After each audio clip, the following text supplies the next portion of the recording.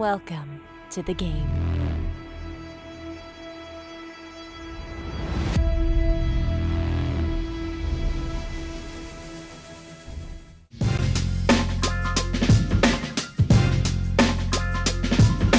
Welcome to Bally's Presents Live at the Bike, the longest running high-stakes poker series. This action is coming to you live from the beautiful Park West Bicycle Hotel and Casino located in Los Angeles, California. Today we've got a star-studded lineup. We've got one of the most feared cash game players in all of Los Angeles, Saya Ono. We got Bill Klein, the billionaire. We got John Cohen, a rising star who's made it to the top, who plays the nosebleeds and is a fantastic player. And we got Ju, who's a businessman from Indonesia, but don't let that fool you. He did win a $90,000 session if it was last Friday or the Friday before. Today we are playing 5,100 with a $100 big blind ante. No Limit Texas Hold'em, of course, is the game. And if you've noticed, we've made a lot of changes in our Live at the Bike room with this immersive wall.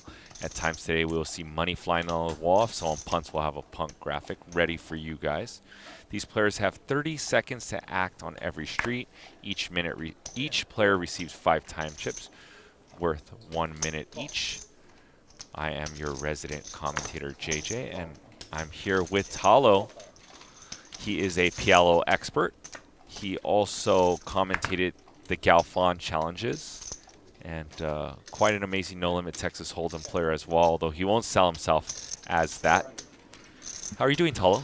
Good, good. I definitely not going to ever call myself even an adequate No Limit Hold'em player, but I'll pretend on TV. That's what we do, right? I mean, I've been doing it for many moons, so why not? Excited to hear about the punt graphic, though. At some point, we should integrate that into chat and just let chat decide if it's a punt. They can do like exclamation point punt. You get enough votes, and then it comes on the wall so the players know that they've punted according to chat. Ah, so did you watch? You were in the chat a little bit. I think I said what I was for the live game. No, I had games that day, but love the concept. I participated in something similar for Run It Up a few years ago, where we streamed with no delay and chat could be involved in the game, but not quite to the extent that you guys had it, it sounds like. So John Cohen with the nut flush draw on top pair. Big turn card. And it go check, check. It went bet call. Okay, that makes more sense. And let's see if Ju tries to go for some thin value here. He would be attacking the weaker aces than his. Ace 10, ace 9. Specifically. Thin seems generous. Ace jack. Pretty reasonable value here on the river.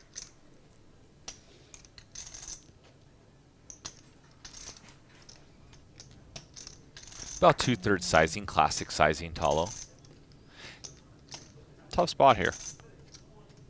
And the reason why I say thin is because it's hard to get called by worse, although I feel like John Cohen's just going to flick it in. Yep. And just like that, Ju, who bought it for $20,000, now stacks up to just shy of 20, or just a little above $26,000. We are going to have a full table today. It's LA, traffic, players running late. Also, from putting together some invite games here, Talo, poker players are not the most prompt on time, one may say. That is for sure, myself included.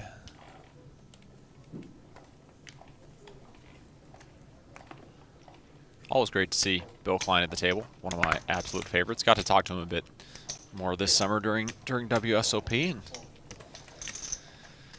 yeah, just a pleasure to play with. One of the real gentlemen of the game. 4:30 in the morning. My neighbor comes banging on my door. Luckily, I was up playing my guitar with a lot. Actually, what I told. Wow. So he says to me, he goes, "Hey, how about a little respect?" And I said, "Well, I'm not a big Aretha Franklin fan, but I'll do my best." I'm going to try to get player volume up for you guys as soon as we can. That's what he was trying to do.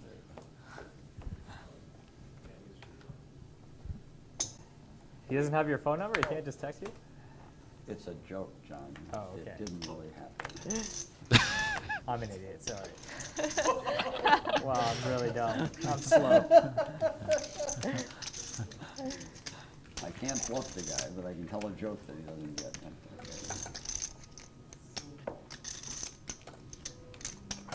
That went right over my head. One of the things I talked to Bill about this summer was how much more I used to enjoy playing with him. Just because he used to be much worse at poker 4, 5, 6 years ago. And has, well, good for him, unfortunately for the rest of us, gotten a lot better lately. Heads up.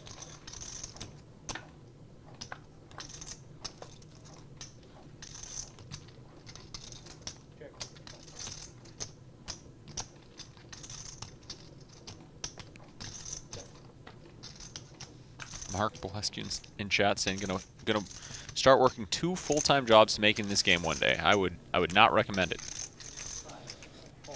If you're working that hard for your money, I think there's probably better spots.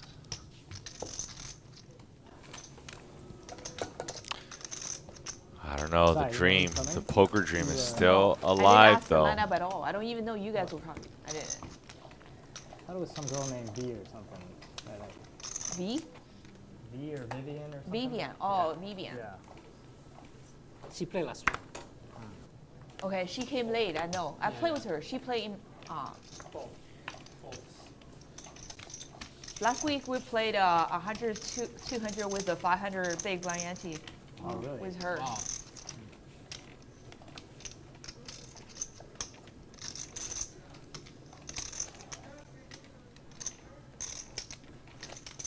Let us know in the chat who you are rooting for today.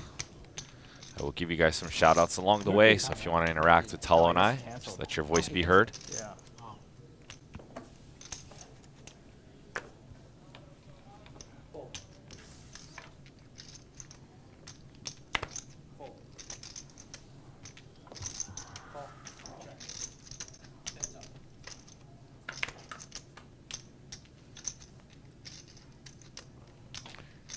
King, king, deuce. Blind versus blind limp pot here. Saya with the best of it. She turns a pair. Oh, thank you. Is that pretty standard to keep trucking along with ace high? Ace high going to be good a lot of the time here, and it's not going to get easier to fold on the river. We'll see what sizing Saya goes with what is effectively the nuts in her mind in this limp pot. Ooh, goes for a 2x overbet. That'll get the ace out of there. Yeah, when she does that, she's targeting some sort of deuce, I suppose. Yeah, I guess so. There's not going to be that many middling pairs that John checks back there from the big blind, so I'd be curious. I wouldn't have that sizing in that spot for that reason. There just doesn't seem like there's a lot of hands your opponent can call with. But then at the same time, if that's true, right, that means we can use that sizing exploitively to bluff maybe too often. So I'm not sure what I'd have to defend there from the big blind with. We're going to run out of pairs pretty quick.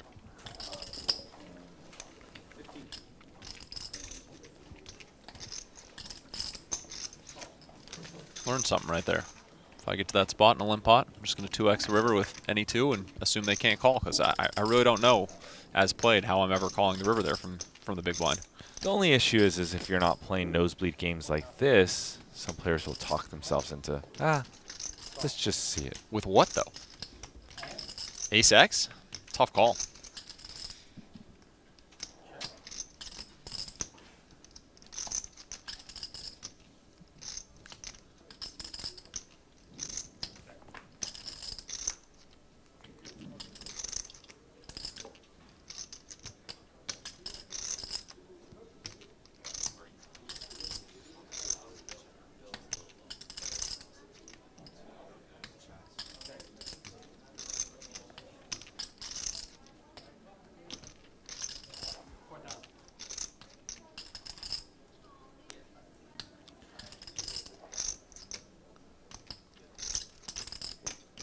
Guys in chat, let us know how you're hearing the player volume. I think it was a little bit low earlier. We're going to try to turn it up for you guys. So if it's still low, let us know.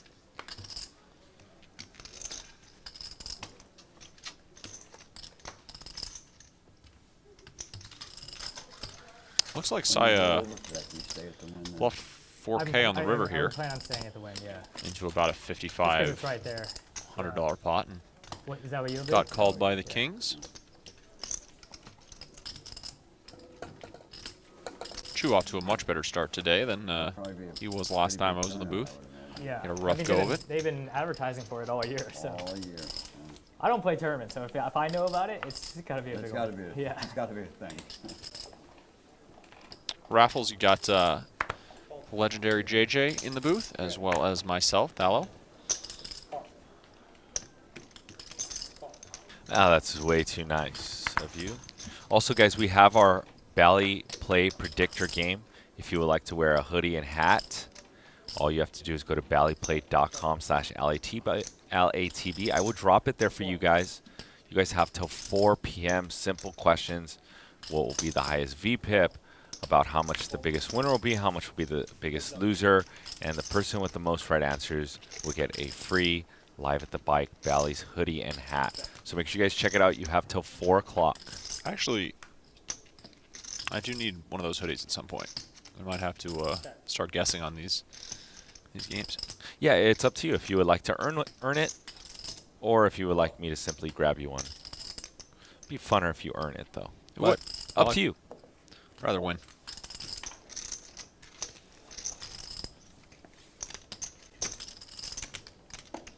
What's up, Pooh Daddy? How is the table audio? Pooh Daddy, let me know. And shout out to you, Martin, already giving us some compliments, Hollow. The internet's a great place, isn't it? You as the commentator are obligated to read usernames. Can you imagine just walking up to somebody in real life and saying, "What's up, Pooh Daddy?" He actually plays here once in a while. Is that how you address him when you see him in person? I know his last name is Puya, right? So, Pooh Daddy. I know. gotcha. They probably think that's a little funky, huh? Me calling another grown man who has 2 kids and myself with 1 child a daddy at the end. That's not the funky part of it. I think that's normal. Saya with the the Jack new 4 pocket off? ace. I mean Jack 4. Not the new pocket aces. We've covered this. The third best hand in I was poker. waiting for the first That's person really to turn fun. one of those over. Saya came to play. She put in the 4-bet with it. Thank you. She's down to burn. Got it done. And she was blocking the 4 there. Unfortunately, her opponent had one and folded anyways. The secret is to call with it. Yeah, I was gonna say you have to call 100,000 Yeah. Raising it. on the turn with Jack Raise- high. Anybody can raise it. Anyone can raise it. Yeah. Right. Anybody can raise it. You gotta make the soul read. Call. Call with it. Then you got it.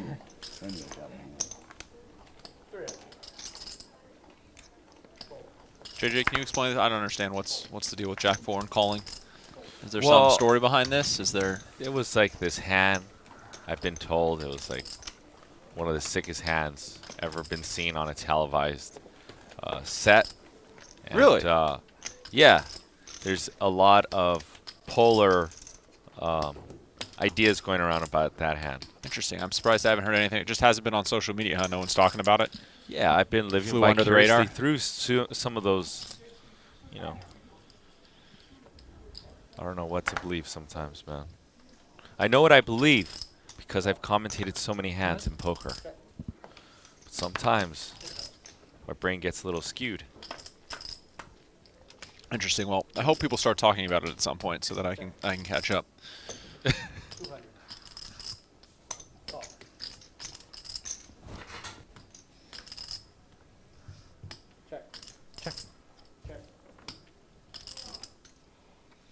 Another blind versus blind battle going on here. So someone of your caliber, Talo, you're not going to be playing the Jack 4, correct? Only because you mainly dabble in the PLO streets where it's harder to like just show down the Jack 4. It's been a long time since I've played in a game where I haven't had the highest VPIP, so I would be playing the PLO equivalent of that very likely. It's like 2 hours away. Yeah. With traffic or without traffic hours? It's like an hour and a half, no traffic, but some traffic, it's like 2 hours, yeah. Hour and 45 maybe, no traffic, yeah. And John does drive all the way up from San Diego to play in these Friday games. That seems not fun on a Friday. Bill with the queens. Gonna slide in the 3-bet here.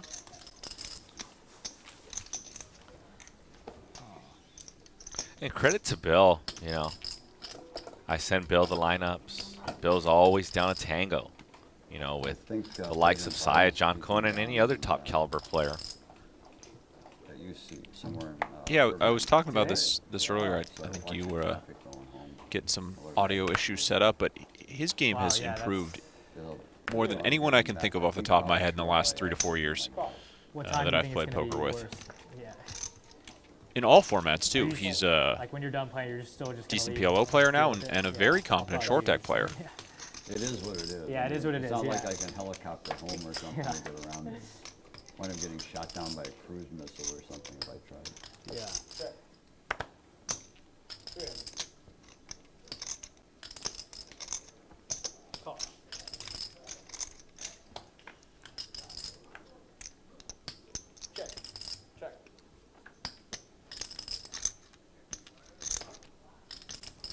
Bingo card here for John on the river is going to get him very possibly paid in a spot where Jew had already given up. Let's see if this is a $1,200 king on the river.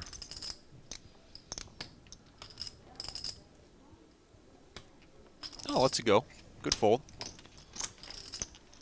Hit your best possible river, still get away from the hand. And the fellas in the chat, Talo, are still voting right now, but Bill does lead the voting for who they are rooting for, which I don't blame them. Bill doesn't win the vote, it's a crime. Saya, of course, fantastic player, great to root for. Same with John, same with Jew for that matter, but Bill Klein, league of his own.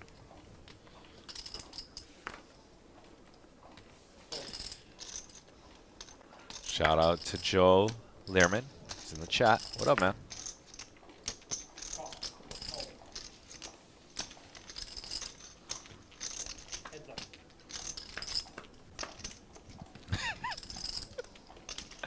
Ace 7-8. How long are you gonna stay? Some out of line comments. Gonna start to like February. You feel about Some yourself. out-of-line comments from unexpected places happening, yeah. Saya back in there with the Jack 4, and she floats the flop with Jack 4. This is going to get interesting if Bill doesn't improve here. Maybe they didn't open the poker room. Maybe. Yeah, pretty cool float here from Saya. Although out of position, she did have backdoors, But I don't know about the poker. and that was a pretty dusty turn card for her. Yeah, this is going to be the inflection point here. It's going to be pretty hard to continue with Jack high. We'll see if she goes for it. How Picked up often none do of you her backdoors. How often do you think Saya just reads on that small sizing and pounces, though? Any plan going there? Not often enough, I don't know, apparently. probably not for a while, unless it goes. I really think she was looking to turn just some sort of equity here. Maybe with a gutter she could go for it, certainly with the spade, but that offsuit queen's pretty tough. Yeah, Sun City got shut down. Yeah, many poker players lost all their money. Yeah. It's like Sick. a big blow up for everyone there. Even for the And I wonder if Talo, the main money. Right. topic that's surrounding the poker world the last few weeks, gets brought up if John gives his take, because John is one of Garrett's best friends. Interesting. So I'm sorry, who that you said Garrett? Is that somebody I should know as well? his last name is Adelstein. He goes by G-Man Online. One of the tribe, a Yes. fellow member. Yes, he is. Good to know. I've got 4% in the tribe as well. Excellent. Ashkenazi, believe it or not. Wow.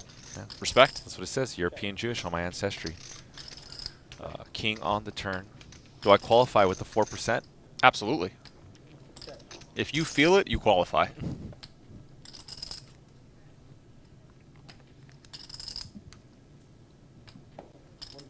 $1,000 from Bill. Bill might have got looked up here for a little half pot Is that, Saya? It's bet, just but a it's gonna be gemstone. pretty hard to call this with the ducks. Like a couple thousand. Wow, Chu does flick it in. Not a believer. I never can tell. And that polarizing bet just gets max value. It'd either be like That's 500 well played or by Bill. 50,000, I wouldn't know. I Yeah, think yeah, that's. when somebody That's overbets, like I have an jewelry. easier time sleeping at night not seeing the cards. I just sort of give them a For little sure. bit more credit. It's those 2/3 pot to half pot bets that I find myself much more obligated to pay off and just want to see what they're playing with. Absolutely. Math is on your side at that point. Yeah, and that's like about where I value my curiosity level is about half pot. I'm curious up into half pot, maybe 60%. I'm not curious up into 1.2, 1.25 pot. That's probably why I play PLO. I never have to face that, right? But I can think just the I designers can do call really down well. every hand. Ah. Yeah, no, I I'm not get how really these versed PLO in it. That's players why I think. don't know. Yeah. You already memorized. wouldn't- Okay, the not a defense designer frequencies. stuff, Okay, the guy's gonna bet pot, obviously on the river, so I have to defend with half my range. Ah. All right. Wait, is that how it works? From an X-play standpoint, he bets pot, so I have to risk 1 pot to win 2 pots, so I have to call exploitatively That with means they bought 33% of my Hello. hands. Learned a lot in the booth today. 144,000. It's a lot harder no Aaron's limit. saying he Although I do bought have some of those Cologne. memorized. to us. Aaron's saying, okay. It was But pot like seems like the one to 144,000. memorize. For what was it? It's just he said it says it's perfume, but it should be perfume. cologne, Randy right? asking why there's Yeah. only 4 players. There will be more. But LA like, traffic who the is fuck would pay that kind of money the current for, answer. for a cologne? It's ridiculous. Is it a truckload or? Just one what is cologne, that? one just. little sum for It everyone has, like, here. 3 sprays in it. That's it. Free turn. Think the players are on high alert for Jack X with the upped frequency at which it's being played. That's a good point. Kind of a weird spot for your queen 4 here. Maybe with the 4 of spades, but facing a bet and a call. Not loving it. Saya's going to improve to top pair here and still be well behind. See what sizing Bill goes with for value. Don't love this check. It's a little too pot control-y. I don't think we can expect many hands to bet for value on this run out. I'd like to see us just put a bet in. Yeah, good. He had the betting lead from the turn. I think it's a good spot to continue for value, especially blocking the 10.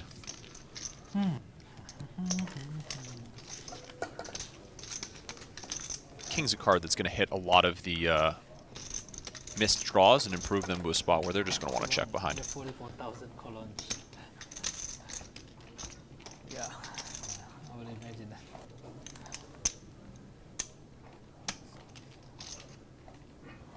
Even if it's like 20,000, I would think that's stupid. Yeah.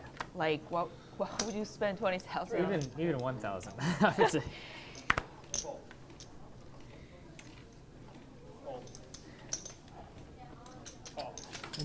Maybe it was a present. No?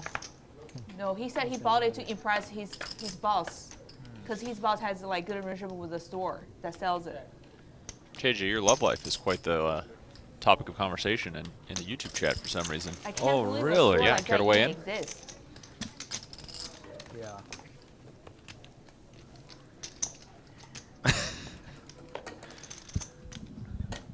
Ay, ay, ay. Wayne is on one today, huh? Wayne's been sipping on his espresso a little too heavily. Although Wayne is like my brother. If someone says anything bad about me, Wayne is like, swats him away real quick.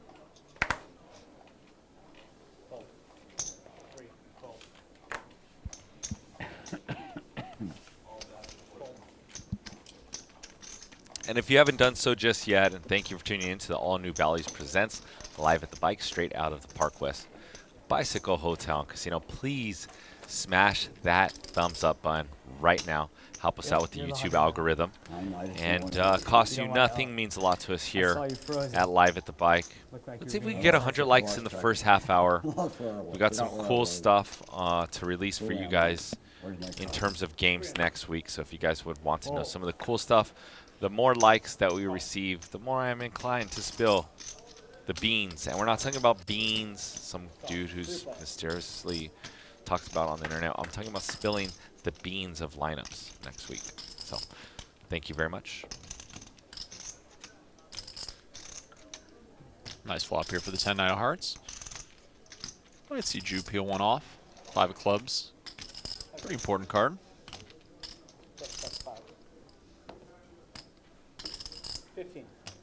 No, he's going to pop it up here. I like this. Going to clear out a lot of hands that have very good equity against his hand pretty often here. At what frequency should he be choosing that hand, do you think? Especially three-ways. Yeah, multi-way is a lot harder, right? Did Bill, did the third player fold already before him, before the action got to him? It's hard to, I can't exactly see what seating order they're in. What? I think that's a big factor there, is whether or not the player behind you is still in or out of the pot. Let's throw a little bit. But we see it was very effective in getting a potential float for the king jack of suited out, cleaned up his equity. Coming mid now? Yeah, you Are we betting with the In this case, doesn't matter since Saya Joel, just have you has the played any 10. of cash games in Vegas recently? Like the ones on Poker Go? If you Ooh, are we going to can make do that it. play, Bet. I like the way he did it, where he pops up and then pretty much shut it down. Because once your opponent continues, Recently. And they're, I think you're you really give not up. targeting much. Okay. So it hasn't aired yet. Yeah, it seems like he used that bet as a denial This of is the equity. crazy one that everyone was talking about? Or- no, this is the one after Oh, the crazy okay. one. The crazy one already happened. It already aired. Yeah. I remember. Yeah, okay. This one's more mild, do you think? Even with Eric Person in it was mild. Okay. He sat next to me. I think Hanks was in it. Was Alan Keating in it? Ben Lamb was in it. Negrano was in it. You filmed this like a month ago or something? Or? Like a little bit more than that, yeah. So I kind of expected before the year end should come out. I haven't heard. Okay. It'll be on Poker Go. Yeah, Poker Go. Yeah.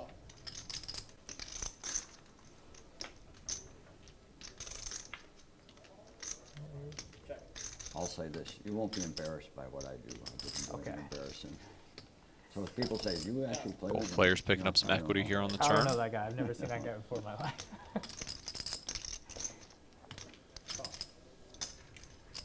A few interesting rivers here we could see. That is not one of them. Drew making the flush, Saya with absolutely nothing.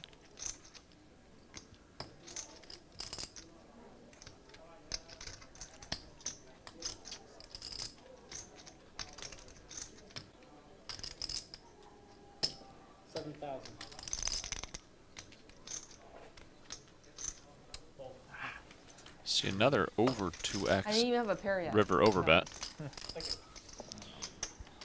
Players are getting greedy early in the session. Yeah. The military, yeah. 6 card coming. It had to be. Had to be there. See people in both chats who are just tuning in still asking about why four-handed. No, game has think just he's gonna started. call We've it got by players four. trickling in on a I think, Friday I think afternoon in someone- LA, fighting the Someone's gotta traffic. do it. Maybe not for a lot of money. And Yeah. for me, for my bank, for my buck, Talo, like, Not that stupid. if I can watch four, I think four-handed would be the most optimal. And I'm not just saying that because we are four-handed and we're going to bring more players. But for me, like with this lineup and these characters are like the characters actually that are early that I want to see. And I want to see them in the most pots. And they have no choice but to play a lot of hands against each other. So this is why this would be my optimal viewing. But we're going to add more players. Perhaps that's not the audience's favorite. Like, I want to see a lot of hands with Cy in it. I want to see a lot of hands with Bill and John Cohen as well. You know, the more players that are at the table, the less likely that they're going to play a little bit more snug because now Saya, who's under the gun, is not in the cutoff anymore. Absolutely, yeah. Shorthanded certainly forces action, forces creativity, which is great for the viewers. I'd probably go with 5 or 6 just because I think four-handed, you have a propensity for some of the more recreational players to get run over a bit. So for games like this where you're trying to get a nice mix of professionals and some looser guys, I think 5 or 6-handed tends to be the best action overall. But if you've got a guy like Bill in the four-handed mix who's willing to mix it up with everyone, then it doesn't really matter.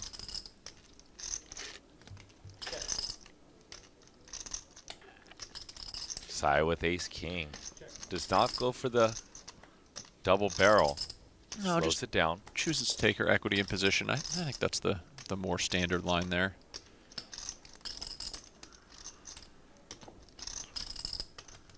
Sean, great awareness. Going to go for some value with the second pair.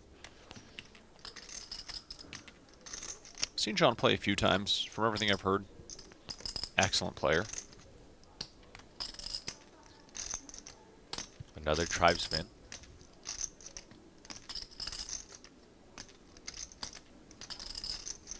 And the issue with this hand is John Cohen's sizing is saying that he has something like one pair type hand.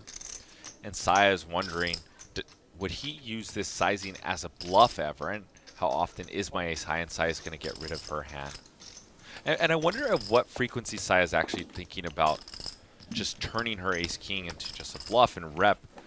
aces and kings still that take a tricky back line. I guess that's a little Yeah, too tricky maybe in her arsenal.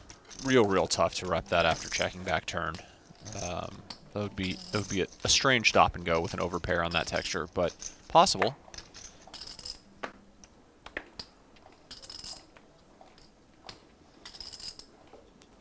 I think we want to do that a lot more frequently with a river card that at least fills some draws or holding some sort of relevant blockers. Just ace king there, sort of unblocking the top board pairs.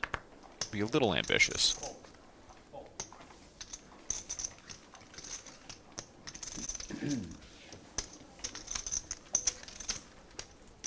Where are these people? Where are they? Players asking the same questions as chat. Where is everyone?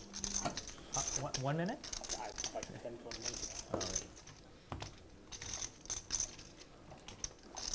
Man, if I was in this spot in this four-handed game, I would not be eager to get anybody else through the door. John seems like he's in a pretty good spot here. Got position on Saya, got the two quote-unquote non-pros, and don't get me wrong, of course, still very good players, but two non-pros in the lineup.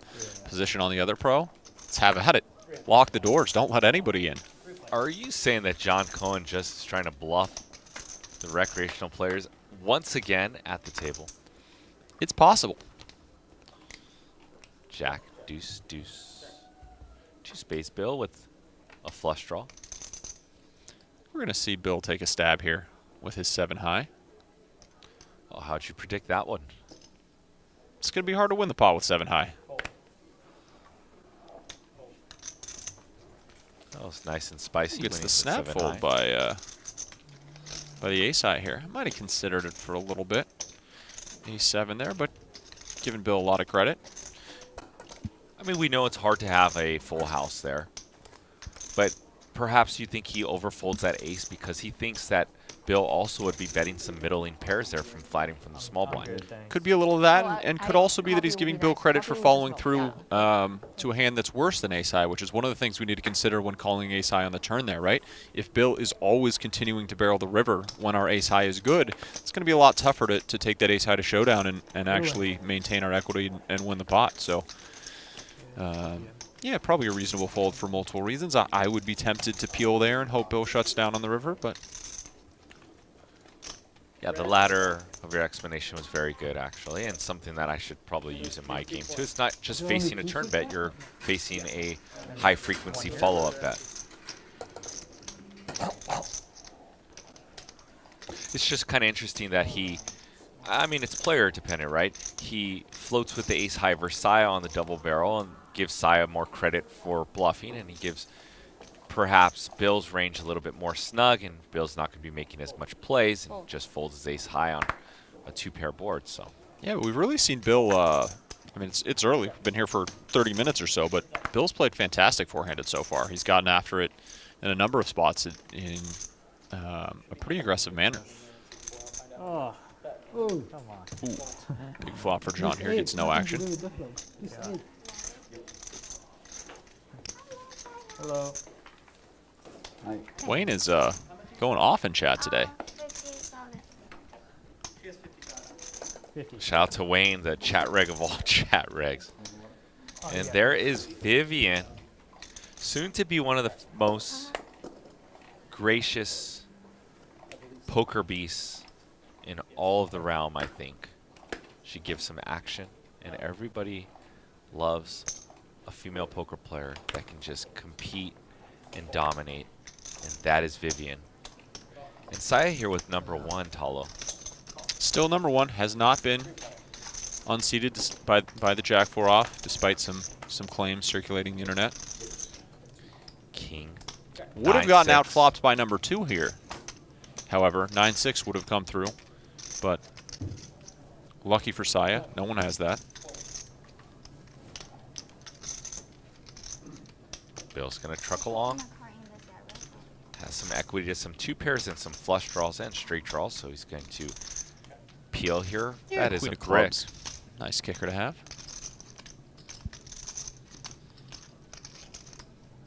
And Saya goes pot size. 150 pot Oh, on the turn here. This might just get it done. Bill's curious. He wants to come along despite not picking up any additional backdoor equity.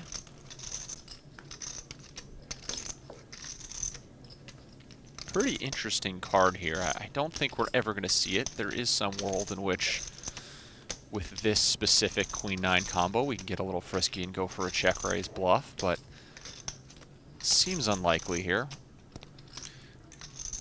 and Saya's pretty sick with that size it, and she's puzzling this together. Why did Bill snap call the turn? And she feels like her aces are good, and she's mainly going to be attacking something like King 10 and King Queen. King Jack, she'd be cooler and would say GG. No, just there. And Bill just in the blender, and I wonder how much Bill is thinking. I have a queen blocker, although the queen blocker kind of just, it's not as good because it is a club. Yeah, I think at this point of the hand, the queen of clubs is pretty detrimental to making the call, unfortunately. Bill lets it go. Maybe one street late, but can't blame him too much. Yeah, I think, I hate going down this rabbit hole, but I'll do this once today. Oh, yeah. When Saya bets that polarizing sizing on the turn of 1.5x, she's either locked into a very strong hand like a set, and he blocks middle set of 9s, and or some sort of combo draw. That's what the young kids like to do. They like to overbet their combo draws. You don't really see it too much, Talo, in the no limit streets with an overbet with just one pair on the turn, from what I've seen. And Saya's an expert. She's probably studied that spot and knows I'm going to go with the 1.5x pot on certain turn cards, because it's just such a unorthodox play from one of the better players that it has to be a studied spot, in my opinion. Probably a little adjustment to that four-handed. I think the shorter we get, the more we can sort of expand our polarized range, right? So a hand like a strong one pair there, even your best kings, but certainly your best king X, but certainly aces there as the only overpair to the board, get to maybe size up to a spot that you'd normally reserve for your sets or two pair plus when we're playing four-handed, and the ranges are a little wider. Spicy board here, though. Bill, once again, with second best in a spot that it's going to be pretty tough to fold. This time he does pick up equity on the turn. Yeah, I'm at 7, yeah. One liner comes in that I have a 9. players aren't too worried about. Oh, John does check it back. Cautious. And I believe our new player, Talo, is V Dude, I was going to pay you off. for victory. I was going to pay you off. If it didn't run so badly, I would have bet. Thought you were. I say that All right, only 'cause I we really are six-handed. John. Yeah. John. Jung. A deuce on the river, and I was betting. Okay, this is junk. This isn't V. J-I-A-N-G.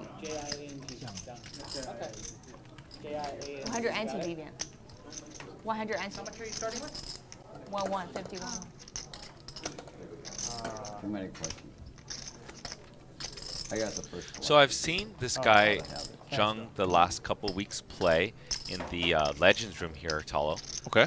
And one of the days I saw him with like a $600,000 stack in a 1-200 game. It's a lot of blinds. And I think they said he was only in for 100. How much is it? So usually players like that can spin it up that hard, either they're in God mode, or usually they're quite giving a lot of action to run up stacks like that. So let's see if he is an action player. JJ, based on the jacket, I think it's very safe to say he is indeed an action player. That's probably a good read. It's probably a better read than chip stack accumulation rapidly. Tell you what, if you're ever at the table and somebody's wearing that jacket and their VPIP is under 35%, I'm fine. something's wrong.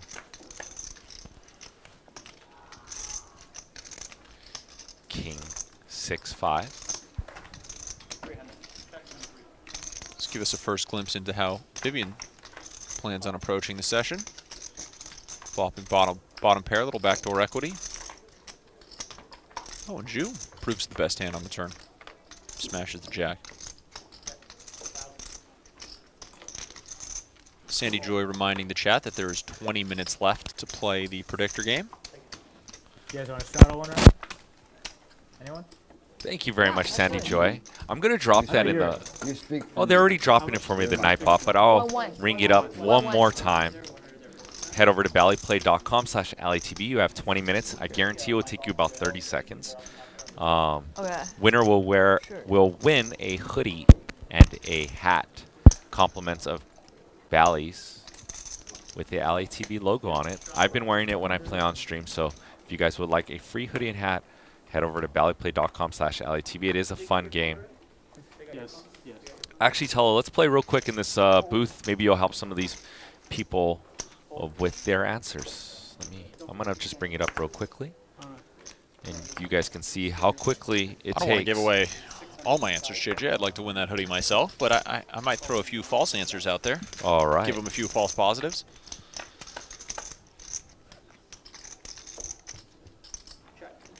And we'll break it down after this hand. Pretty nice flop here for the 7-4 of spades on the button. Saya will fire and just take it down. Not much for the king deuce. So I've been doing the answers for this like since we pretty much started the Bally Predictor game. And I know there's a lot of freebies out there. So I'm just going to say that, but let's play real quickly. What will the biggest pot be? Less than 15K, 15 to 40K, or plus 40K? We got 50, 100, 100 tonight rolling, and Bill Klein in the mix. I'm going to go over 40K. Okay, what amount will the biggest winner win? Less than 15K, 15 to 39,999, or 40K plus? I'm again going to have to go 40K plus. This has the feel of a potentially big game. What percentage of hands will the most active player play? Less than 25%, 26 to 35%, or plus 35%? JJ, if the most active player is under 35%, I'm walking out of the booth and you're never going to see me again. There you go. What will the biggest initial buy-in be? Less than 20K, 20 to 40K, 40K plus. I'm going to go under 20K here for the biggest initial buy-in. There you go. That one Lock that might one be the in, loophole chat. one. Lock that one in for sure. That's the guarantee. This one's going to be the tricky one, the most challenging one. What will be the biggest loss be? Less than 20K, 20 to 39K, or plus 40K? Who will be spending? Not who. What will be the biggest amount spent, Talo? I got to say, I expect some higher variance questions in the future here. This feels a little safe. I'm not liking my chances to outsmart the competition and get my edge based on my game knowledge versus chat's game knowledge. I'm a little disappointed, but I'll go over 40K again. All right. Big river here for the 8-7 of clubs. Spike in the nuts. Unfortunately for Bill, Ju's got absolute dust here. That's not going to stop him. Ju putting in that the full pot bet with the ace high here. He does have a peripheral 8 blocker. It's a little something. The ace maybe blocking some ace-jack, ace-queen combos, but overall not a great hand to be stabbing with. Probably just playing the man here, putting some pressure on Bill. We'll see what size Bill goes with. It's not going to matter.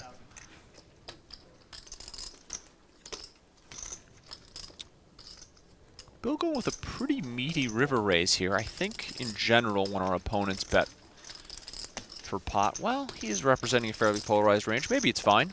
If we're going to get called, it's probably going to be by 2 pair plus at this point anyways. It's probably all right.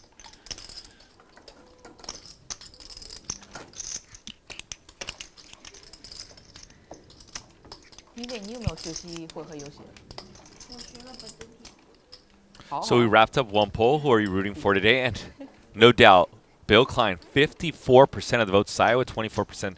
John Cohen with 15% of the votes. You have, once again, 15 minutes to head over to ballyplay.com/LATB. I dropped it right there in the poll arsenal. And your option is I did, no, and okay, I'll try it. So head over there right now. And if you do win, tag me on Twitter or Instagram. I had Hold'em Hoyce won one of the, I think he got second place in one of the Phil Hellmuth shows. He won $500 and tagged me on Instagram. So thank you, Hold'em Hoyce. Shout out to you for playing the Bally Predictor game. Yeah, send me a picture of you and you your... won $500 from the Bally Predictor game? So during Phil Hellmuth week, which we're going to have some Phil Hellmuth shows coming up, we gave away $2,000 a show. One of my friends that's a Jeopardy champion won one of them. $1,000. So, what's your view on luck, JJ? Are you one of those guys who, if you win the hoodie this week, you're going to see that as good start, you got momentum going, you're going to be a favorite going into the next giveaway for the 2000? Or are you one of those guys who, if you win the hoodie this week, you're going to look at it like, well, I used my luck, I'm drawn dead next time? I think that if you watch a lot of Live at the Bike and you know the game flow of how much these players win or lose by looking at past shows and or past VPIPs, you're going to have a huge edge in winning these type of competitions, in my opinion. Would you agree? I would. I don't think that answer has anything to do with what I was asking you, but I would agree. Well, that eliminates, okay, so that eliminates a lot of the luck factor. Are you a momentum guy? Or a use your luck up guy? I'm definitely momentum. Okay. But I think that question is kind of flows similarly. Sure. Fair enough. Fair enough. I'm talking about, hey, man, I come from a 2-card game where the skill and the long-term reigns. Just like in this game, if you study these players, you may run bad a few weeks and dodge your hoodie and hat. But I'm a firm believer if you play every week and you look at these VPIPs, luck will fail and skill will prevail. If that's true, we need some higher edge questions in the Bally's Predictor game in the future. I'll give you one guess on who made those questions. Wayne. What do I win? I cannot confirm or deny. Queens again, going around the table here. Ooh, Saya with the ace-2 suited, hand that you can do a lot of things with. Does just decide to flat this time.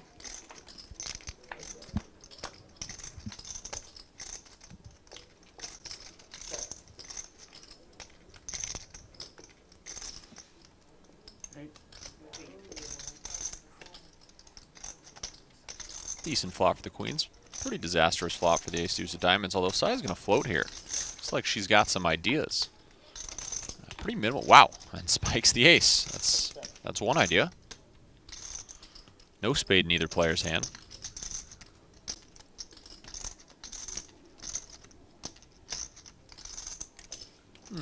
Interesting bet here by the 2 red queens. Probably a spot that we want to use the value of position. Check back. We no longer have a 3 street hands, but he's going to take a stab. Maybe do some pot controlling here so we can get a check on the river, which I think is okay. Wisely shuts it down.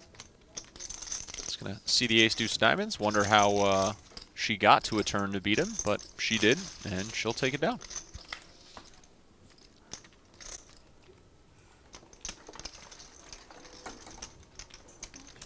Yeah. 2000?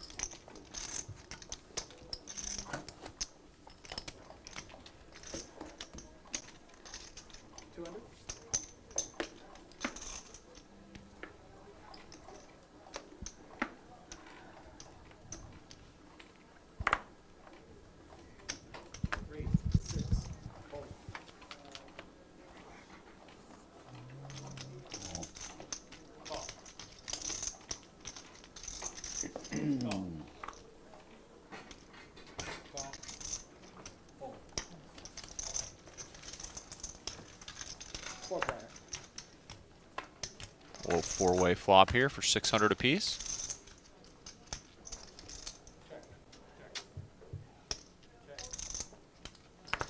Middle set for Saya. Checks through, and the Jack-9 just drills the turn. It's going to be an interesting pot here with no diamonds represented in any player's hand. The offsuit 10, really one of the only action cards that we could have found.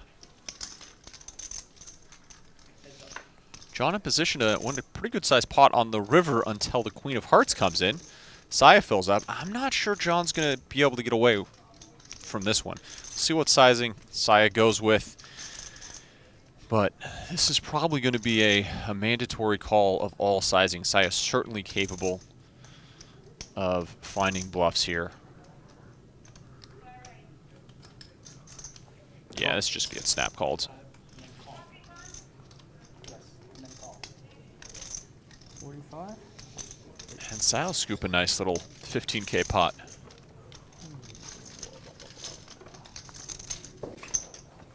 What's with the candle?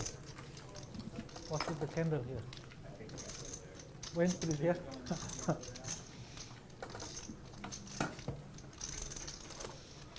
Keep it going. You speak Yeah, for see me. if you want. Keep it going. Keep it going. All right. You speak for me. I know my you're in, pocket. Bill, so I don't have to ask you. You're in my pocket. You're right. You don't have to. You say yes, I say yes. You say no, I say yes. Very All simple. right. Good to know. Raise 600.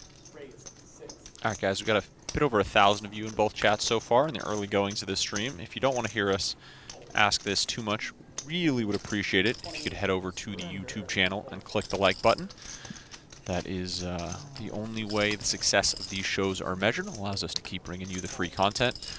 I know you all get tired of hearing it. That's a dumb I idea. assure you we don't want to have to repeat it all show, but it is very important to the success of the program.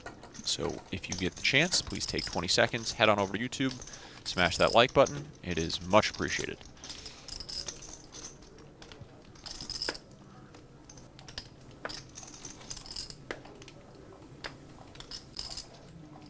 It's a great lineup today. I don't know if anybody else is coming in. I kind of hope there isn't. The action six-handed with the type of players like John, Cy, and Bill in this lineup who really can all drive the action on their own in any given lineup should be fantastic. Vivian with the spicy 3-bet on the button. King 9 suited, attacking what she was probably perceiving as Saya's wide cutoff opening range. This time she's going to run into it, though. Saya with the goods. I think in general this is a pretty good 3-betting hand from the button against an aggressive player like Saya. But she's going to get the bad news. It does feel, sort of from a human perspective, always terrible. Your first 3-bet of the day, haven't been in the game that long. You're attacking a player who you know is aggressive, and they just immediately hit you right back with a 4-bet. Smartly lets it go. Be tempted to peel with maybe some of our suited King 9s there, that deep in position against a player like Saya, but that's a good disciplined fold. Waits for a better spot.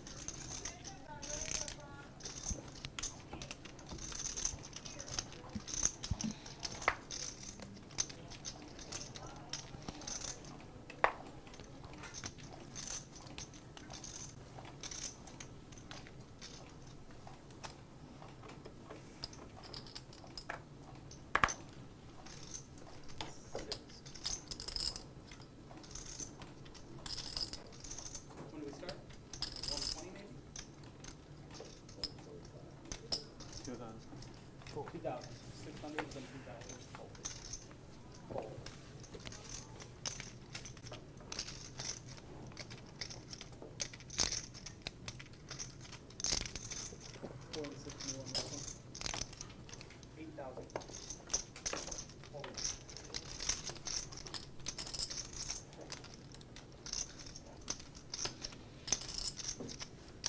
Bill with the birds here. If you do anything silly, I should say I haven't played with you. I only run it once. Go back to that. Ooh. Now, Bill's trying to use a little reverse psychology with that tell, but I actually think this is going to work against him here. That is a real thing. Players are more apt to gamble He was all in if you didn't say it. if they're running it twice. Bill's saying that to try to look weak, but might not have been the spot for that table talk, although it probably wouldn't 小 have 王，你 mattered. 咱们去趟百度就好了。哦，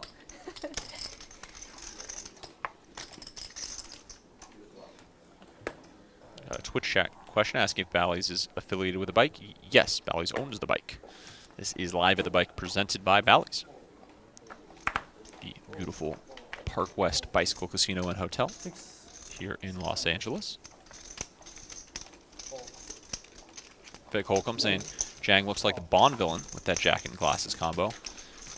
Does look sharp. I like the look a lot, actually. Wonder if I could flip him for the jacket after I'm done commentating. If you guys see me wearing that on a stream sometime in the future, you'll know where I got it from. Sansu in chat saying, never seen Saya? That is surprising. Saya is a absolute cash game crusher.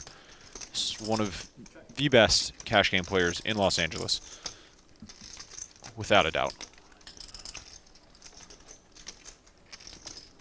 16.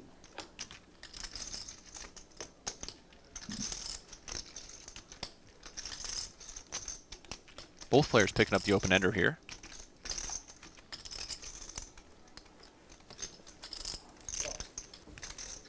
Not really anything to do but call with the ace-9. Beating 100% of bluffs and having decent equity against hands that are ahead of you with that open ender. Pretty safe river. Nice to hold the ace of hearts here. Eliminate some of the combo draws that Sayo could be betting with ace x of hearts.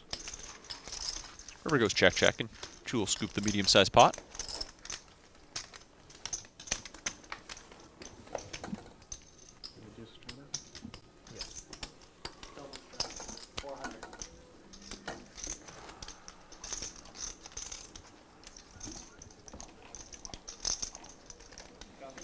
Bell Gardens is in the greater Los Angeles area, thank you very much. It's like, you know, it's how Oakland and Walnut Creek, etc. are all in the San Francisco Bay Area. You've got Bell Gardens in the peripheral cities, all in the greater Los Angeles area.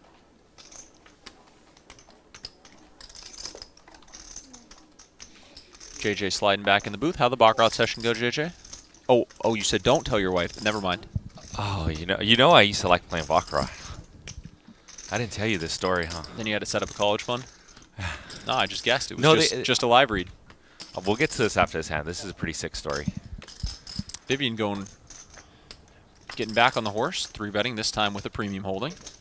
Not going to like this flop. Oh my.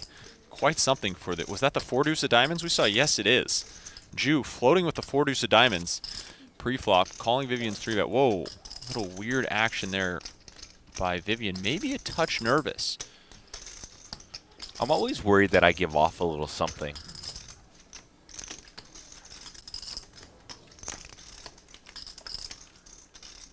It's a pretty good card for the 2 queens. Going to make her feel a little bit more comfortable in this hand. I think we probably go into check call mode here and see if Ju wants to take a stab. He doesn't. Also a little surprising. Wow. And drills a 4 on the river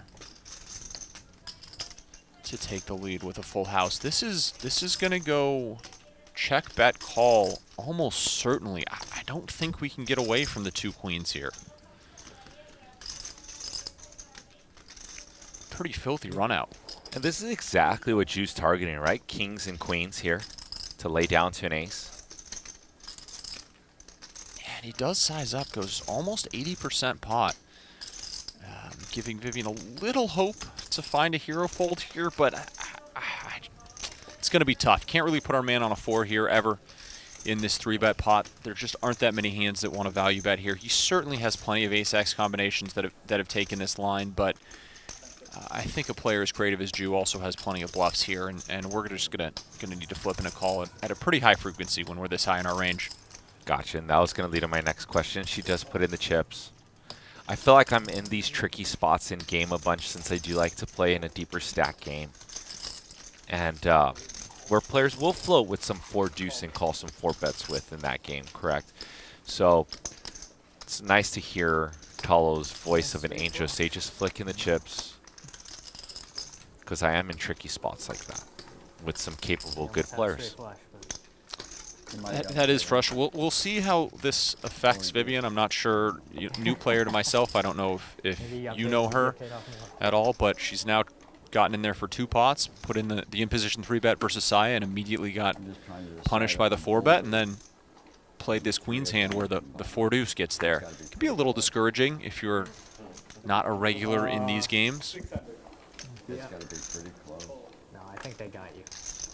but not by a lot. I think 2 of them are close to you.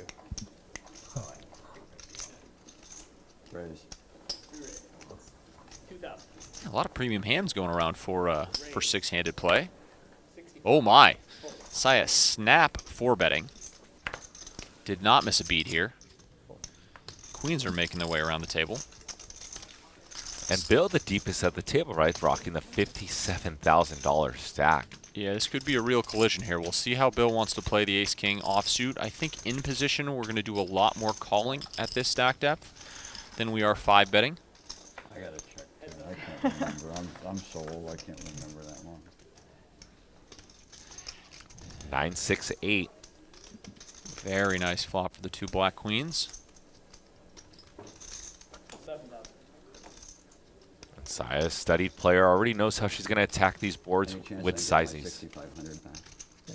Probably not, huh? All the stuff. Not this time. Saya's just happy to defend some equity there. Bill just lets it go. There's a small chance.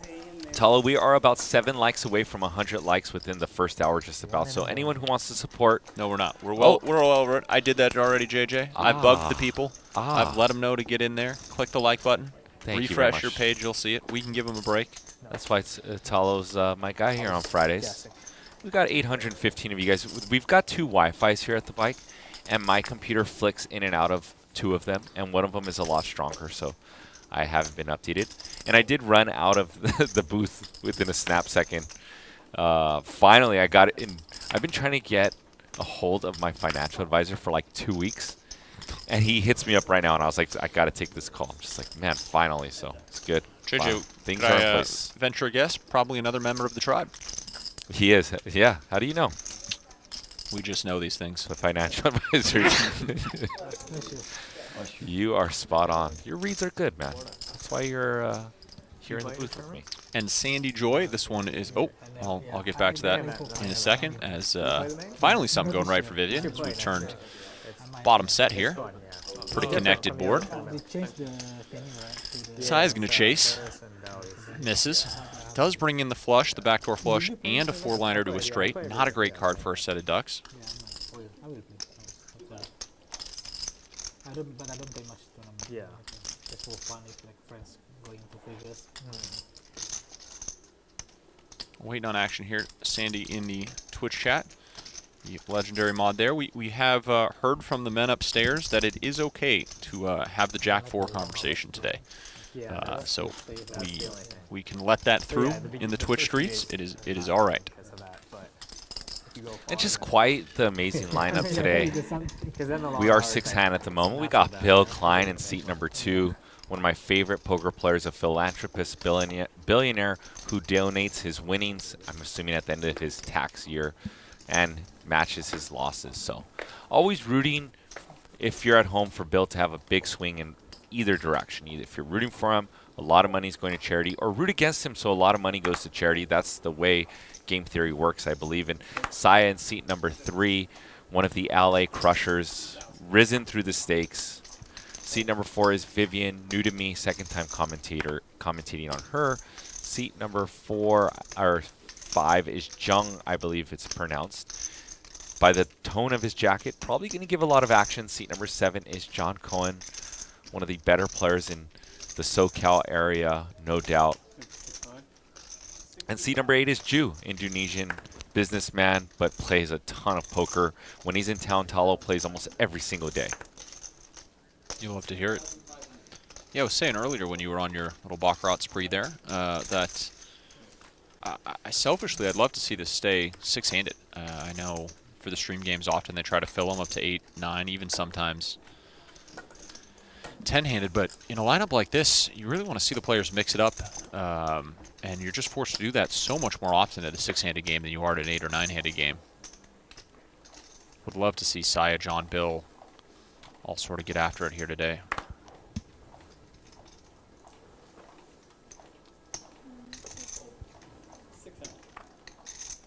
So me and the PA were guessing Talo's age. My response was I thought he was way younger than he actually is. And our PA kind of banged on you, man. He said, no, he looks around his age. I could tell life's beat him up a little bit. He's not wrong. I mean, that was a pretty funny comment, man. He's not wrong, especially after this weekend. Man, headed up to Vegas for some big private PLO games and got the actual factual 1-outer 1-timed this weekend. Ooh. In a 45K pot. Ooh. This was not fun. And 4-bet from Vivian versus Jung. Jack's going around here. This is going to give us an interesting glimpse into how Jung's going to be approaching his session as well. We've got the ace-queen suited in position. Vivian, who I would have guessed to be a snugger player starting, has not seemed that way at all. She's gotten after it so far. Ace-queen suited might look a little more appealing than it would otherwise.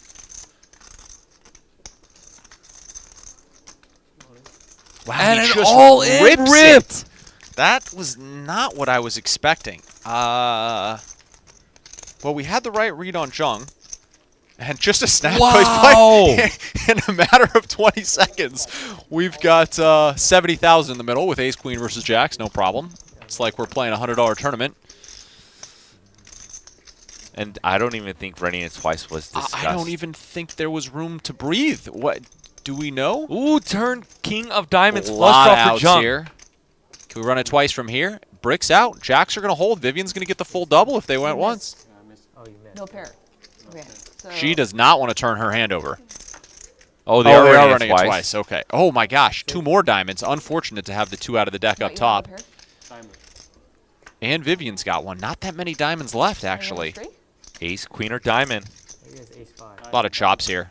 Offsuit 9. Oh, Ace, rips the Barry ace, chop it Greenstein, up. Talo. Classic flip. That was, man, that was fast. They did not waste any time there, JJ. That was 350 big blinds effective, getting piled in the middle in a matter of 6 bets in 30 seconds.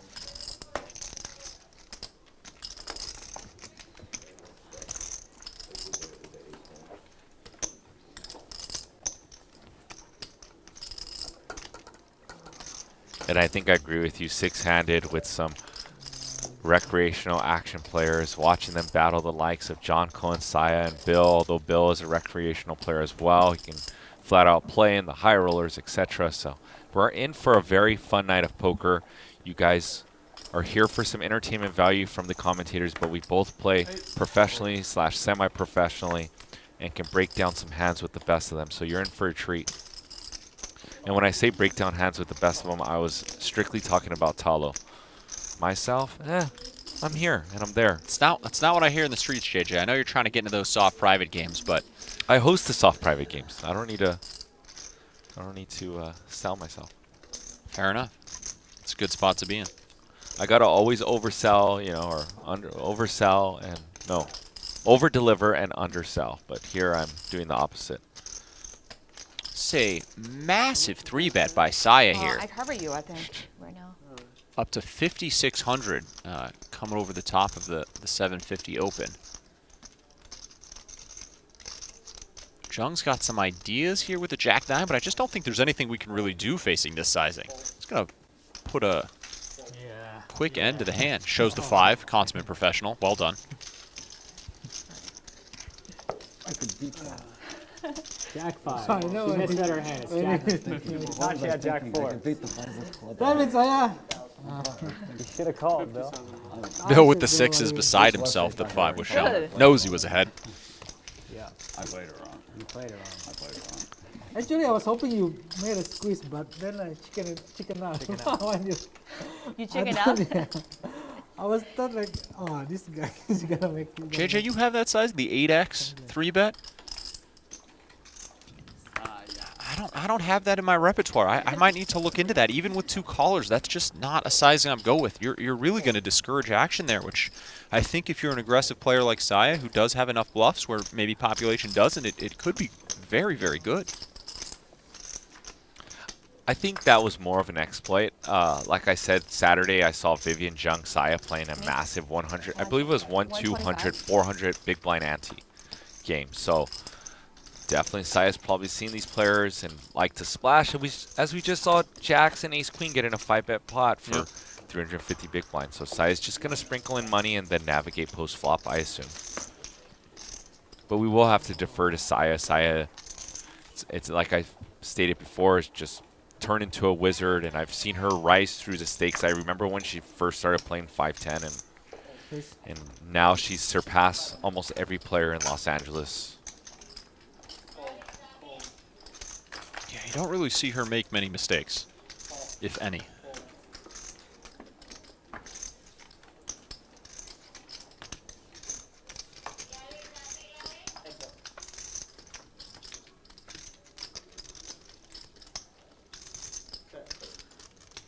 Queen 10-6. Top pair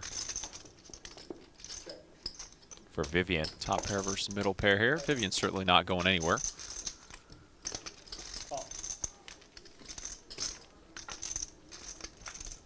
One way or another, we're going to get another bet in here on the river. So you can go check bet call or bet call.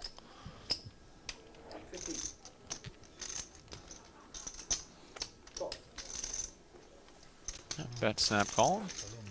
Juicy's the bad news.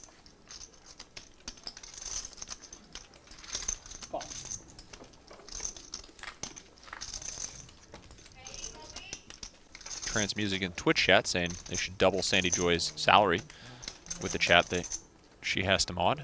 I agree. We could ship her 2 turkey clubs instead of 1 today. I think that's the running rate for Twitch chat mods. Always underappreciated and underpaid. Yeah, shout out to Sandy Joy. She's been rocking with us at Live at the Bike since I started commentating in 2014. She's one of the real chat regs.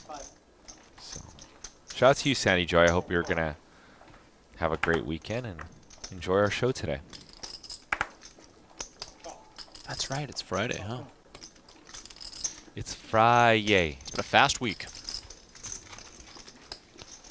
Had one of those Vegas trips where you plan on coming back Sunday, and then all of a sudden it's Tuesday morning, and you're like, fuck, I got to get home. Are you going to be playing that Win Classic, WPT? Oh, yeah. Yeah, I will be up there. That tournament's supposed to be quite something. Hopefully there's going to be a lot of cash game action around it, like there usually is when we get the big tournaments running.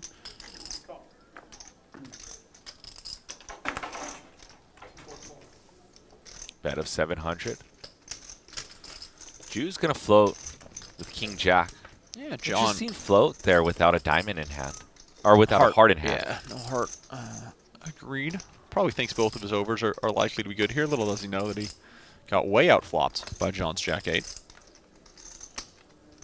Not a great run out for the Jack 8 here. We'll see if Jew decides to turn his hand into a bluff. Can't really win with King High very often. He does, and John will just let it go. Well played by Jew after floating that flop. Let us know who you guys would think will be the biggest winner today. I know you guys were rooting for Bill. He's the popular man. But predict who you think is going to accumulate the most chips today in this session. I think that's even a better term than saying the biggest winner. Who will accumulate the most chips? So far, Saya's leading the votes. 600. Straddle is on. And Bill's going to bump it up to 600 with 2 jacks. Always nice to pick up your premium hands on the straddle hands or the straddle orbits. Timing is everything in poker. There's a guy. Gotta do it. Yeah, I gotta do it. A bit of body language there. I don't know. Jew flipped it in with the 7-4 offsuit here. Defending. And wow, we get the K7. Not a good flop for 2 jacks of Mr. Klein. Fortunately, with the ace on board, going to be a little easier to get away from his hand.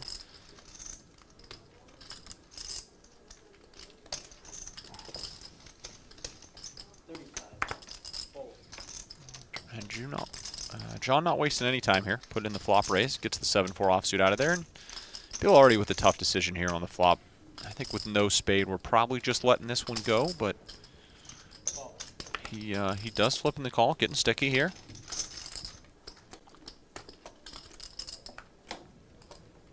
Are 2 jacks left in this deck.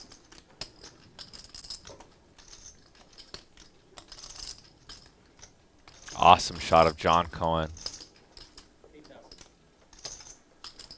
John will keep firing. Bill lets it go. And just a bulky bet, I feel like that's go time when you have a set and there's an ace on board. 'Cause people do not want to fold. If there's any top pair that shall not be folded, it's that magical ace card. And John Cohen knows it and is a savvy veteran and just near bets pot on that turn card, Talo. Absolutely. And a lot of our semi-bluffs on the flop picking up potential equity with that 5. As well, maybe some 7-6 suited type combos that have now picked up a straight draw. Really safe card that gives us a few more bluffs, quote unquote, to represent.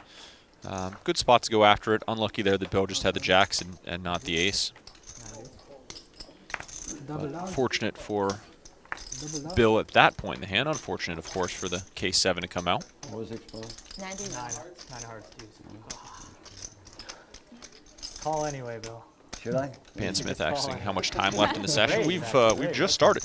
Makes my So other card probably we bigger will be than here it can. till Yeah. about 8 p.m. Pacific time. Got a little over 3.5 hours left of this fantastic lineup for you guys. Oh man, the YouTube chat is getting after it with Jack 4 Gate. A lot of really terrible takes in chat, to no one's surprise.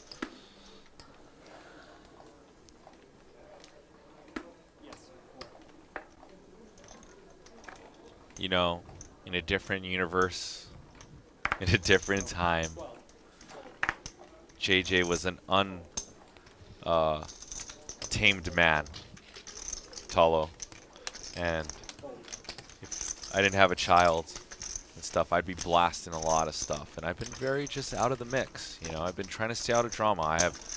There's no point for me to be in drama at this point in my life. Fair enough. But if someone pokes me a few more times, I may have to unleash. Try not to. I'm trying to be a good boy. I've been a good boy for a very long time. It's fun to get in there and mix it up, roll around in the mud every once in a while. Just remind yourself what it's like.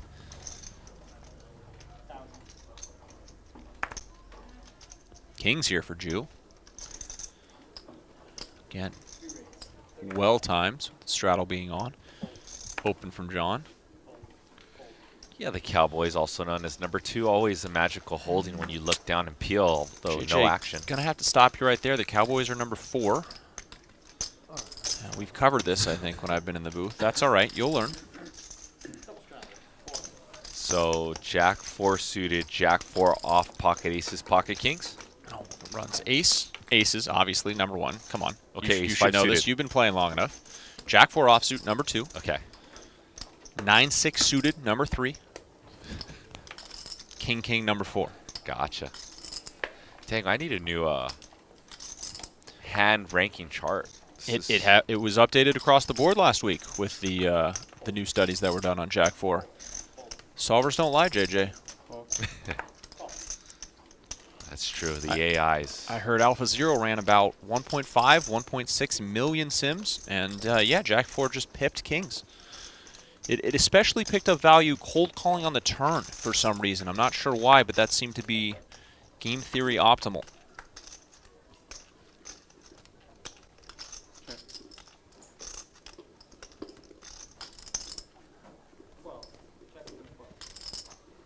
Jang defending out of the third blind here. Versus, wait, is this? This must be straddle versus third blind. I can't imagine John opened the queen 6 under the gun. You're absolutely correct. So a couple wide ranges going at it here. John picking up showdown value. We'll check it back. Yeah. See if Jung decides to go for some real thin value here. I would strongly prefer check calling. Number of missed bluffs. Pretty tough to get called by worse. We'd go super small. Tried to get hero called by some 6x and some ace highs. So that's exactly what he does. Puts out the $1,200. I love it. Gets paid off. Excellent value bet. I do think I'm probably checking that at almost a pure frequency. But, man, read his man right.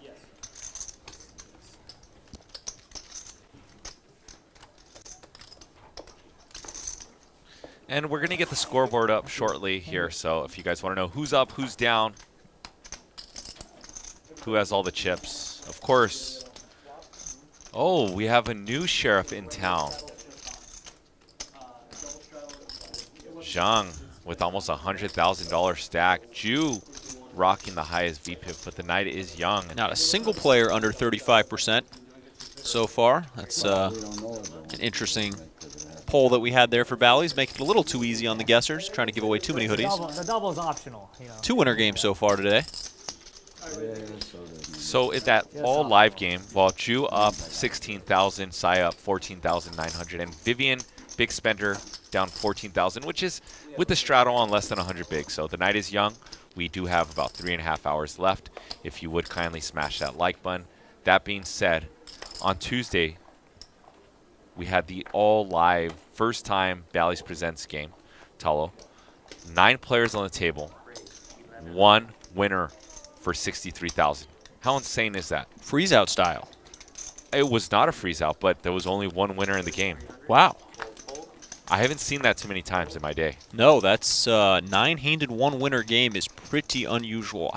I don't know if I've ever been a part of a stream or setup game for that. It happens a few times at private games and stuff, or certain games where the rake structure is so high that it's affecting how many winners can be in the game. But at just a normal game like this, that is very unusual.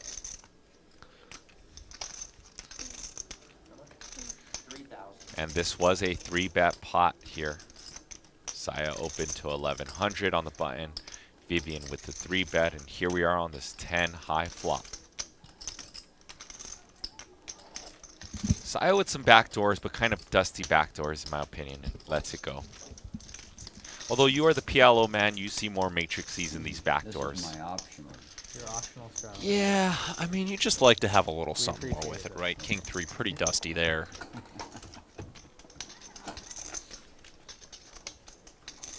Somebody's got to have fun. Might as well be me. Gotta be you. Have a harder time, at least, realizing your backdoor equity in those lower SPR spots. Oh, yeah. Four to go. Raise to 11. Fold, fold, Oh, fold.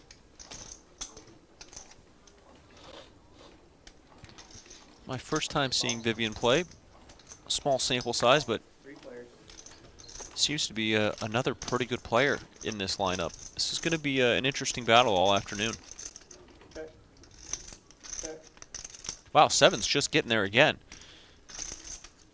And a similar board with an ace as well on the board. So 1,700. Yeah, so I'm going to take a stab here with the King 9. I think due to the connected texture of this with the ace prevalent, with the flush draw prevalent, multiple straight draws, we probably do want to just go for a raise here with the 7s. If it's a little drier, we could do some flatting multi-way and try to induce some looser calls behind. Sure enough, Ju pops up to 6,500, and it's going to be a tough spot here for King 9. I think without a diamond in our hands, really no backdoor equity whatsoever, probably just have to let this one go. Going to be real tough to get to showdown here with a 9.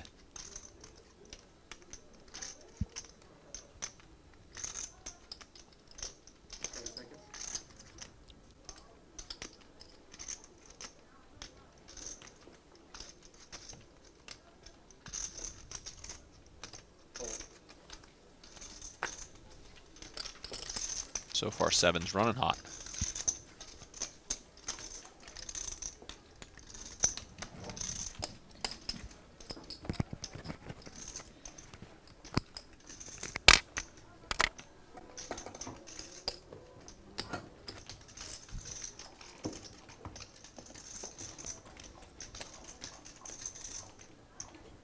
money flying on our wall. So JJ, I've heard it's become tradition for players in these live huge cash games that are on stream to tip the production staff 15K. Is that what you've heard as well? Is that just an open invite? You know, I've been a part of Live at the Bike, once again, for almost a decade. And never once have I seen anything like that. So You've never been tipped 15K? never. Unfortunate. Never. That's one of the main reasons I was here today, is I heard that was going around, but maybe the players are more generous than you're used to. We'll find out. You know, I Battle some weak aces here. I got invited to a Tuesday game a few weeks ago. And the guy who put together the game is our graphics engineer, Alex Lee. Shout out to him. He put together a mighty fine game. He let me play in his game. I helped him add a couple fun players to the game as well. And I think I gave him like 30 or 40 bucks just for inviting me. So, you know, that seems more like the tip that goes around. I did produce games for about 10 months here on Live at the Bike, and I did receive a few $100 chips when someone won big. Nice. And I always broke it down with whoever helped me that week produce games, which was sometimes Wayne or Brian, split 30 bucks each or whatever. So funny. My wife worked for Disney, and they always would. I think they have to. We can get to that after this hand, I guess. It's a pretty interesting raise here. Really trying to bluff out another ace. Very creative line. I like this a lot. This isn't something I'm doing very often. I rarely am trying to target a chop in Hold'em with my bluffs, but he clearly rightly assumes that Vivian's a bit capped in this spot. Isn't playing a lot of 9x here. And it's going to work. That's a great play by Jung. And that is an amazing play. I think I might be too lazy in a lot of those spots and just reflexatory, flip it in the call, standard line type thing. That's a nice little raise. All right, your wife works at Disney? I worked at Disney many moons ago, and their thing at Disney is you have to kind of deny a tip twice and accept it the third time. And, you know, because producing these games and someone wins big and they want to give you a $100 chip because they're happy and they want $40,000, it's nothing, right? But it's funny. Yeah, I would find my spot saying, no, thank you, man. I'm just happy you came and helped build this game this week, you know? And I found myself deny, okay, fine, and chop with the team. So I like tip-out games a lot more when they're like structured or private games rather than raked games. I think that tends to create a better feel for the game. It's always nice when players are tipping out voluntarily like that as well. Silvaco's in the chat saying Vivian is super nitty. I would hard agree there. And right on cue, we see the 3-bet with a 7-deuce, no 7-deuce game on. So if a chat pro has ever, I'm not sure if I've ever seen a chat pro been proven wrong faster. yeah, and if you're here That's embarrassing.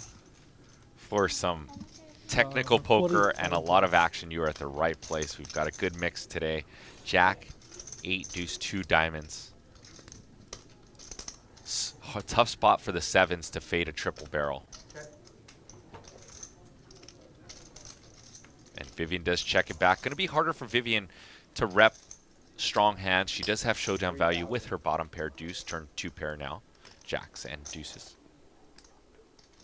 Call.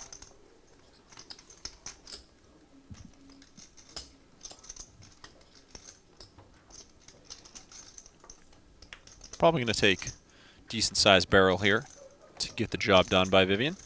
Although king is a pretty good card. There's certainly some king X with diamonds.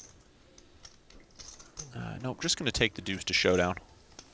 Yeah, I mean, you are ahead. That's fine. Ace queen and probably some ace 10 suited, so any showdown is better than no showdown in that spot.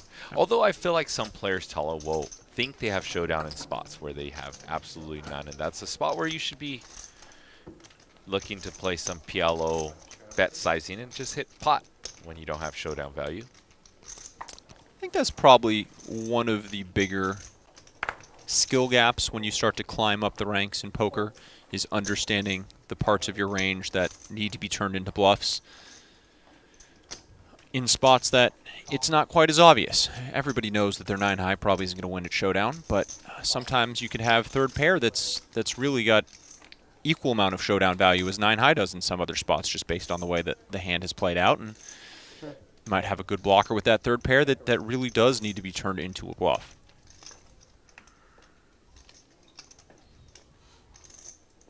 Nine-eighted diamonds picking up some substantial additional equity here, turning the open ender.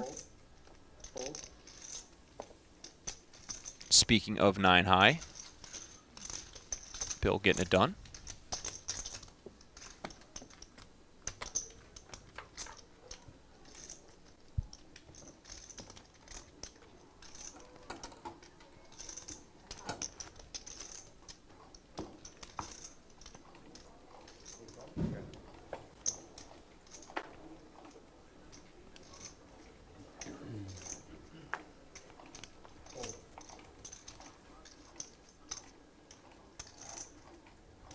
Raise 500. Fold.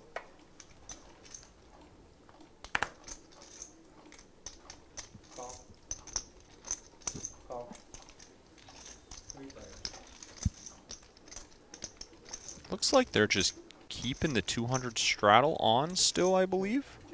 Ballers are going to do what baller things do. Fair enough. John defending with the king 4. Flopping top pair. Nicely out flopping the 2 aces. And has the only club in this hand. Wow. Ace of clubs on the river. 4 high flush. We'll get this done versus the 2 top pairs. 4 clubs. Gotcha. Little spice needle towards Bill Klein. In Pan We Trust in the Twitch chat saying, I took a trip to a casino on Saturday, got a decent score in 1-3, all that live at the bike time paying off. There you have it, chat. Just soak up this knowledge coming from JJ, and you will be a much better poker player. Try to ignore everything I say. I mean, they got a 1-2 punch today. That was always my goal, Talo. I will try my best to entertain, which I probably fail at miserably, but my goal is to always make you about 1% better after hanging with me for a 5-hour session on Friday, picking apart bet sizes and why we use a small bet size and why we go with a polar bet size and things of that nature, and trying to get in the minds of these great players, which has helped me out a bunch over the years. So if you're here for entertainment value, if you're here to learn a little bit too, more power to you. What's the line on Saya getting flowers today? Has that continued? We were both in the booth the last time Saya played, and she got like 4 dozen, I assume. Which I should have took them home. Ace 9 of hearts. Hello. And King Queen with the Queen of Hearts. Uh-oh. This is going to be a pretty tough spot for Vivian here. If Ju fast plays this, I'm not sure we're going to be able to get away from King Queen with the Queen of Hearts for quite some time. I think we proceed with a call here and are going to evaluate our options on the turn in position. And this is going to quickly become a big pot. That is a very safe-looking 7 of diamonds. Ju trying to figure out how he can get all the money in by the river. 7,500. Goes with a little 75% pot bet. And again, I think there's just nothing to do with the King-Queen here other than call and then be in a world of hurt on the river.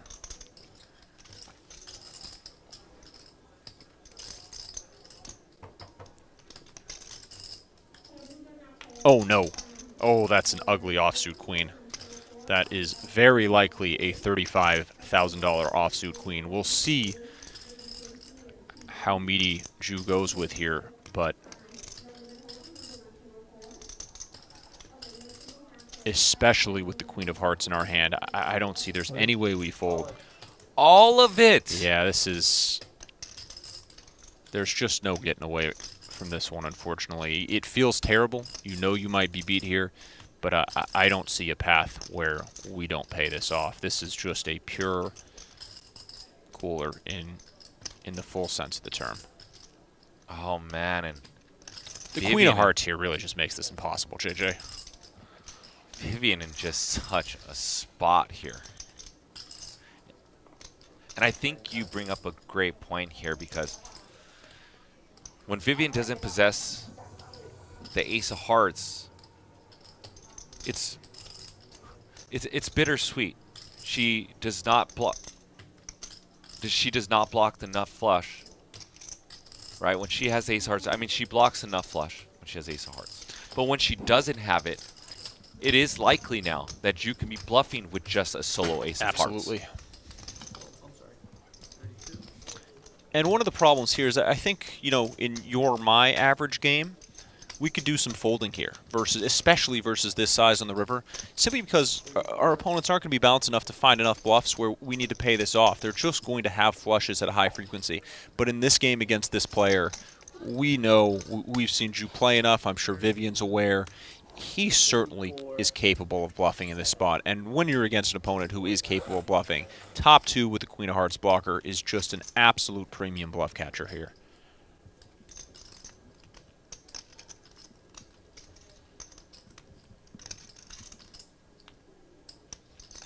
Someone saying the queen means no. That is absolutely incorrect. You certainly want to be blocking top 2 pair here. It's not that there's a huge difference between having a king and having king-queen here. It's more the board interaction and the blockers that it gives you.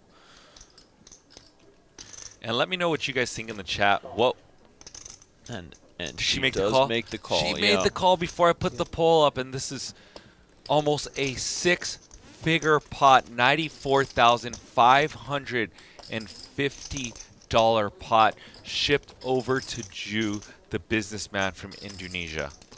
Yeah, can't falter at all here. Easy for chat to say that improving the top pair there doesn't matter. That's an easy fold. But in these type of games, when you are playing against players who are capable of overbet bluffing at correct frequencies, and we've certainly seen Ju do that, I just don't think we ever can really get away with that hand. I think that's a necessary call.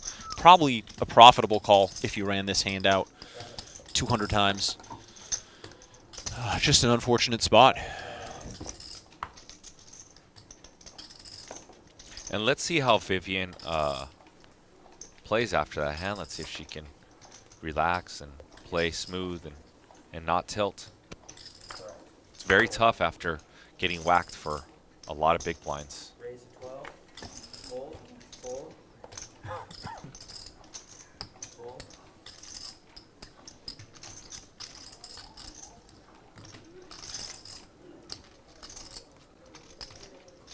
And thank you guys for being so engaging in the chat today. Sebastian Law Firm, Jeff, Jean, Paul, Dirt, Mike, Brosefson, Silva Coast, one of the chat regs. What's up, Silva Coast?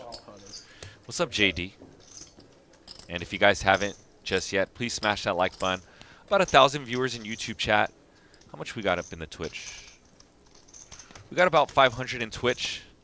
And if you can, please smash that like button. Hit the subscribe button as well. It means a lot to us. We are about 2 likes away from 200 likes this evening.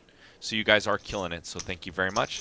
Continue to help Live at the Bike. The all-new Bally's Presents, that is. Has Jung here with 2 9s and Saya with the best hand, top pair. People asking about the opening sizes. We got a straddle and a big blind ante in this game. So your opening sizes are going to be much larger than your normal game.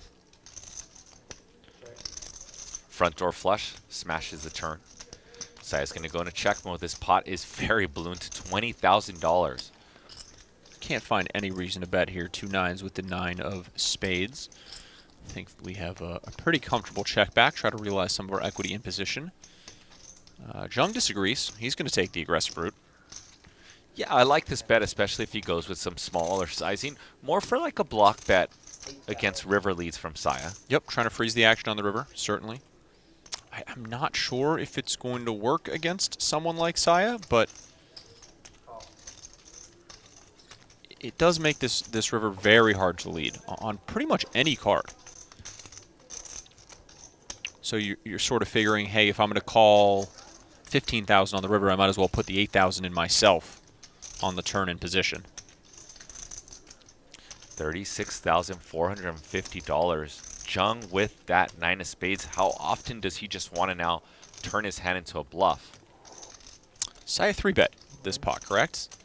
All of it! That is, holy smokes. Not what I was expecting to happen here. They are getting at, what a game we have today, JJ. What a game. All of a sudden, there's 120,000 in the middle. You are at the right place, right time here on Live at the Bike this evening if you like action. Man, this is a bluffy looking line. It's pretty tough to hero up here with King 10, but this line reeks of what you were talking about. We just don't have that many value hands.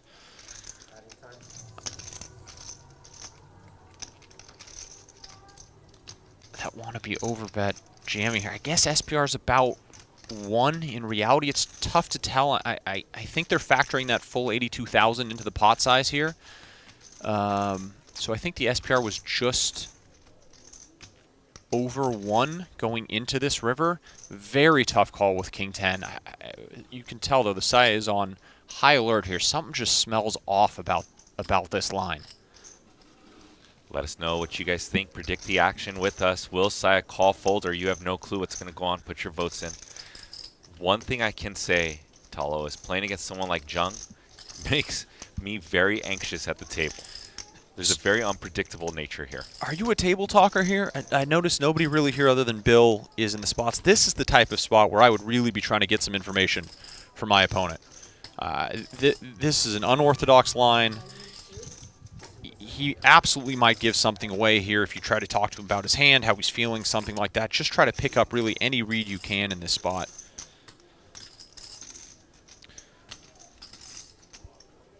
Some people in the chat thinks Saya's going to sniff this one out.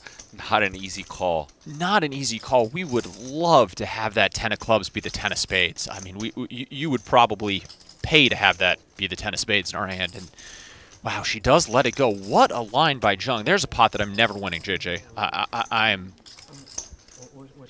I am not trying to bluff out a king on the river after taking that line. Well done.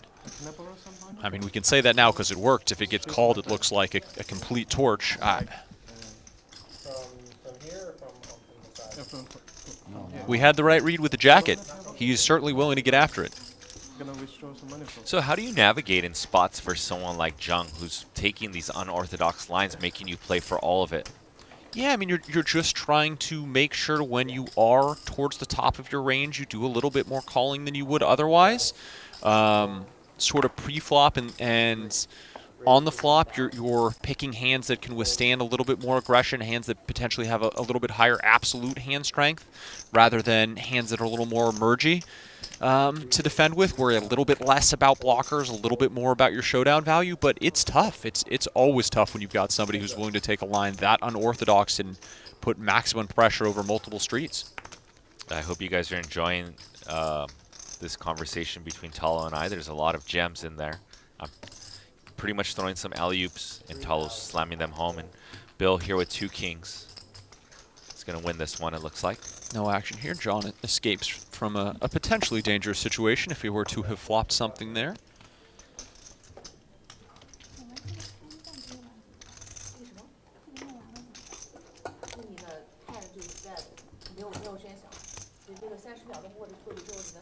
What did she just call him? High stakes, it's not about why he can't have the flush. It's more about the frequency at which he does have a flush there.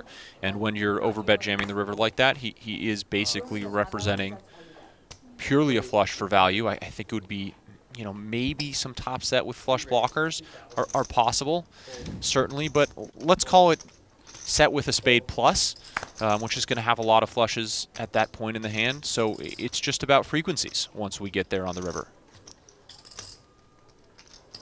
And his story was just a bit messy to represent that point of the hand. Not to say he couldn't have it. Certainly he's an adventurous player. Kings now making their way. A lot of big hands for a 6-handed game. Kings with a 4-bet. Jew after just scooping that monster pot.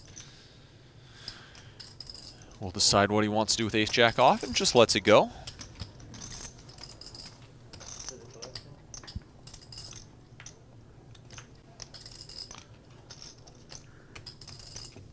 Yeah, I think one of the things you've got to be careful about in poker is it's never really absolutes, right? It's just how often, based on the information that we have, does the player have what they're representing? And that was really the question there on that river. I don't know. I haven't seen Jung play that often. It felt like an unorthodox, strange line compared to the last one where, you know, it seems like Vivian was pretty obligated to pay off. That one seemed like it could be a little fishy, but it worked. Yeah, that hand, which was hand number 63, was almost as spicy as our proud sponsor at Live at the Bike. A delicious, spicy hot sauce that will have you coming back for more, or at least Jung for more of that spice. Check out habosauce.com. Cold? Feel cold? No, cold? Yeah. No, I'm okay. Yeah. Usually I am cold, but today I'm okay. I brought this. Usually it's very cold here. Yeah.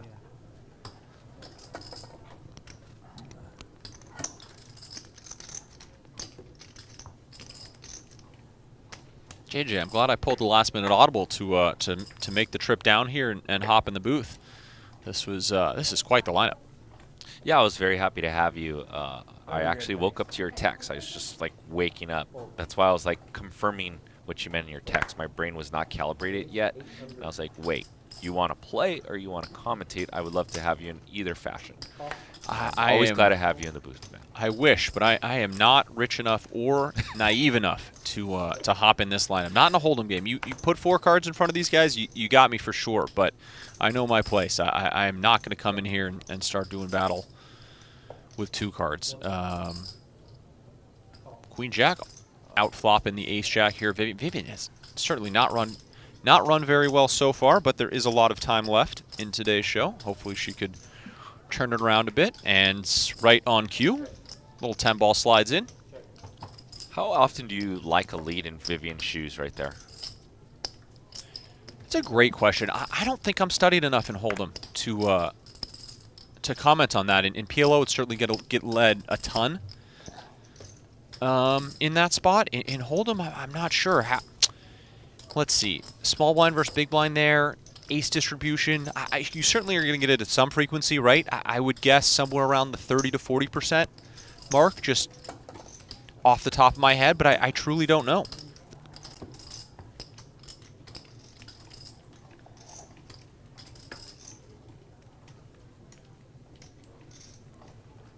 And once again, if you are joining us today and you are going to go for a walk, do something healthy, something out of line, and you want to catch up on the big action this weekend from this cast of characters, make sure you check back in on our YouTube channel. I am time-stamping the hands as they fall through.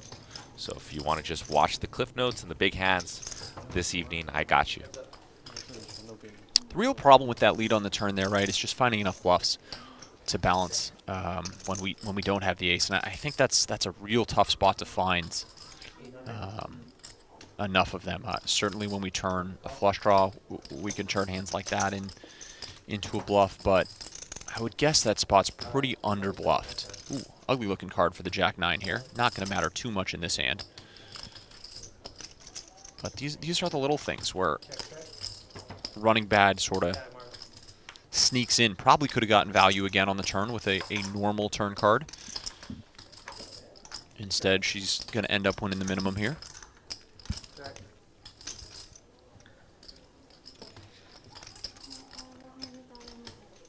I can assure you, Jung will be back. 100 added.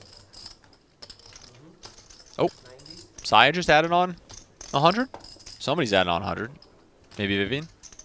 You can wait 1 hand and then straddle next It looked like Vivian. I didn't see Saya adding more chips. Matt Smith in the chat saying quick trip to the ATM. Yeah, your casual 100K ATM withdrawal, no problem. There it is, Vivian adding on a cool 100.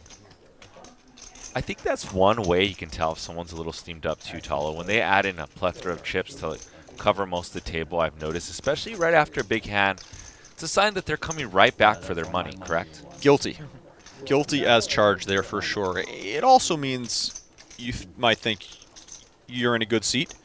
You've got an edge on the table and you want to be deep stack, but I think in general you're right. That is usually a sign of steam coming in for twice your original buy-in. I try really hard not to do that, but I am guilty of exactly what you're talking about. raise to 600 total. Man, this is... No, 800. What do we got? 3 players stacking 100K now? Fold. Thank you, sir. Fold. See, this is really the beauty of the 6-handed game versus the 8 or 9-handed game, is that the chips are just going to get in there at a much higher frequency than you would 8 or 9-handed,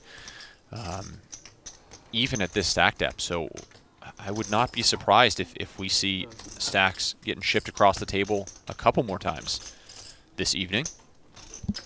Grab.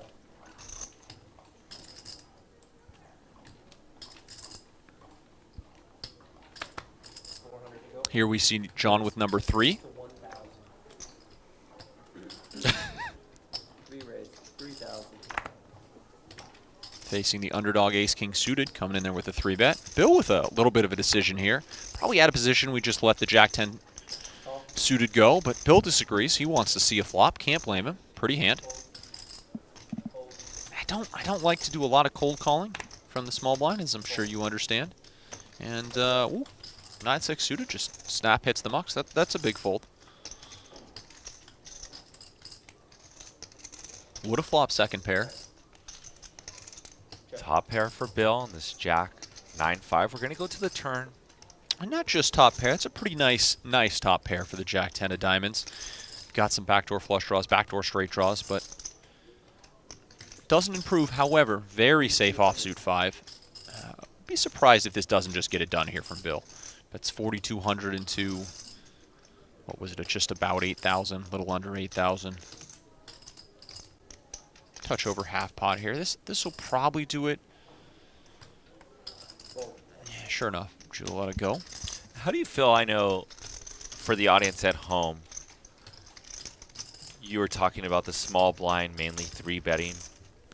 How do you, and that is because potentially you can get squeezed by the multiple straddles, right? And also you want to have a range that's uncapped, so you 3-bet all your playable hands from the small blind.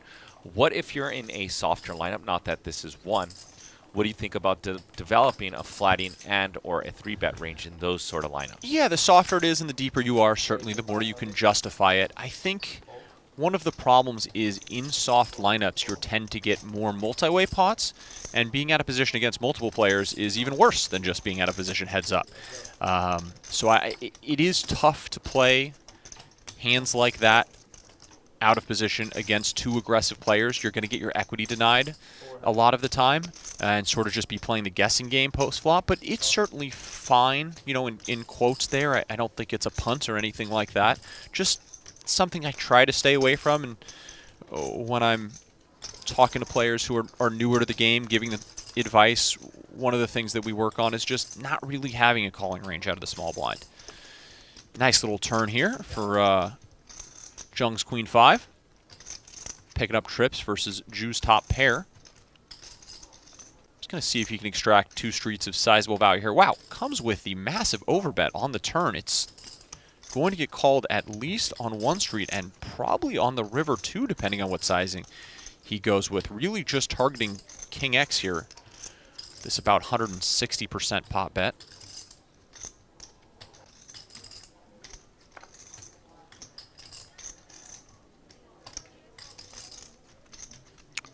Ju does have the King of Diamonds in his hand, which is going to make for a nice little blocker. Takes away some of Jung's King X of Diamond combos that he might potentially choose that sizing with on the turn, although I don't know if he's really... Oh, get snap called. Well-constructed hand by Jung. He seems like a player who's very aware of his image. You said you saw him run up a 600k stack the other night. You were spot on. Seems like he really can get after it, play some big pots, and is aware of how the other players perceive him, which allows him to go for maybe some bigger value bets than other players might.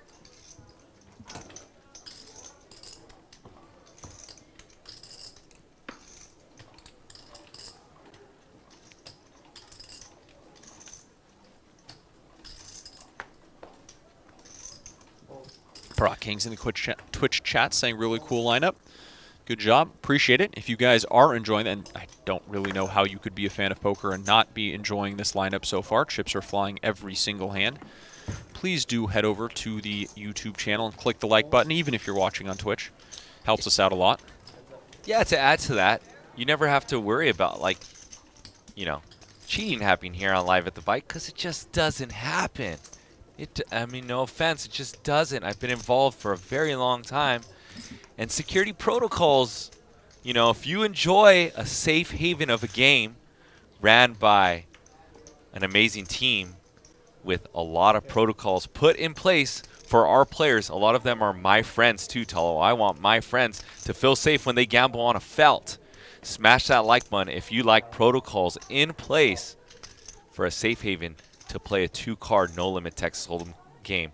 And in the future, Talo's going to host some PLO games. So if you want to see some, you know, just a well-ran game by a strong team with protocols put in place, smash that like button now. Who's doing the commentary today? I am Bill. You know who Should the have come in commentary is, Corey? and said hello. I remember his name. Thalo? Who? Thalo. Thalo? Yeah.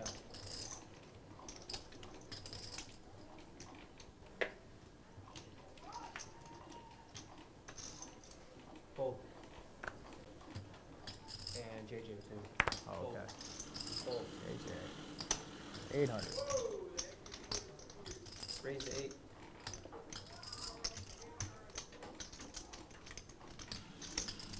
Call. Heads up.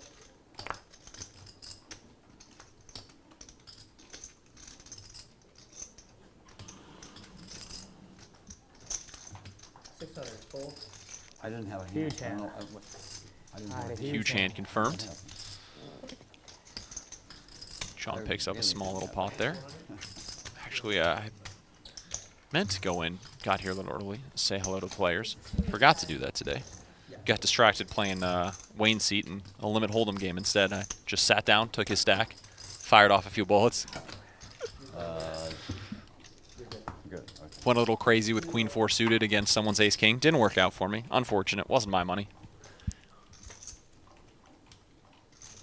Oh, he doesn't know how you torched off some of my money either. Whew, that was ugly, JJ. That was ugly. I tried to give it back. That was so ugly. I tried to give it back to you. No, you Man, don't. I need to stick to 4 cards, huh? I'm restraining myself. Walk away from it. Walk Let away. it go. Let it go. I know you were going to say something so I could see it in your I eyes. just want to see you stay awake for the rest of the game. I That's know. it. Your eyes were twinkling like you had a really good juicy one there. What was I going to say? A little something for everyone here. Checks through. It's me, right? Jew getting a little tricky here, checking the ace-jack twice out of the big blind. See if he goes for some value on the river. He will. Gonna get tough to get called on this texture. Let's see what sizing he uses. About 80% pot here. Probably not going to get looked up by the 10s. 7s in position could get a little sticky here. Makes a better call than 10s. Sure enough, Jung will pay him off. Nice little deceptive double check line from Ju there. Lets his man improve and picks up an extra 1,500.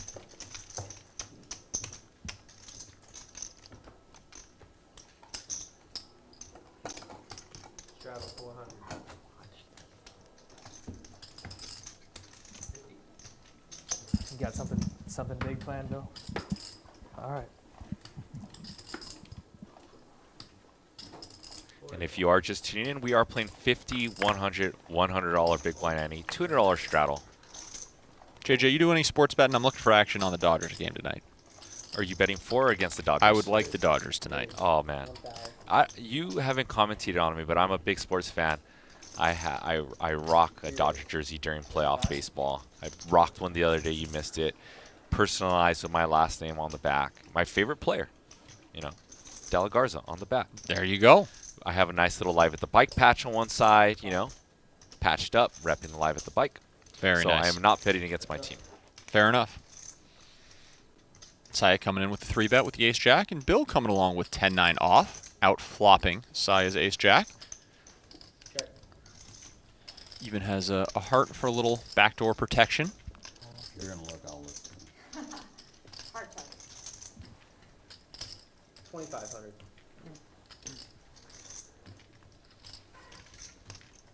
Standard C-bet here on the low-paired board by the pre-flop aggressor. Bill will not going anywhere. Raise. Even in this 3-bet pot range is going to be a little wider here, blind versus blind. Bill with the unorthodox check raise.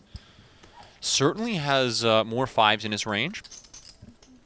More 9x as well, though I'm not sure 9x does raising at much frequency here. I like it, though. Going to deny a lot of equity from the 2 overcard combos that Saya is likely to have.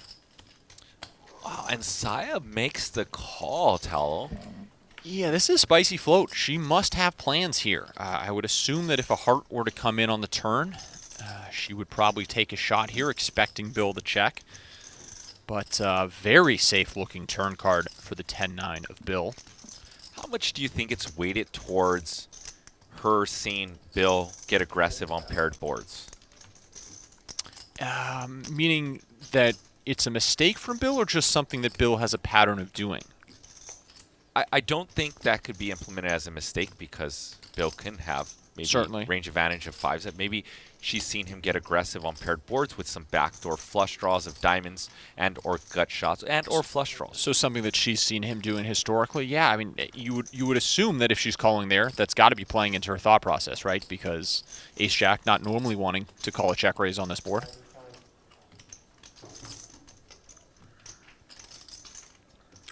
Really interesting sizing here from Bill on the turn. I like this a lot. This might induce. Sai is really thinking about it here.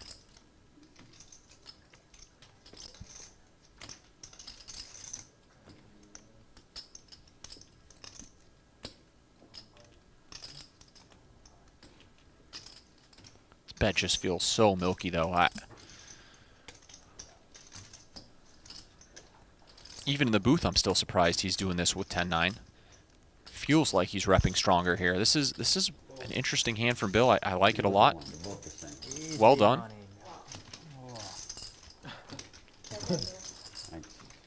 Take a nice little pot down. How did you know? Bill Klein. I'm Bill friggin' Klein. Taking a page out of Phil Helmut's book. And I mean, credit to Nines are lucky. Bill Klein wearing his high roller hat and sweater, right? And that's what you get when you constantly play against the best in those high rollers. Did I tip you? Good.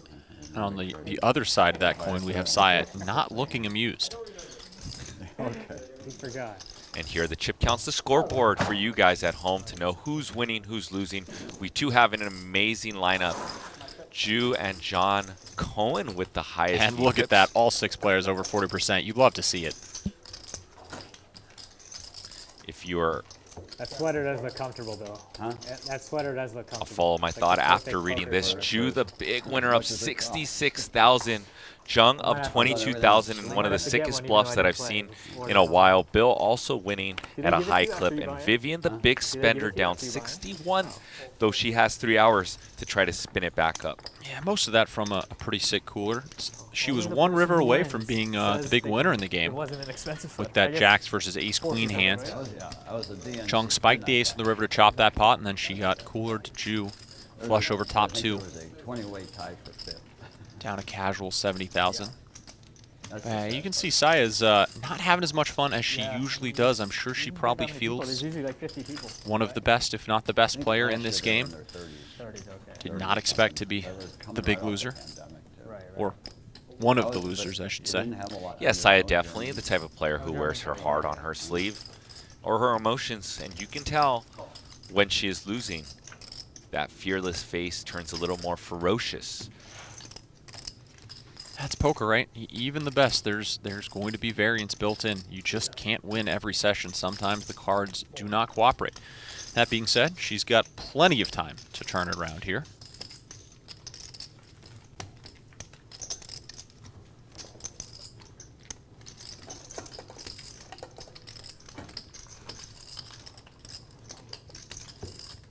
Sir Donklot asking if we're really live. We are really live, or this would be a very neat trick.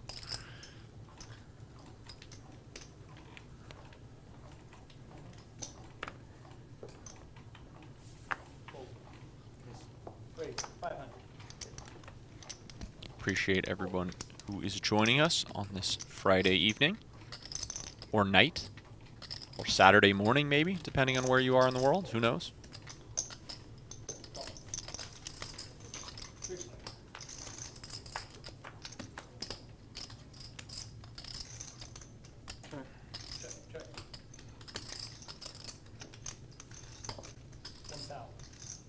Second pair for Ju, open ender for Saya.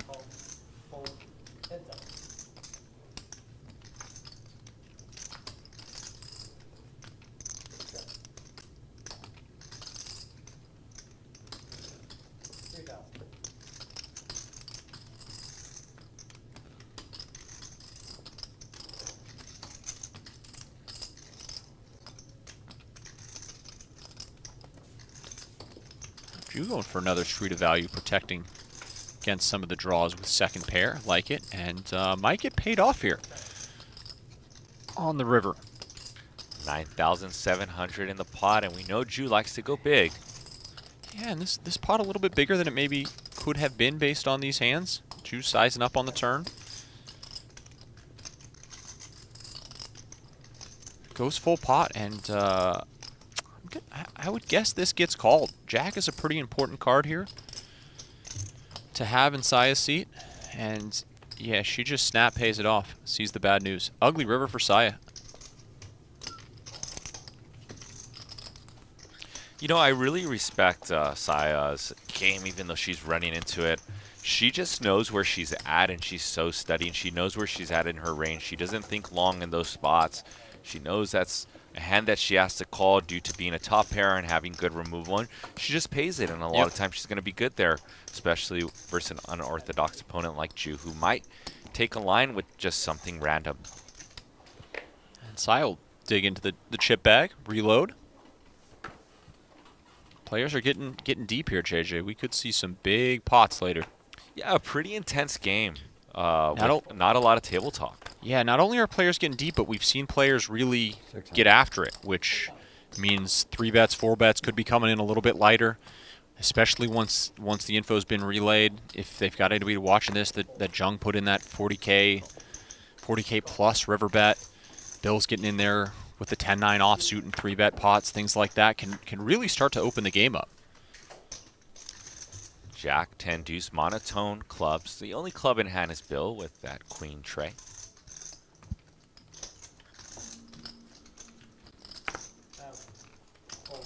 Bill with the C and the takedown. Queen 3. It makes me play it every time. I don't know why. Apparently there's some story with that queen 3. You don't know that story? I don't. You don't know what they call that hand. Is that Helmuth related? Wasn't that queen 4? Oh, maybe. No, what's the queen 3? Queen 3 just has a specific name called a queen with a tray. Hmm. I don't know how appropriate it is if I say it on air. Fair enough. It sounds similar. Oh, sounds similar. I've already been out of line. I've already been told not to speak of things, and I can't help myself, so you guys got me. I just was saying how it is. I invite my friends to a game where it's a safe haven to play. I mean, take it as a bang bang if you must. I wouldn't invite my people or my friends to a non-secure location. That's just how I roll. Ace, 9, 7, top pair for Saya. No, A 9? snap fold from Bill. How do you feel about this 40K reload with most players playing deeper? Are you somebody who likes to stay pretty consistent? Don't fall victim to the peer pressure. If your plan is to buy in for 100 bigs, you buy in for 100. If it's for 200, you buy in for 200. Or are you somebody who likes to be table captain, cover the rest of the players? Me personally, it depends on whoever's at the table on how deep my stack is going to get. I think with Saya and John Cohen, when they cap off at 40 and 50K, it's kind of their comfort level of sitting 200 big blinds deep because of the nature of the straddle of the 200, and they want to stay in the confines of their comfortability is what I would assume. And these players like Vivian and Bill and Jung, it seems like they are limitless. So Saya will trade off some of her perhaps having a big session to her comfortability in play and the navigation, quite frankly, in hands. We're to come back to that. I have an interesting follow-up on that point, but right now we've got Bill with the queens, putting in the 3-bet, and once again doing battle with Saya. Suited ace makes the overcall.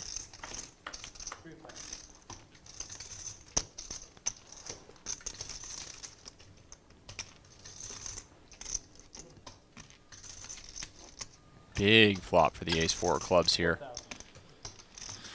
See how Saya chooses to proceed. Is just going to call. Looks like there's no reason to turn this hand into a bluff. And why would you? Just turn the nuts.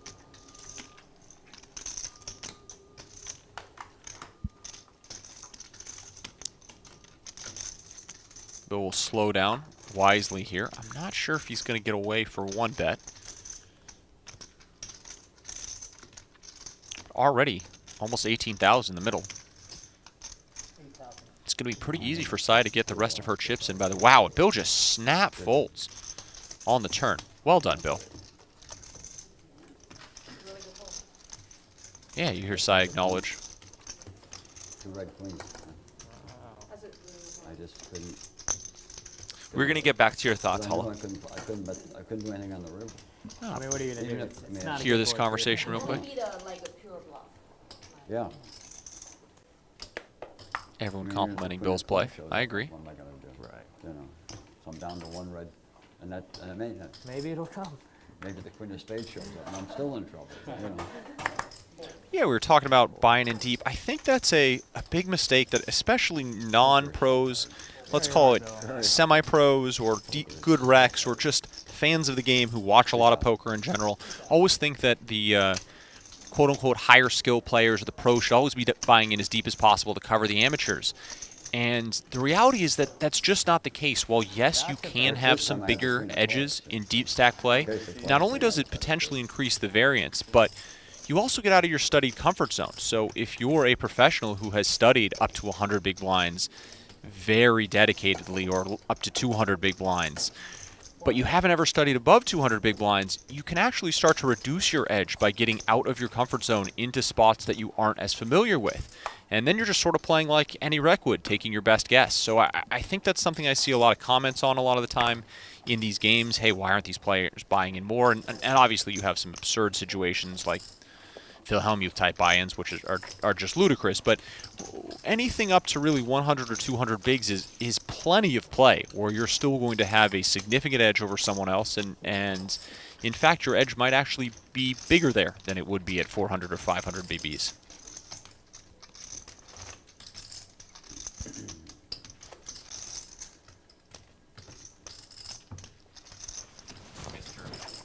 Mr. Kaiser G said no, or why no audio at the table? That's not true. These players are very focused, and the table talk has been very down today. So that's why you'll hear me and Tall use a balanced strategy in the booth. If these players kick up the talking, by all means, we will lay back and let you listen, because that's what we're here. We're fans of the game and want to listen to table talk. But we will be breaking down poker hands in the mix. If these players are quiet in here, Jew with Ace-King is going to raise it up. 3-bet by Bill, and Wow. Saya with 2 Cowboys. This could be just what the doctor had ordered for Sai. Interesting spot here after the 7s have already 3-bet. It's going to come back around to Jew with the Ace-King facing a 4-bet. I think against Saya, we're at a position. No, we're in position here. Saya started this hand with a little over 50,000, probably doing a lot of flatting, but couldn't fault him if he just rips it here either. A little over 50. Start the hand. Okay, okay, thanks. And here we go, the trifecta, the hat trick. 3 of the strong players here on one screen, brought to you by the all-new Bally's Presents Live at the Bike.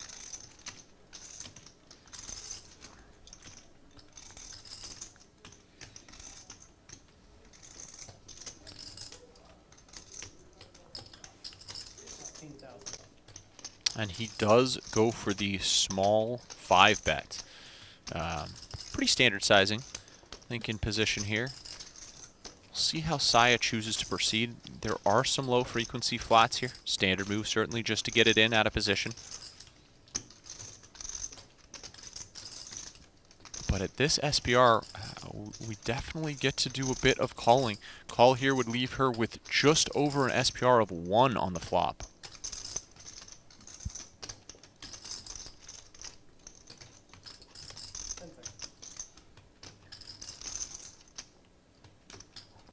Saya's had a rough go of it so far today, but this could get her healthy in a hurry.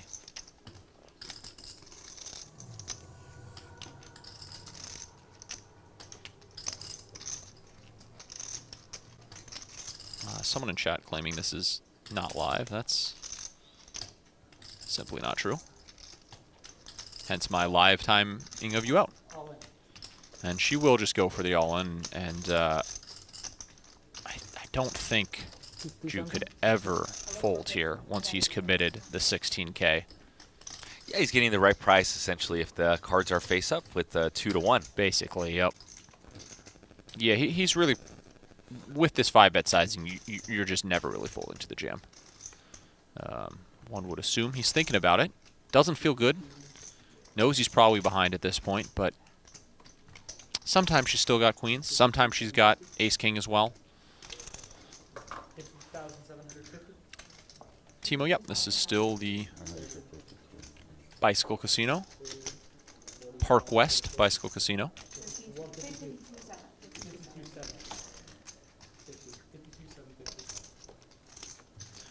JJ, when they inevitably get this in and run it twice and we chop it up, we're going to have a disappointed chat. So you made 2 bold predictions there. 52,750. I'll give you even money on $100 right now. They not only get this in, but they chop it up. What do you say? 36,751. Okay. Booked. No aces have folded. I just want to gamble. I like my side. I'm only a small dog in this in reality. I mean, you need two things to go your way. You need you to make a call and you This to is beat all Cal. happening. And JJ, this Ju- is all what happening. And what if Ju wins both? Like, Absolutely possible. I agree. Look at a hand is that. If that's why they call it gambling, JJ. Well. Sometimes you just need some action. I just think you like me. You're trying to give me a rebate from a few weeks ago. You wouldn't give me any action on the Dodgers game. We'll go on this. And when I collect my 100, it was easy. Oh no! There goes part 1. Oh, it was never in doubt. And we have a $108,000 pot brewing here. Hold on, I want to make sure they're running it twice. I have a funny feeling my sevens were no good. I believe I heard 2 times, JJ. We're 2/3 of the way there. I'm saying whatever, regardless of that hand. Oh baby, 7. Queen sweat. got life on the first board. Said it before you could turn it over. Yeah, you for sure call this. 7 okay. outs. Oh, yeah, right there. The 7 I call, I don't call that. Yeah, you're not. Don't waste that diamond. Don't like to see that. Oh, waste a second diamond. That hurts a I bit. only run that once. You win. I'm halfway. You're halfway home. That's all right. We got all the way to the river last time. Oh my goodness! What is that flop? If Royal. I lose, all right. Oh. Ship the biscuit. How good am I? Whew. Let me see A if lot I. of, JJ, there's a lot of diamonds in that deck. $108,000 pot. Let me see if I even have $100 on me. Well, $108,200 pot by the players. $100 pot by the commentators. How bad do I run here? It's an easy game. Funny, huh? I said You look my so mind, surprised you when I know, offered that. You're like, is this real? Is this man trying to give away his money? How, call him. you didn't know. So this was just always how it was going to I go. thought he like, I guess once called, you turn into a favorite in the chop. ran all No, over not me. really. I don't know. I don't know the math on that one. You know what one of my biggest pet peeves is? Why I made you this bet is because I knew the chat was going to complain that they ran it twice. One of my absolute biggest pet peeves in poker is the people who complain what other people decide to do with their money. Thank you, JJ. Nice crisp 100. Sliding into the wallet. This is becoming an expensive friendship with you, my man. The reason people run it twice is because they're trying to reduce variance for tens of thousands, if not hundreds of thousands of dollars as poker professionals, which is a pretty reasonable thing to do. If they wanted to just flip coins or play baccarat for the money, they would do that. They're trying to play in edge spots, and pre-flop all-ins are very low edge spots. Now, certainly there are some games where it behooves you to run it once. Ooh, got an action flop here, though. Both players with 2 overs and a flush draw. You couldn't just fold, huh? Uh-oh. Uh-oh, JJ. Oh my God. And they are very, very deep, so we're probably not going to see too much craziness happen, but with these two guys, you never know. And it is going to be very hard to put Jung on a higher flush. We've seen him absolutely get after it so far. Yeah, and I think if you're Jew playing this deep, you're just calling. Yep. Like, you're not putting in more chips Absolutely. this deep and putting yourself in a tough spot. That's how I would play this spot, but let's defer to Jew. And this is a spot where being deep actually helps you lose less. If he had a stack of, let's say, 30, 35,000, you'd be trying to figure out how to get all the money in here. But when you're 100K deep, you really can't beat too many hands once it's gone bet, raise, value bet on the river. Certainly you have a queen high flush. It is a good hand. It's just not as good as it would be with wider ranges and a shorter stack.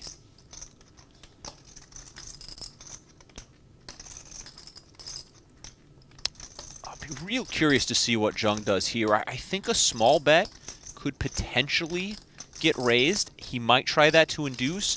Standard would be to overbet, and he goes with the 3,000. This is fantastic. He is absolutely putting out this sizing just to try to induce a raise from optimistically a hand like Jew has, but potentially something even a little bit worse. Maybe some straights with a club, things like that, and it is going to work. Jew puts in the small raise, targeting 2-pair plus, probably targeting straights mostly.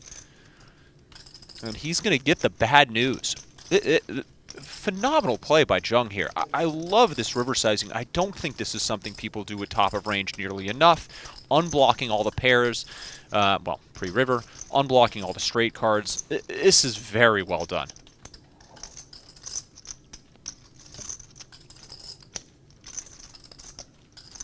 Wow, I floated out that idea of him betting small to induce, not really thinking he was the type of player who was going to do it in this spot. He has an incredible grasp of his image. Very impressed with his play at this small sample size so far. I think he knows how people see him. It's something that Bill Perkins does very well in the games that he plays, is use his image to his advantage. This is an extremely well-constructed hand where if he gets paid here, he's going to win really more than the max.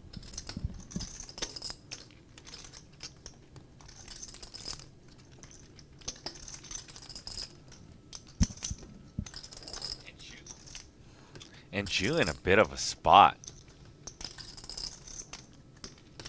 Take this pause real quick while they're throwing in time checks, because we have each chat asking who the commentators are, saying we're killing it, JJ. Oh, Both thank you chats very at the much. same time. We appreciate you guys. This is the legendary JJ De La Garza, who's always in here, and I am Thallow, more of a PLO player, but definitely enjoying this session in the Hold'em booth. This is a phenomenal game we have today. And I think they're mainly speaking of you, because you are crushing it, to be honest. So, And if you guys are liking the commentary, please do hit the like button. It is the only thing that we can really use as a reflection of how well the show is going, so we appreciate it. Jew is absolutely in the blender here. This is a brutal spot. You think he's heard about the nines hand already, JJ? I don't think so. I think they've probably played a session, or he's heard that Jung is action. And how often is Jung doing this with a worse flush and or just the naked ace of clubs? JJ, I'm going to tell you what. If somebody's 3-betting me on the river and I've got a queen high flush and they're wearing that jacket, I don't think I can fold. That jacket has bluff equity written all over it. And not only could Jung have the higher flushes, but the 6-7 of clubs is in the realm of the straight flush variety. So Jew is Absolutely. just in a spot that, let's just be quite frank, this spot in a 3-bet pot is just way underbluffed in reality. So Jew knows this, and he's just trying to face the reality of how tough is Jung. It is, but we did see the man rip in a $42,000 river bluff with pocket nines earlier with just the 9 spade blocker. So he is certainly capable. He's sporting a jacket that would also claim he's capable, and he's going to get paid here. Wow. Jung just playing everything to perfection so far today. Unbelievable line taken. Got Saya off the best hand earlier with a huge river play, and this time wins more than the maximum, Yeah, but he inducing re-raised- that raise he with the raised and 3K. I folded. 20% river bet. Your second place. Gets Jew to put in the small river raise for value and then pay off the huge river 3-bet. You got to flip and you're behind one. You're behind one. And you're And Jew hates it. Wow, look at that express. He just absolutely hates it. Knows he got destroyed in that Yeah, hand. that's the one. I would have thought That's brutal. Tough spot. Yeah, but he raised 3 flops. I folded. $88,950 pot shipped to Jung. And ace X of clubs really is well represented in, the ace of clubs without a second club in Jung's range there. I think it's a pretty believable line. Could have something like ace jack with the ace of clubs that he went for a tiny little river value bet after rivering top pair and then turned his hand into a 3-bet bluff. Looks like he's a player who is capable of making moves like that. I can't fault the call too much. That was a very difficult spot.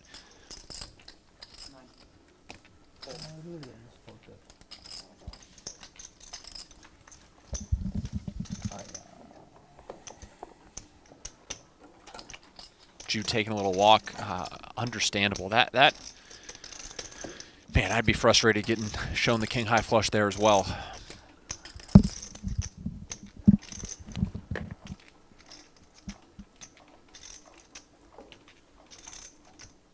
Fold. He just escaped splitting the pot with ace-king versus the kings of Saya less than 5 minutes ago for a massive pot, and then ends up losing 40,000 anyways. Certainly a cooler, certainly should have lost a substantial amount in that pot, but Jung really finding a way to get what I would consider more than the maximum.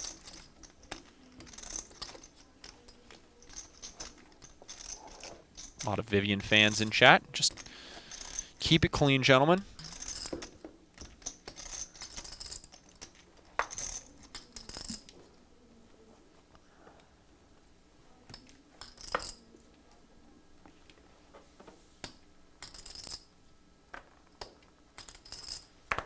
Philboy in the YouTube chat, I appreciate it. If you guys like the commentary, want me back, just click the like button. That's really the only metric we have here in the booth. Do appreciate how lively chat is today. Makes it a lot more fun to be here. I am the metrics here, actually. That's fair too. Head commentator title, well earned. And Talo is a crusher. I just let him go. I'm just listening, enjoying, and time-stamping back here. Man, and you said Zhang ran up a 600K. Zhang, excuse me, ran up a 600K stack the other night. He's on his way. Once again, creeping towards that 200,000 mark already. Still plenty of time left. Money flying on the wall, and I have to give him more credit, right? I said when he sat down, usually action players can run up those type of stacks, but not only is he giving action, but he's playing very well.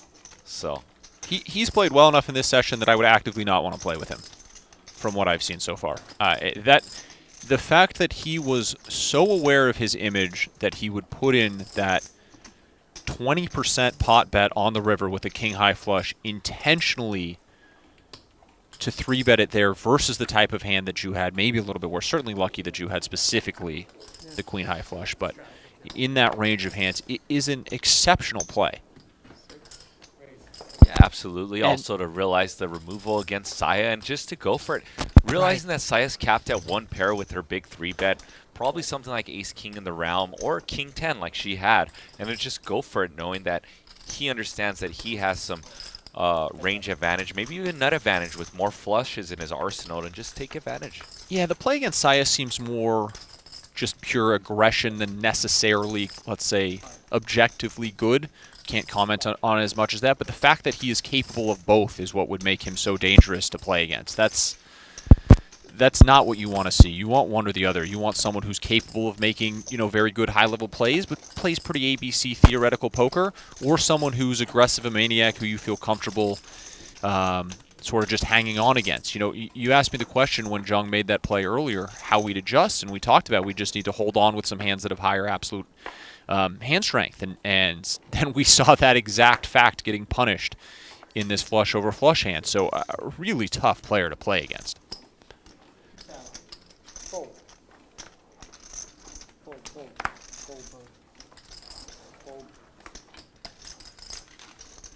It's a great game of poker when you see so many players very unhappy after the hands. We've seen a number of spots now where players have been extremely disappointed after the hand was played because they have gotten in their minds outplayed or, in some spots cooler certainly, but for the most part just very creative lines being taken that are putting people to the test and causing wrong decisions.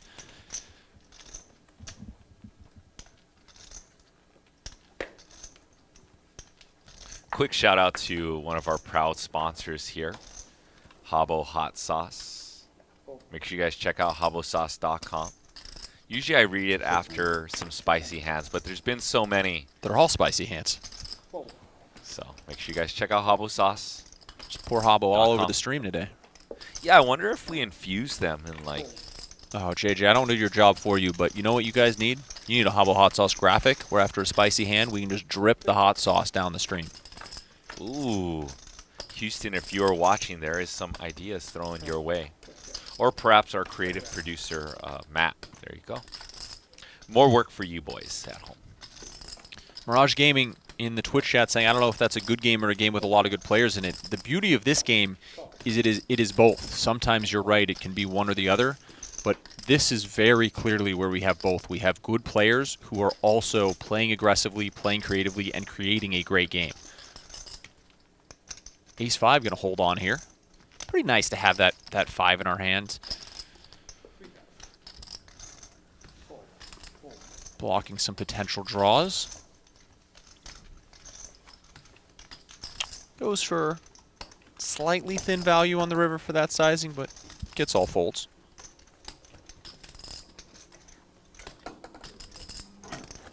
All right, come on. Come on, chat. We can be complimentary of Vivian, that's fine, but let's keep it gentlemanly. Are you being too kind by timing them out? Should I just whack them? Nah, I always like to give someone a second chance. I appreciate the enthusiasm. It was, you know, intent matters, right? You're a better man than I. I might just have way too thick sky. I tend to just not care what people say on the internet, so I assume most people don't. Clubs are back at it. Ace, queen, deuce. Sai gonna try here, although Sai in good shape to win this hand, regardless of how the cards come out. Gonna be a pretty tough board for sevens to hold on. Saya with an amazing barrel opportunity. Now picking up a straight draw. Yeah, and this hand's over, JJ. And Saya's barrel probably feels a little bit more comfort at ease once Jung did make the snap call on the flop, implying that his hand is medium strength. Saya pounces all over that on that turn. Are you a timing tell guy? Did you pay much attention to that? I do come from an online background. It's tough, to be honest, in game nowadays with so many different variants of my strategy. Pretty much always a tight aggressive strategy, at some points a lag, but there's just so many different things and aspects to look into live with bet sizing, bet timing, exploits, game theory. It's very tough to pick up on a lot of different things. Very easy when we analyze and watch, but very tough to implement in game. But yes, to answer your question, but very tough in a realm of things that might skew my decision making. You know I'm very much a live tell, timing tell kind of guy, and you saw me get punished for that in my brief appearance on stream a couple weeks ago, making a read on someone's slow actions as not being top of range. Here we go. Top set for aces. Vivian, fortunately, with absolutely nothing. Shout out to Israeli Ron. I saw him in the chat earlier and rocking his patent tattoo in his left arm, the queen deuce of spades. Israeli Ron, huh? Is that going to be another safe guess that we have another fellow tribesman in the mix? You are spot on. They are out in force today. Cody's chasing, asking how many hands they play. We are playing till 8 p.m. Pacific time on stream today, so a little under 2.5 hours left. Real Madrid saying, so cool, LA has women poker players, so few for where I'm from. I'm going to give you a guess, JJ. Where do you think Real Madrid is from? España. Wow, that's out of the box guess. I would have gone with Brazil, but I'll defer to you. Yeah, there are a lot of, not just female poker players, but exceptional female poker players here. Saya is certainly one of the best poker players, period, in LA, and despite the results so far, been impressed with how Vivian has played as well. Yeah, we also have Lynn as well, who rocks with us on a lot of high We're talking about good female poker players, Bang. JJ. Dang, we got Holiday as Lynn, well. very good friend of mine. Of course, an excellent player. She knows I'm trolling. Yeah, Holiday as well, who's been rocking with us on a lot of high-stake games recently. That's who I donked it off to. You Holiday. did. She owned me, so I have only excellent things to say. Don't try to bluff into trips on the river, JJ. It doesn't work very well. Vivian here gonna juiced up with the ace-king. She's been a little bit quiet lately since reloading the 100K, mostly due to hands, just hasn't had anything to work with. Get back on the horse here and gets a terrible flop. Well out-flopped by Saya's 9-8 off. All blind versus blind battle. Saya making the straight. It's unlikely we're going to see Vivian put another chip in this pot.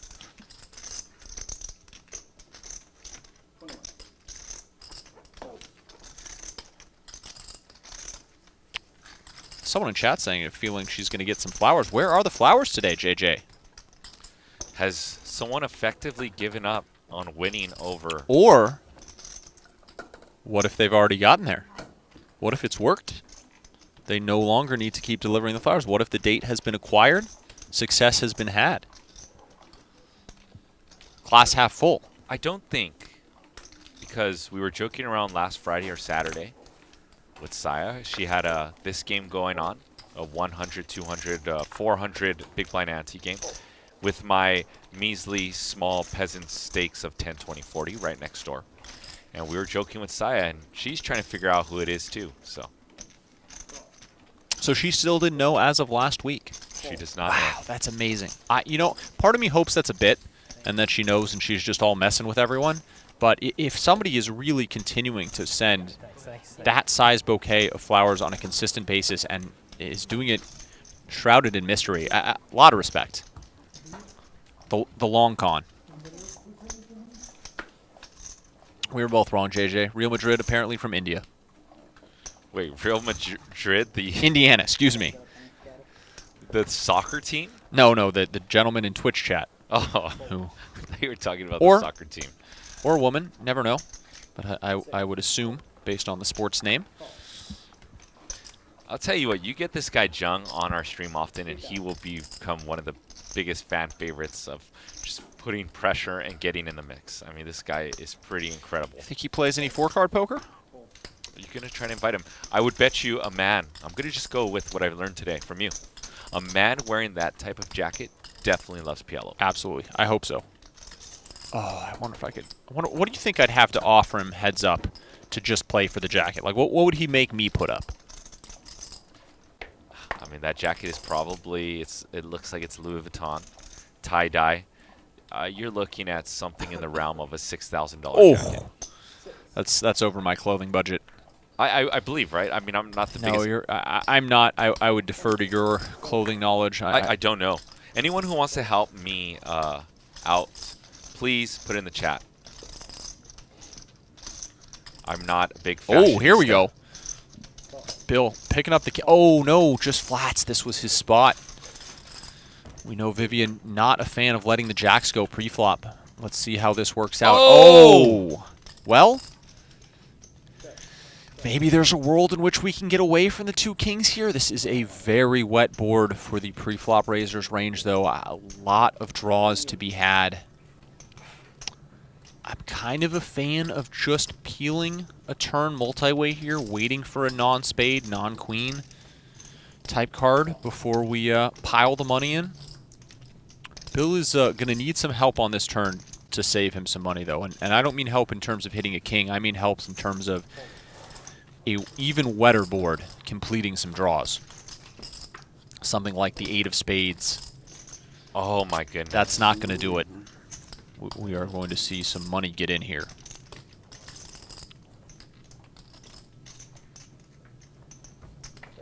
Wow! Unbelievably sneaky check back from Vivian, and somebody folded deuces in this hand, and Yeah, is it was probably Saya. beside Saya.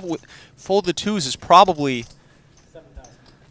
thinking, how did this happen? Little does she know. Bet of 7,000. Is Vivian going to fine-tune it up to like 30,000 right here? Really tricky check back. I think you just have to go huge here after checking turn. 28, almost 30,000, and Bill. Bill hates it, and I don't want to ruin the tension here. And I know Bill has made some big folds, but after that check back, I think we're just flipping in the call. I'm not sure there's anything we can do about it here. We've under-repped our hand the whole way. How often do we have better than kings here, JJ? Not very often. But a spot on the Underbluffed. opposite Certainly side of the underbluffed. spectrum. I hear you, and it is, we haven't seen Vivian get after it post-flop, too much bluffing, but JJ, we've got kings. A fold from Bill. Did he Kind of just looks let like. it go? No, Oh, that's no, a no. time chip. Okay, No. Oh, sorry. I got JJ is on his feet in the booth. Oh, Bill's my boy, man. If you think by the chat, if you think the commentators don't genuinely love poker, JJ jumped out of his chair on his feet when he thought Bill let that one go. We really are fans of the game here, just like all of you. You want to double or nothing? I think he's calling here if you want to get your 100 back. Oh, and then he flips it in. Yeah. We're so underrepped. I hear you that this spot is underbluffed, and it is. Kings are kings. I mean, how often is a pair board raised on the river as a bluff? I agree. I agree with everything you're saying, and I'm not even saying that kings are necessarily the correct call. I just think we're calling there a lot. It just happens that way. Oh, yeah. You think if I'm not calling kings, what am I calling? And here's the scoreboard. Bill, who was in the green the last time this propagated our screen, I think after that hand he's now in the red. But let's find out. There are no nits at this table. Lowest VPIP is John Cohen, who's usually rocking one of the higher ones with a 36 VPIP. Everyone falling in between the realm of 45 to 36%. Jung and Ju, the big winners. Whatever when you have her. John, Saya, Bill, and Vivian all in the red. And Vivian climbing out of it after that hand. Only stuck 33K. I say only because the straddle is on. So that's probably around 170 big blinds-ish. So we do have 2 hours and 15 minutes left in the stream. If we don't grant you guys overtime, this might be the show to have some OT. But if you haven't, please kindly smash that like button, hit the subscribe button. As Talo just stated, we are two people who absolutely love poker, and I did jump out of my seat. He was not exaggerating. Real tough spot there, man. We've seen some interesting river decisions on this stream so far. This has been quite a treat. No coincidence that this is six-handed among six very good players. Thinking about a raise. If it's over 30, I got it. I'm laying it down in a heartbeat. Makes it 20.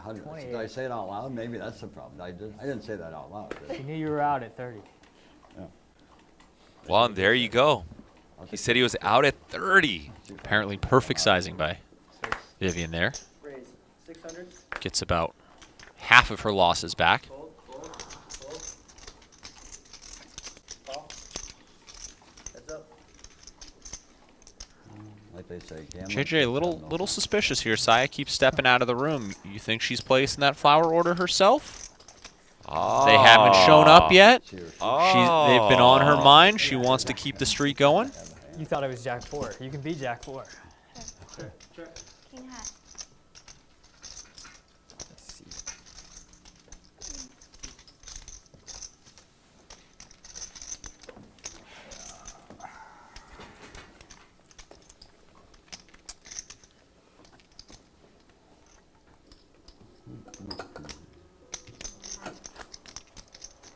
I mean, how good is your reading ability if that is true? If the flowers come within the next hour. Man. No, I'm sure she's not. I'm just giving her a hard time here, of course. I mean, if you're I don't investigating, everything's on the option. You know, if a wife goes missing, first suspect is the husband. It's true, but Saya doesn't seem like the type of person who, let's put it this way, cares about what other people think enough to send herself flowers. For sure. She seems like she's probably pretty confident with who she is. That would be much more of an amateur move. 400.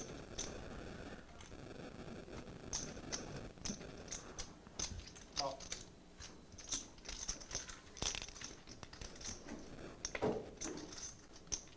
Check.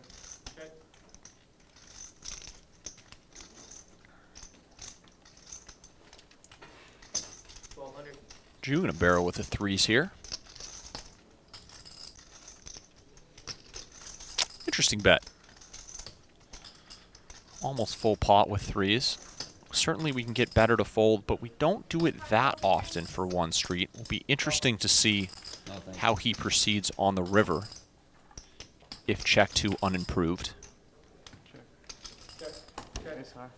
Does just take the showdown value with threes. Wow, great little value bet there. Apparently, they're both laughing about it. Give up on the pot already. No, he. You like that when the player admits that he thought he was behind. He was bluffing the turn, gave up on the river. Very happy to show down a winner. Sorry, buying the button. She's gonna buy the button.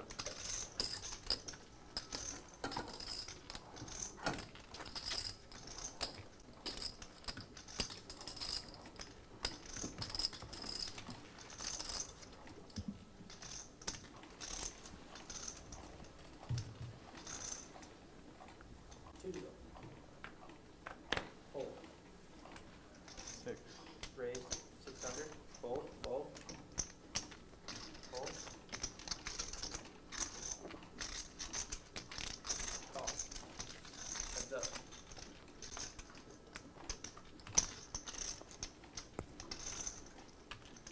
Check. Check. Check. Check.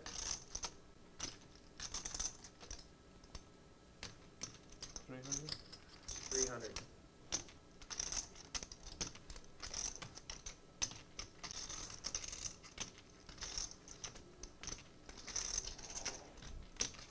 Call.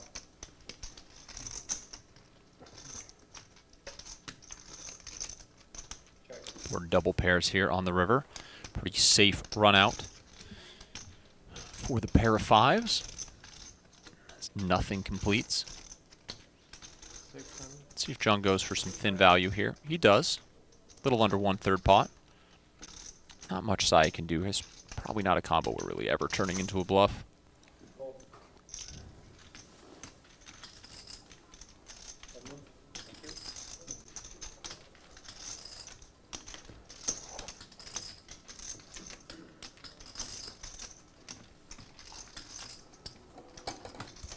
you. Uh-oh. Chat's getting a little out of line over in the Twitch chat. Sandy taking care of it. Thank you. Chat's been fantastic so far tonight. Really do appreciate when chat is flowing. Makes my job more interesting. Although, tonight we haven't really needed it. The poker has spoken for itself. This has been one of the best games that I've commentated on for sure. Just fantastic action and fantastic poker. Really impressed with this lineup.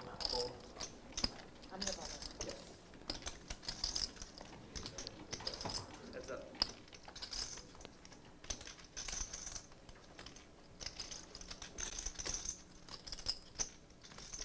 Check, check.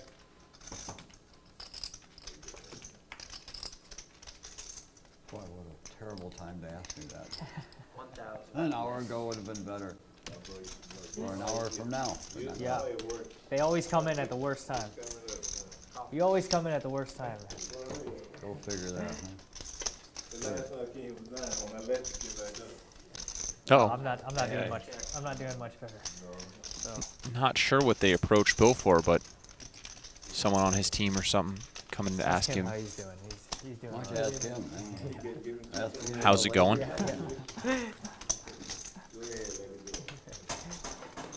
Bill lost a big hand. Why don't you go say hi to him? Bill lamenting the fact that Wesley, checking in on him right after a big loss. Yeah. You overplayed it. It was an overplay. Still give me up. um, 200 here, please. yep.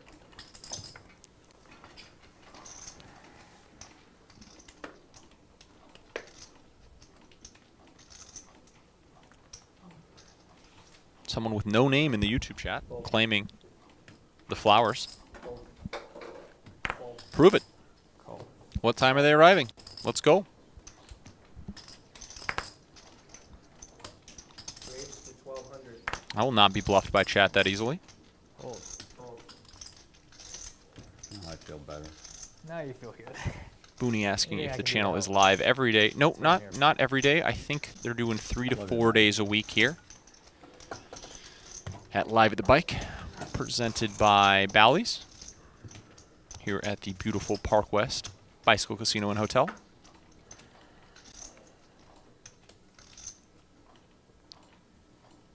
Did I only put one in there? Oh, I apologize. I will be back in the booth next Tuesday for a somewhat of a different type of game. Still going to be a no limit hold'em cash game, 25.50, but it's going to be a little bit more of a content creator game. We have Nemo, aka Nemsko, the chess legend, hosting a game here next Tuesday. And chat, I will tell you what, if you are a fan of Vivian, you are going to be a fan of Nemo.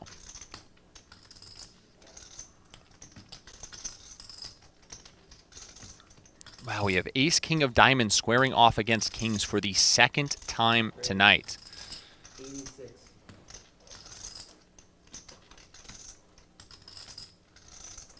$8,600 now. Fold. Vivian putting in the 4-bet, and she has done quite a bit of 3 and 4 betting versus Saya. Has had position on her all evening and has gotten after it pre-flop. This is potentially a recipe for disaster here. Both players very deep to start the hand. Saya out of position. I don't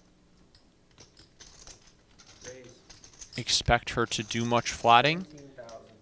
And sure enough, what sizing did she go with here? 17,000. So on the smaller side, which you can't expect for a 5-bet. Little smaller than I'd probably go out of position, but she knows best.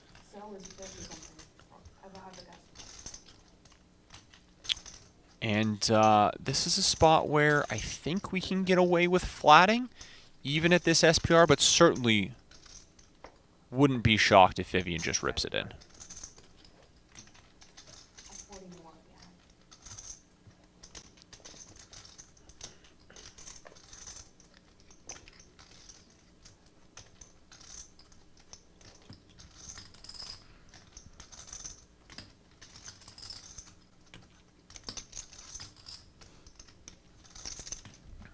Double or nothing, JJ? I knew you were going to ask me that. I got to be consistent if nothing else. This is a little different spot. I could see Vivian mixing here, and she's not facing an all-in. So certainly calling a reasonable line. Sai has left enough room that you can potentially get away with the call here, but Vivian has been putting on the pre-flop pressure all day against Saya. Saya hasn't really taken a stand yet, so you could see Vivian assume. And sure enough, the money is just going in. We are going to have 114,000 in the middle and just run it out. Let's see. Here come the cards. Now, we do know 2 diamonds are dead this time. 8-7 of diamonds has been folded. I don't think an ace has been folded. Oh, king in the window is a real bad sign. I don't think they've turned the hands over, so Vivian probably not hating this flop. Although, once you're snapped off that quickly by Saya, she certainly knows she can be against aces, against kings.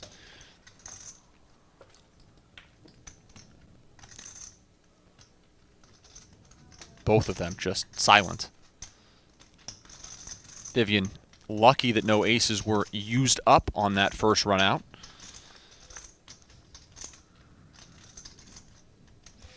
It is looking grim.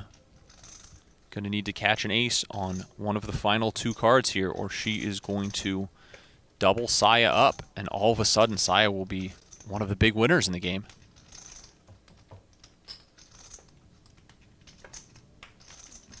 Does not get there. Wow. Oof. Pretty brutal. And 57,400 in profit headed over to Saya. $114,000 pot. JJ, what was the comical Bally's poll that we had today? Was it 40,000? Were we going to see a $40,000 pot? Was the high option? Like I said, I've been putting the answers together for the Bally's Play poll, and I said there was some freebies in the mix. Maybe that VPIP one is a freebie. Maybe the biggest pot is a freebie. You know? When Saya's in the game and Bill's in the game's going to play bigger. Yeah, just a little under 3x, the largest proposed pot here. No problem. And, man, Vivian's run bad continues. Unfortunate. She has had a tough session. And really, I don't think has made any true misplays in the session that you could say. She's just having one of those days of poker. And it happens to the best of them.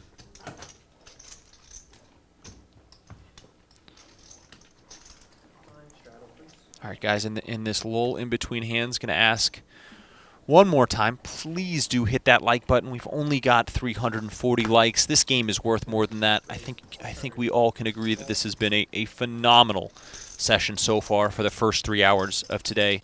If you could just take the 20 seconds, even if you're watching in the Twitch chat, log into YouTube.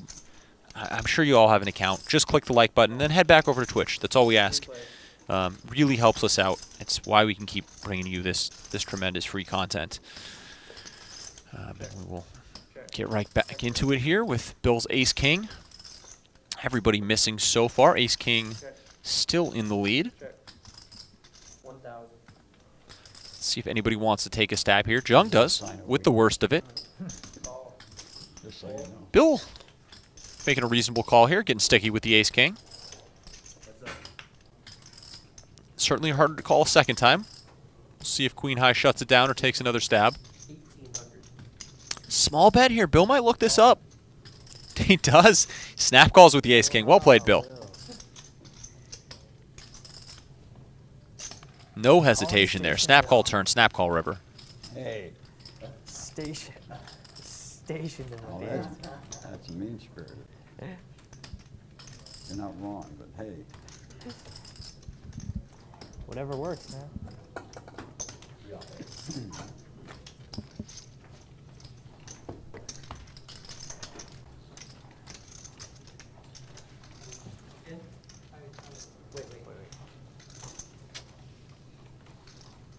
Dirt Mike saying, I don't get why people don't hit the like button. Is there a reason or just laziness? It's uncool sometimes. You know, people don't like being told what to do, especially on the internet, especially by random commentators like us. It's, you know, there's a lot of factors. Some people enjoy other shows, but it really is just good for the poker ecosystem as a whole. If you guys slide over and hit the like button, it allows all of the streams to continue to build traction, and when poker's doing well, it's good for everybody in the industry. So we really do appreciate it. Random commentators. Random. There's nothing RNG'd about these commentators today. Everything about me is RNG, JJ. Yeah. I roll what that. time I get out of bed in the morning. If you double me up now, I'll like you a lot better. What? If you double me up now, I'll like you a lot better. I'll try my best. Hey, she's being honest. Chat talking about, Twitch chat is talking about I know you're being kind. not stacking off with Ace-King, especially Ace-King suited. One thing keep in mind is it is much different. I know they're very deep here, but it is very different in these games where you do have players 4-bet bluffing at a much higher frequency than you're going to find in your home games or your smaller stakes games. Just the presence of more pre-flop bluffing and pre-flop semi-bluffing is going to mean you do have to get more money in there with the Ace-King. But I agree. I don't think I'm jamming there. I think I'm probably calling in Vivian's seat, but it's not wrong by any means. Also, this game has a straddle and a big blind ante, so there's a lot of dead money in there pre-flop, which does increase the value of getting it in. We see Jung here, 3-betting the aces. 10-8 suited, flopping a piece of size. She's not going to be able to get away from one barrel. Wow, and the plot thickens that Jung is a studied and an amazing player, because aces is one of the hands that you can check. That check, at very high JJ. frequency. Check. Interesting turn card here. Jung doesn't like it. Saya does like it. But it actually is, when we can see the hands, a very good card here for Jung. Players are going to get the wrong feel of this turn. Check. Now facing the check back on the turn. We leading? Copy. We certainly are leading with our aces now. If there was any doubt before, the third queen coming in, I think our hand is just too good to check, and we credibly represent enough bluffs here that I think we need to go with a lead much more often than not. And a bit of Hollywooding here. Asking how much is in the pot. a bit of uncertainty, and here comes the hammer. I'm going to play devil's advocate here, Talo. How often would someone on this board texture hem and haw and put up an oversized bet? Yeah, I don't like that specific acting, but who knows? Maybe he's balancing it. I can't say. That being said, I don't think it's going to matter. I'm not sure we can fold an 8. Yeah. This is a 3-bet pot, certainly. You know, Jung does have a lot of overpairs, but checked flop, check turn. I don't see how we don't pay this off. Yeah, and Saya knows it. She shakes her head. She knows it feels gross, but we've got an 8 here. We just sort of have to pay off and get the bad news. Why do I only have 10 seconds? Went all in with kings. She called with ace. John Cohen with the clip notes. He won both boards. Kings won both boards. Yeah. And it's easy to say from our seat that Jung's been playing well all night. He's also had the best of it in most spots. Certainly, which does help. But when he has had the best of it, he's gotten max value. So it's one thing to make good hands, but it's another thing to really capitalize when you make those hands. Ace-king diamond. Diamonds, yeah. I used all the No, last of no ace-king. ace on the river, though. I used the luck on that hand. 600. Fold, raise to 6, fold. Call.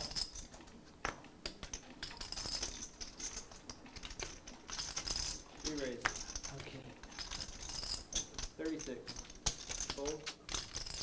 All right, there we go. Appreciate you guys hitting the like button. Now we're 5 away from 400. That feels a little bit better. We're in shouting distance of the 500 we'd like to get later tonight. Give you guys a break for a little bit from that.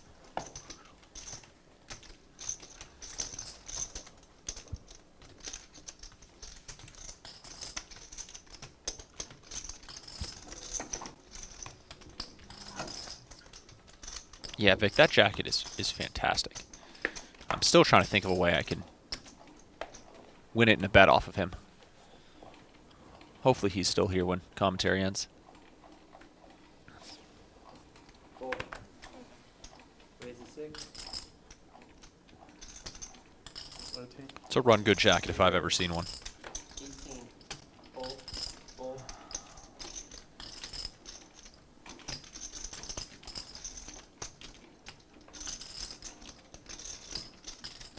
$6,000. Call. Heads up.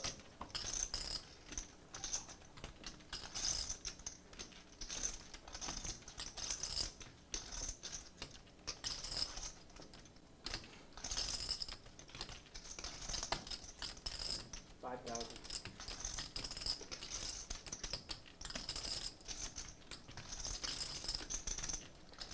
Call.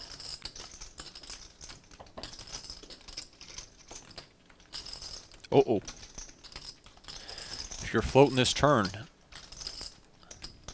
excuse me, if you're floating this flop, you are trying to spike this ace. This could get a, how deep are they here? Whoa.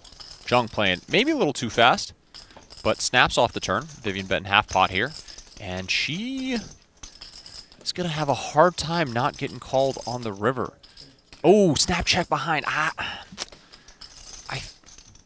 Jung's played very well all night. I know these ranges are a little bit tight in this hand. I think facing that check on the river, we could probably try to go for some thin value there.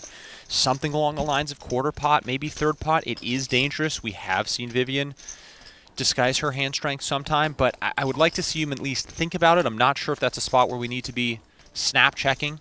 I think the snap call on the turn is meant to show a little bit of weakness. You a 12,000 gift because I didn't want to use the last time check. Alright, I can borrow one for you. At least that's how Give I it would to me. interpret it. I don't need to think. I'll give it to you. Yeah. But takes the safer route, checks behind. Fold, fold, fold. Raise to 6. Vivian just continuing not to run well this evening, even when she turns top pair. Re-raise. Out kickered. Now we hear Saya lamenting her lack of time chips. That's self-inflicted wound. Time chips are there for a reason. Call. Heads up. I don't know if we can just borrow from other players there, can we? Sort of the point of them, right? Get me off for a second. Sure. Okay. Check. Check.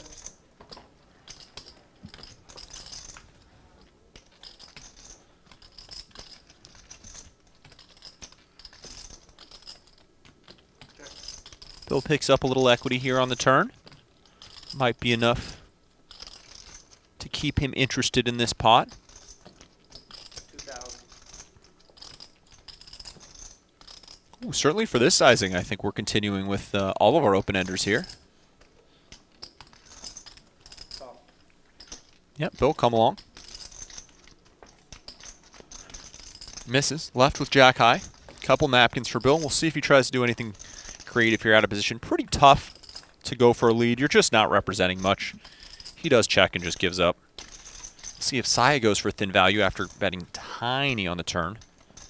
She does. Thank you. I didn't want to show this hand. I was too embarrassed. I was worried. You know I'm gonna see it anyway. I was Right? worried.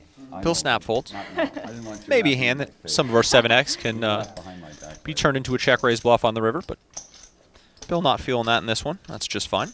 Oh, that bad, huh, Bill? Well, let's just say I expected a 9 somewhere along the way. It's coming this hand.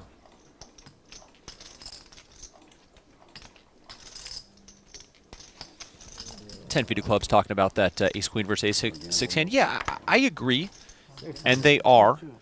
I think it's a okay check back.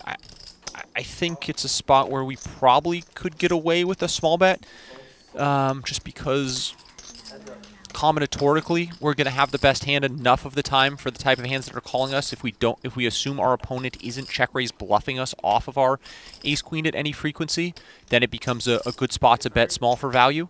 But if we are against an aggressive opponent who could turn some hands that are worse than ours into a check raise bluff on the river, it becomes a lot worse to reopen the action. So, little situational there. In that spot, that's a really dangerous board on the line both players have taken to have a check raise bluff, just because top of range is well represented in both players' holdings at that point in the river, at that point by the river on that texture. So tough to find enough check raise bluffs to make small value not worthwhile. Getting in a little in the weeds in that hand. A lot of interesting river spots tonight.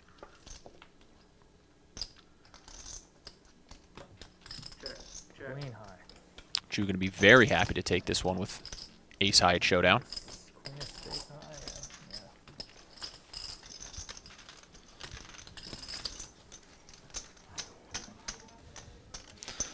Our flower man in chat saying it should be there by 6:30. I don't. We'll see. If you are the true flower buyer, I'll be very impressed. Oh, nice. We've cleared the 400 likes mark. Appreciate you guys. Thank you. Won't ask for a while. We can make a last push at the end for 5.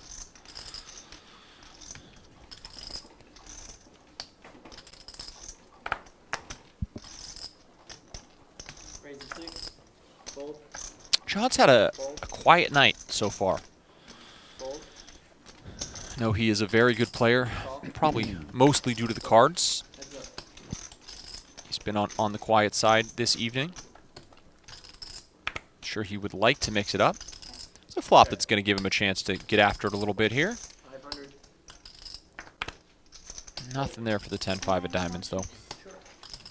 90. Copy that. Jiang, you also come from He's Shanghai? adding 90, okay? You come from Shanghai? Yeah. Yes. How do you know? So please come see from Shanghai. Prang Love in the YouTube chat, you've been given your 2 strikes, by the way, so keep it clean. We appreciate the chat participation, but got to keep it clean from here on out. Small blind, big blind, strap. Thank you. Been as lenient as I can be with the hammer. Vivian looks like she added on for the 2nd time tonight. Still is time to turn this around. We've got 2 hours of poker left on stream. Raise the 6. Fold. And certainly she can stay and play well after stream, so could be a long session.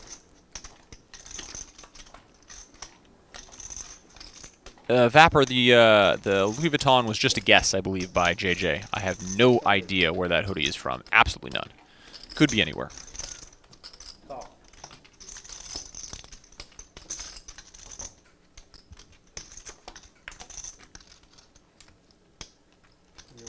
And 21.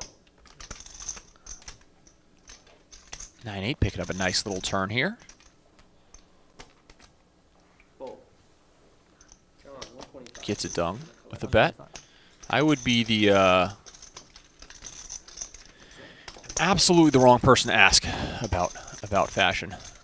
I can pretend to know about poker, but I can't even pretend to know about clothing.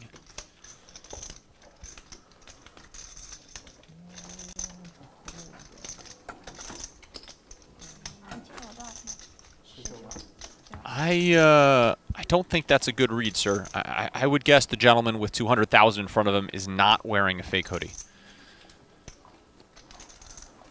That would surprise me. Fold. Fold. Raise the 6. Whatever brand it's supposed to be, I would assume it is. 36. 3,600. Fold. Sandy, no. Next Tuesday is going to be Nemo's game, a.k.a. Nemsco, is doing her first Live at the Bike stream game.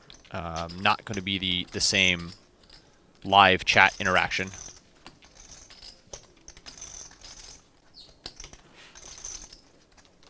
Call.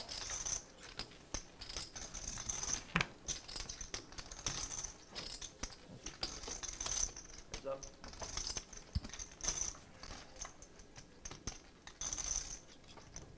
Yeah, the live chat is a little bit of a scary place, right? When you're just reading the chat while you're playing. What do you think about that? I know you don't really care too much about what the audience thinks, what you said before. Yeah, well, we'll get back to it after this hand. We got ace-3.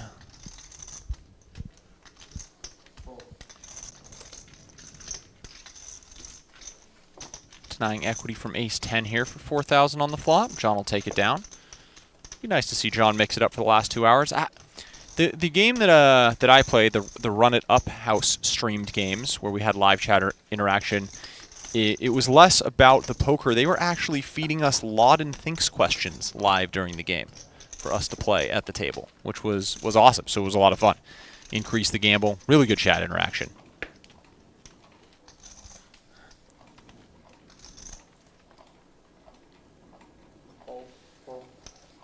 Johan Center saying good players handle tilt well. Sometimes true. Sometimes certainly not true. I have seen some very good players handle tilt very poorly. One of my friends was playing Jungle Man heads up in a Chinese game.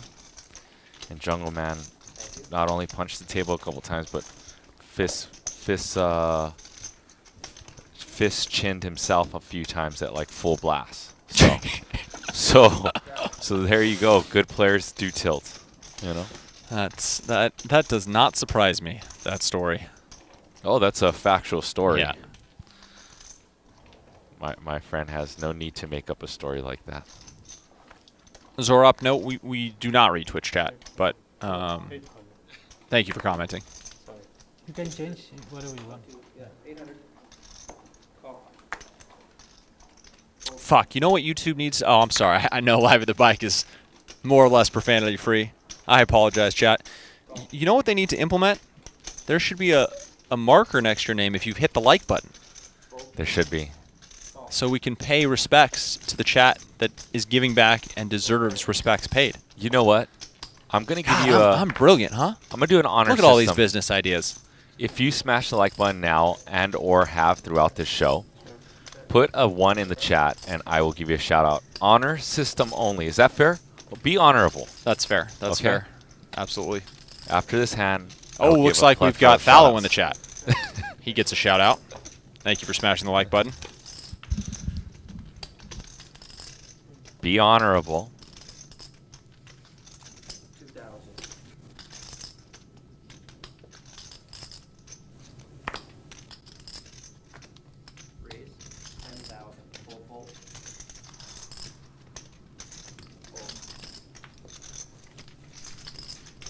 got your number. All right, like I said, put a 1 in the chat I think I actually. if at some time today you smash the like button. Don't make it 10. Don't make it 10. And or People have picked up on that. going to smash it. I went Of course, Talo, 10 on the floor. Cameron Monson, I gotta be careful about Dan Grant, I may need to work on that. Crypto Man, Vic Holcomb, one of our chat Not a regs. good strategy. Not a good, no, it's not, doesn't seem to be working.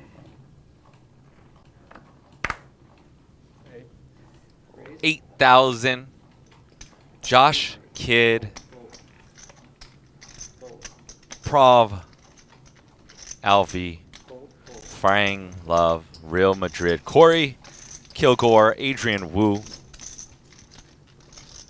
Special Ed Class, Joshua Murphy, Kill, Death, Mubot, OM Cincy, Jeff G, John Piscicio, Special Ed Class. Remember, this is an honor system. If you smash the like button, press 1 in the chat if you would like a shout out. Thank you for the support. Therefore, we will support you as well.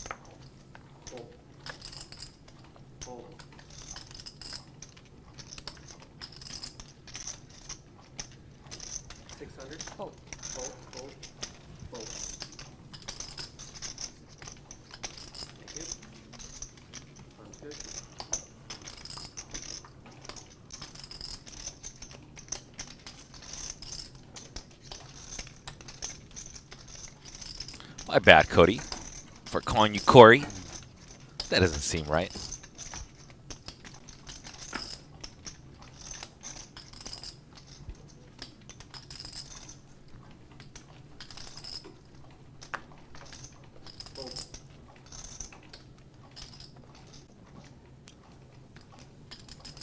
Raise a 6. Fold, fold, fold, fold.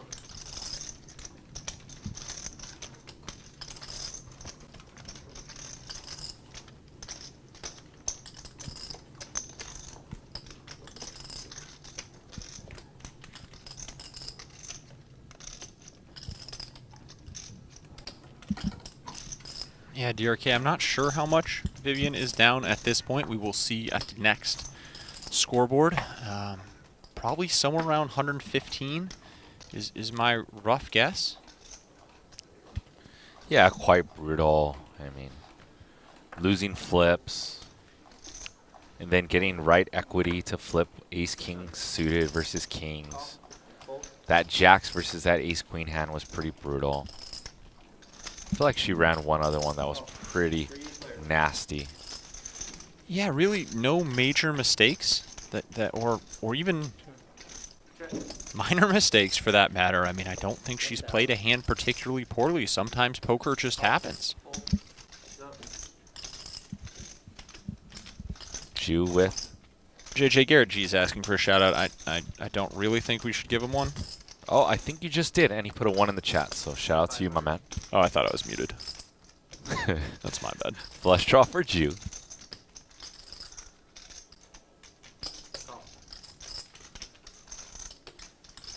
And shout out to the 500 of you in the Twitch audience. I see you.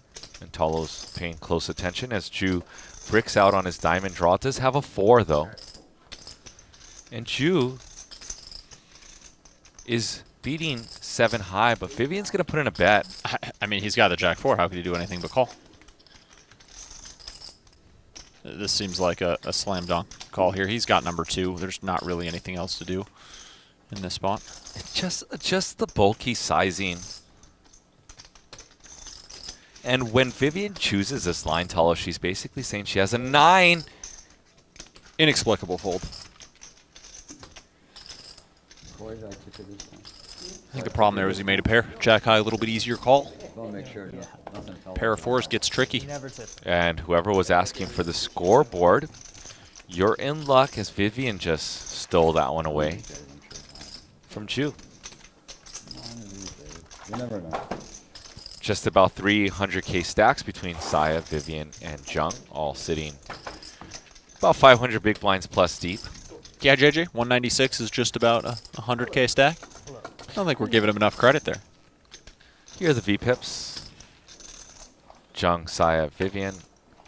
Ju rocking over the 40% VPIP, the VIPs. And Jung and Ju. There we see the damage.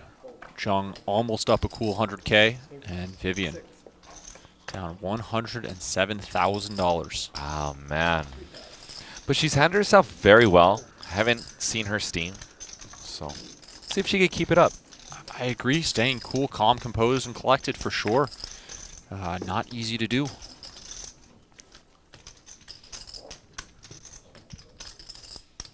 I'm lucky enough not to have too many six-figure losing days, but the ones that I have had have not felt good. I don't think I've kept my composure very well. I am lucky enough to never even got close to one of those. King 4-7. Top pair for John.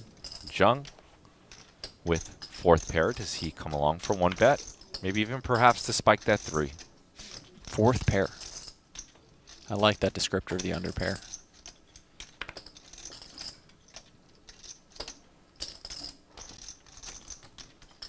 Non-believer so far. No spade in her hand. Just sort of floating along.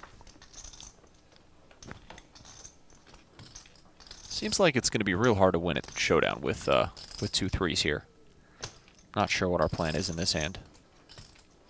Hope our opponent has ace high, shuts down the rest of the hand, and we get to just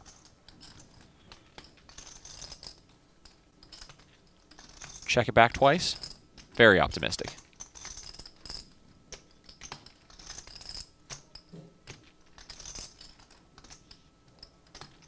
Although we have seen Jung get creative. He's thinking about something here, JJ.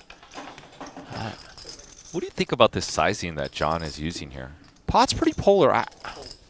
This, I'm sure, is a very theoretical sizing. I don't know this turn spot well enough. I'm not sure about this texture. 9, of course, bringing in a plethora of draws, but they're not well represented in either player's range, given the pre-flop action in this pot. So it seems a little big for my personal taste, but I think going small to big, you know, flop to turn there with top pair good kicker is probably theoretically fine. And shout out to Vic Holcomb, who just gave away 5 memberships on our YouTube. Oh, wow. He gave them to Alex Lee, Farg Love, MC Biter 31, Evan, who's a chat reg as well, and Poker is Life. Thank you, Vic. Always generous, always jumping in the chat. Big supporter of Live at the Bike. Farang, don't waste that membership gift. You're still on your last strike here, so let's play it cautiously, please. I'm gonna hit him with this sub and some Andy Stacks chip stacks at Moats. I haven't had to drop the permaban hammer on anyone yet. Please don't be the first. I like how Joe Ingram calls himself Kim Jung Joey, you know, and he bans people in his chat. We're a little liberal around here. You gotta say something really out of line. If you have had your chat removed within the last few months, hate to say it, but you probably deserved it because we let you guys get away with a lot here. Bill Klein with what's soon to become his patented 10-9 offsuit. Getting back on the horse. And how is Saya going to proceed here? Looks like she will pop it up with, again, we see this very meaty 3-bet multi-way. You would assume this is going to put an end to the festivities, although Bill not sold yet with the 10-9 off. What is this move? This is a back raise. Bill flatting the initial open. Back raising the 10-9 offsuit with some kind of ugly reverse blockers here and getting snap called by the 2 8s. We do know both a 10 and a 9 are a dead. Very safe flop for the 8s, although Bill thinking he's picked up some equity with his gut shot. An 8 would, of course, be a disaster for Mr. Klein. And Saya with just exceptional recognition here. All but ruling out overpairs from Bill's range. This is truly a professional versus an amateur at work here. Not that Bill is not a very competent poker player at this point in his career, which he is, but Saya knows just exactly where she's at in this hand.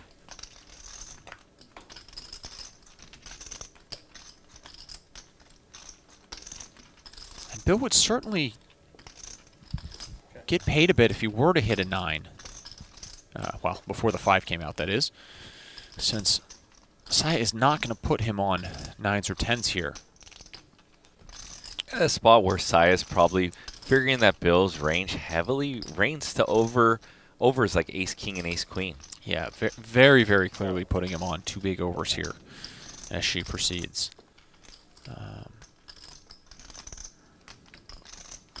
I think it's about time we shut this adventure down. Our little 10-9 offsuit story that we're proceeding with. No, Bill disagrees. He's going to flip in another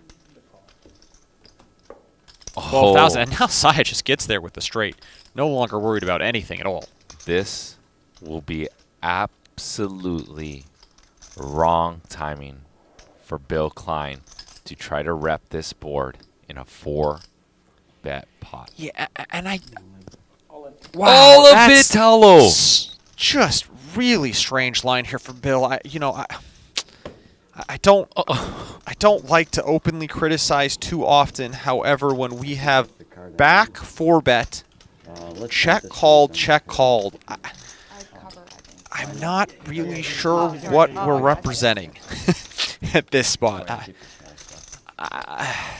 That was a tough one. That was a tough one. And I wonder how much that comes along to Bill feels like Saya's been out of line and perhaps bullying her in position and just took his stand and just wrong timing to take the stand. Real bad timing. Easy for me to say it's a tough line when, of course, Saya has the 8-high straight there, certainly. However, just from a game theory point of view, it's really tough for us to credibly represent anything with that line. And Saya somehow winning the absolute maximum from the 10-9 offsuit. We were talking about Saya's rough session earlier. Boy, has that changed in a hurry. 35, so 23.50 back. Whew, that was tough. I have been very impressed with Bill's play, not just tonight, in general over the last few years. I think he's come a long way in poker. That was a I wouldn't try this one at home type line.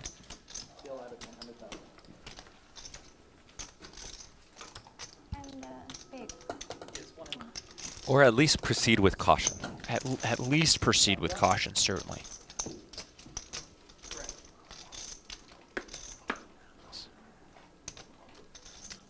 I respect the balls for the play, certainly. I took a shot.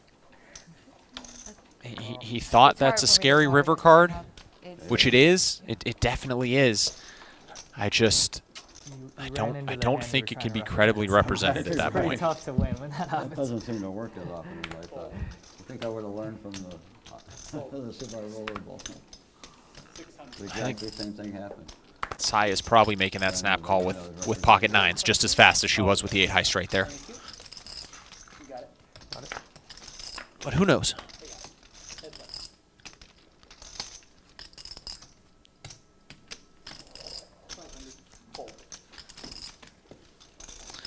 Turn Mike, that is just simply not true. I've played with Bill a number of times, and he absolutely cares. He does try to play very well. He wants the challenge. That's why he's here, right? Think about what you're saying.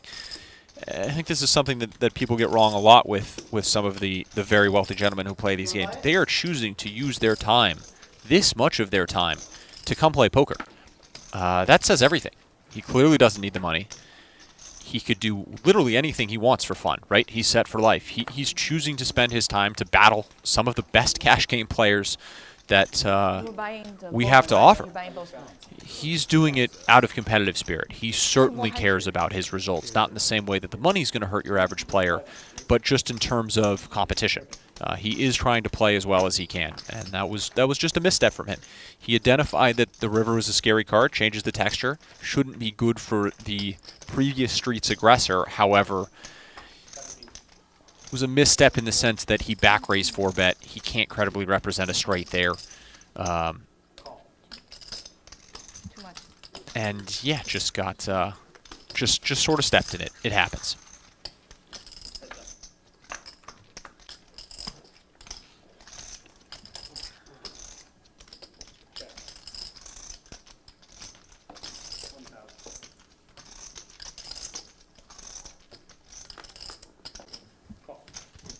Bill will be right back on the horse. This time has the ace-8 suited.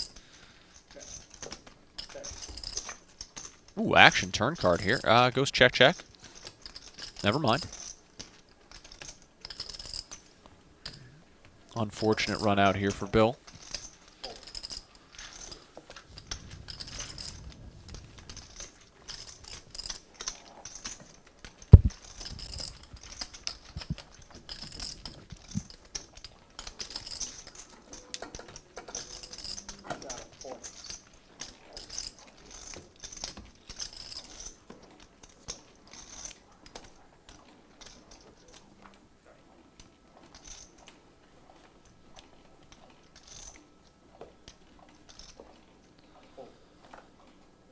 The lampshade, are you talking about the last pot? Or the one we just saw? Are we talking about the one where Bill got stacked?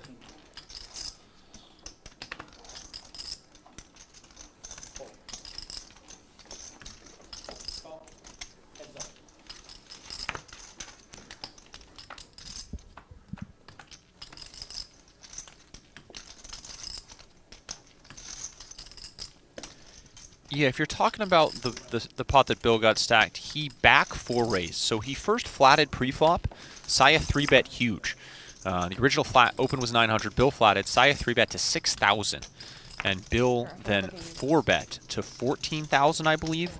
We just don't really have almost any 8x in our range at that point in the hand. And then the flop came out, I believe it was 6-6-7, and Bill checked as the pre-flop 4-better. So the 8x that we do have is going to be pretty well connected there. It's going to be 8s, 8-9 suited type stuff. Even some ace-8 suited, but there shouldn't be much of that. And most of that wants to c-bet the flop. So by the time we get to the river, we just are tremendously lacking 8x in our range, which makes it very hard to credibly represent a jam.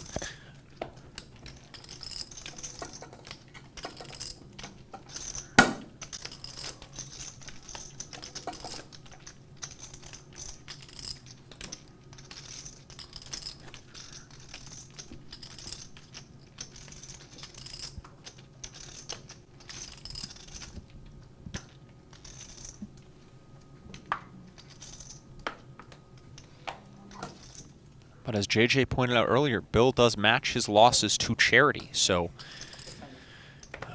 good for the world, that hand, certainly.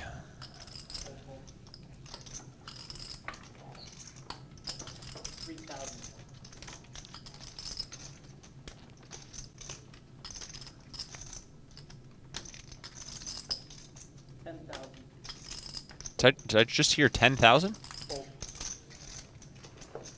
Bill with the kings, getting the 4-bet into 10K here now, and Jew snap fooling 10-9 offsuit, unfortunately. Bill with a little worse timing this time around.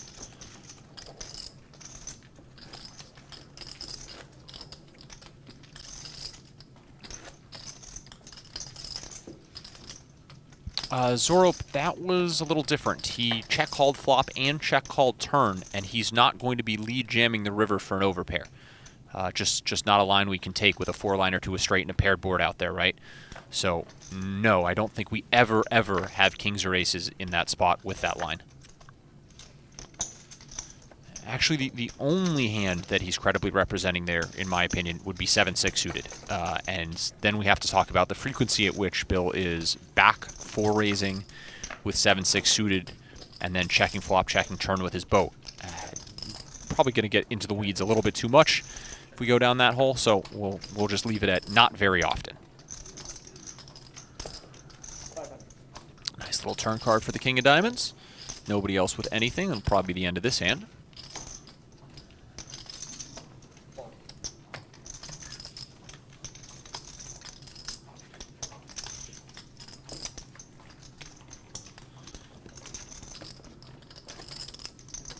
Oh, we have Hold'em Hoist in chat saying, by the way, I won $500 on Bally Play for Phil Hellmuth week. Sick brag. Nice flex.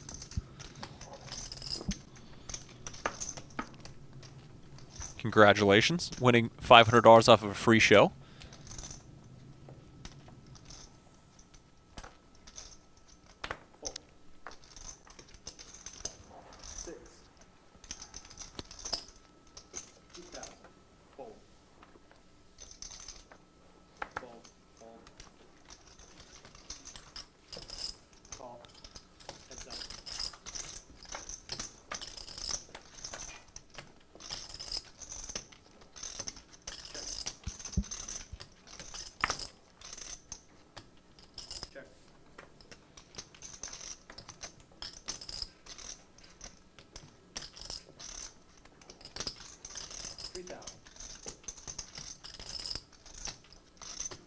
John doesn't know it, but this 2 of clubs is going to be a pretty good card for him, making him at least 3,000 here.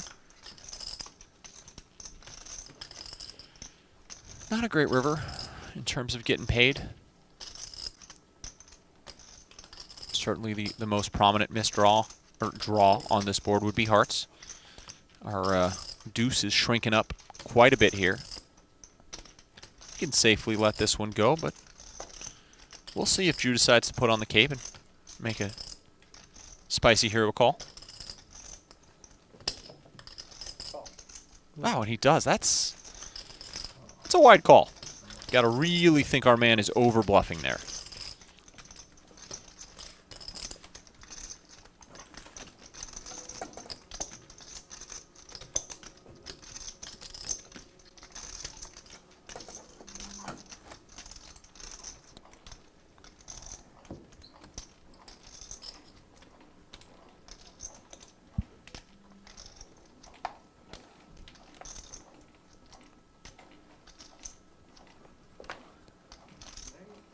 Yeah. Fold, fold.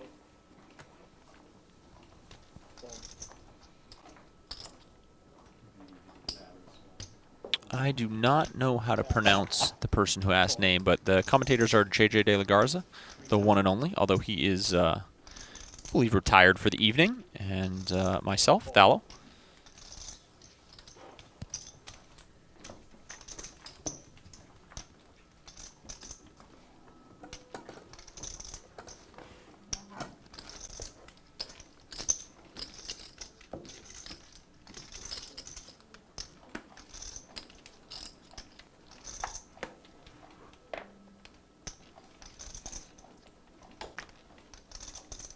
Please. Raise 500. Fold. Fold, fold. Fold, fold.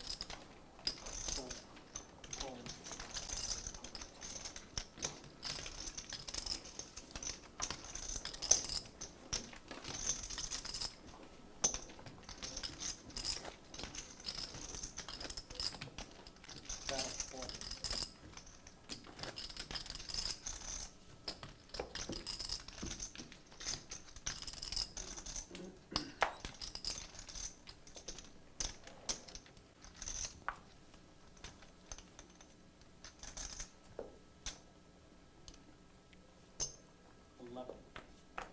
Fold. Fold, fold, fold, fold.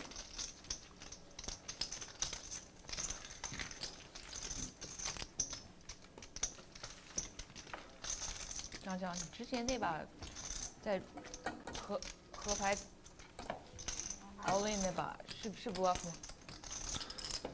After a rip-roaring first 3 hours, looks like we've slowed down just a touch. Game can tend to do that when someone is stuck a big figure. Pocket nines. Just sort of a feel thing. I expect it to pick up again probably towards the last hour. Also could just be a factor of hands, of course, but whenever somebody loses like a massive 6-figure pot like that, you get a little bit of a ripple effect in a game, especially 6-handed when it's shorter. Players slow down the aggression just a little bit. Call. 4 player.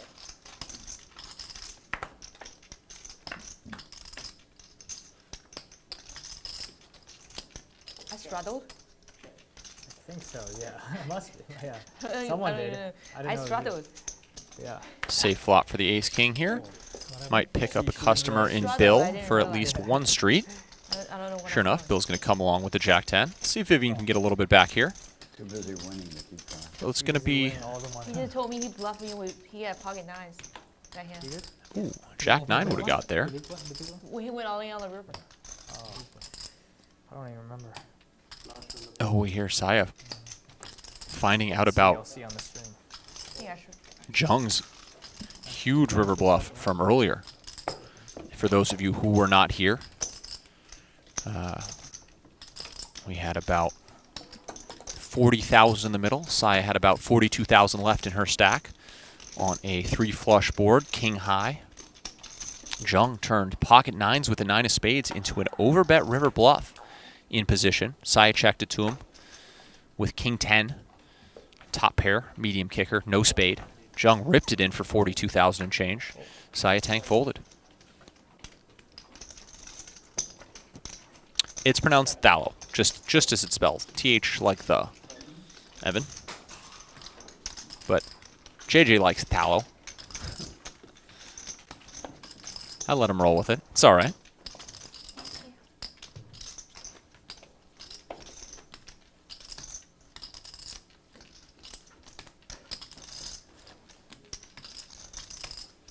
Oh, Automod on YouTube getting a little out of line. On your huevos. Certainly a fine comment.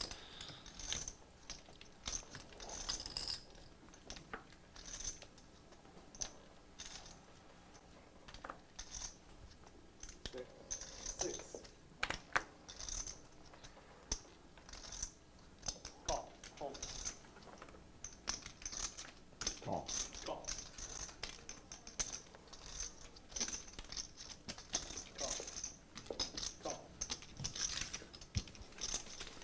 That's 5 of our 6 players seeing this flop. No bomb pots today. Just some good old-fashioned straight-up poker. Not what you want to see when you have the aces. Is everybody and their mother coming along.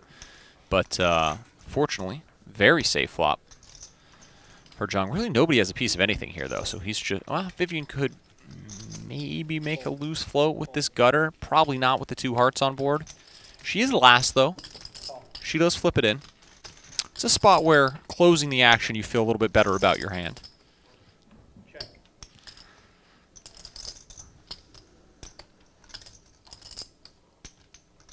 And this is probably going to be the end of the hand here.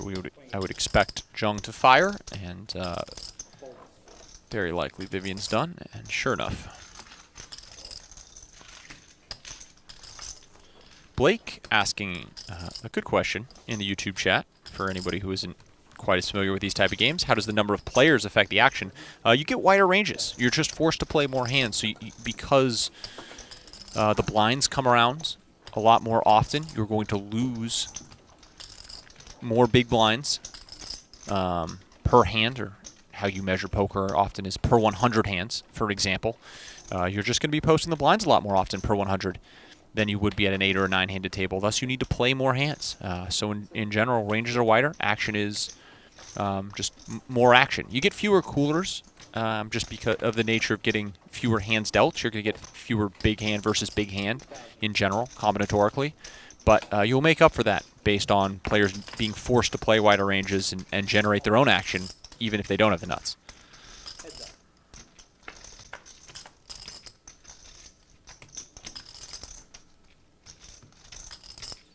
Both players flopping a piece here. And I believe this was Vivian with the 3-bet with the ace-8, excuse me, the 8-7 suited. She'll continue the story here, flopping middle pair. Pretty likely to see check-check here on the turn. I'm not sure if we're going to turn our 8-7 of hearts into a multi-street bluff. We do not. She slows down. And probably check and small bet would be my guess. Targeting some 10s, jacks, and queens from John.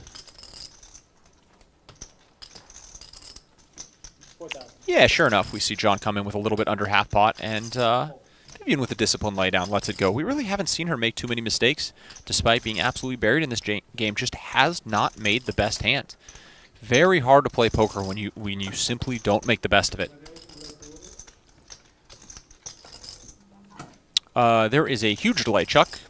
This stream is on a 2-hour delay. I am getting the cards and seeing the cards at the same time you guys are, which is 2 hours after they've played it for security reasons.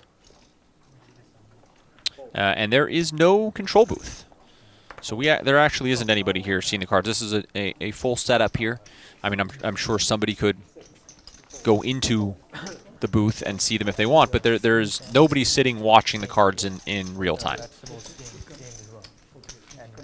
We do not have that here. Fully secure system.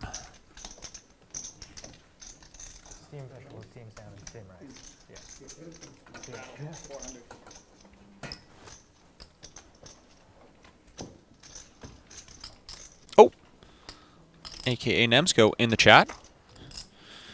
You were letting chat know earlier that you are going to be having your game here this upcoming Tuesday.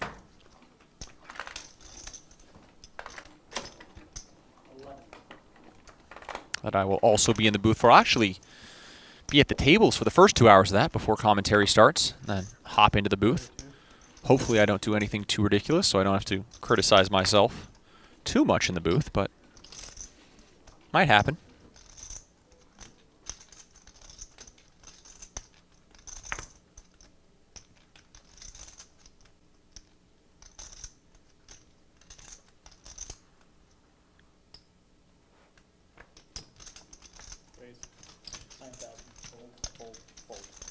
Yeah, Chuck, this was played 2 hours ago, confirmed. John with a 4-bet. Queens this time. This time his opponent's got the King 10 of hearts coming along. King 10, not a great hand to be calling 4-bets with in general. Often going to be very dominated. But we do know Jung likes to mix it up, so not surprised to see him flip it in here. Very safe flop for the 2 red queens.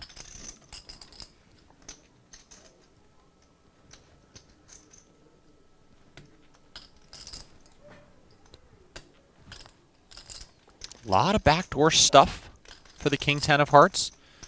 Let's see what sizing John goes with. Little under third pot. I would assume the King 10 of hearts is actually going to peel here, just due to its backdoor equity and its 1 over. Might feel obligated to see a turn for this price. Although with Jung, you never know. We've seen him mix it up quite a bit tonight. Sure enough, he does flip in the call. Ooh, there's that backdoor equity we're talking about. Hearts come in. Double flush draw board. The deuce, fairly irrelevant in both players' ranges. Nobody's ever really going to have a 2 here.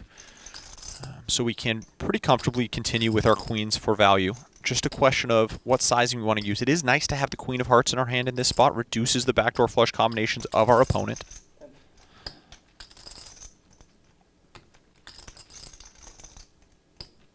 Blake Kong in the Blake Koenig YouTube chat saying best poker stream he's seen. We appreciate that very much. Thank you. Please feel free to click that like button. Still a milky little bet here from John. Doesn't feel like his hand needs much protection. Really up against just about as much equity as his opponent's ever going to have here with the overcard and the flush draw. Normally, Jung's continuing range is going to have substantially less equity than this. Does make the call.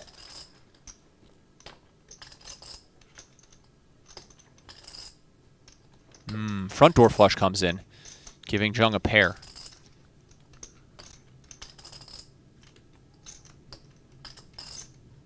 Not the best card for the queens, certainly not the worst.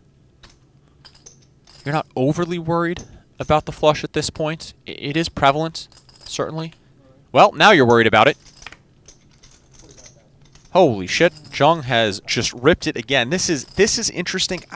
I like this a little bit less than last time he made this kind of move, simply because I think he is going to be doing some check raising with his flush draws at some frequency on the flop. So we can take out a couple combos here. And the SPR is a little bit worse here. This bet is for well under pot, which means John is just not going to be folding over pairs at a high frequency. He'd love to have one of these queens be a club. Wow, and he does let it go. Jung just pulling every single move correctly tonight. Unbelievable. Wow.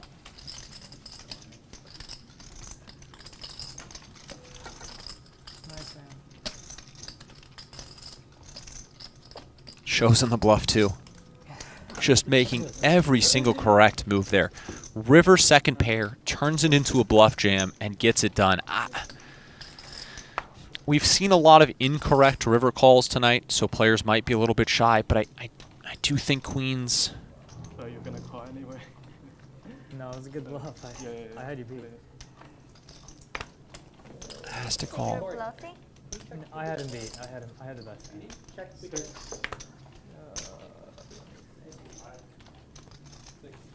Here, Jung saying, I thought you were going to call anyways. I certainly thought John was going to call there. Yeah, that's fine. Okay. Thank you.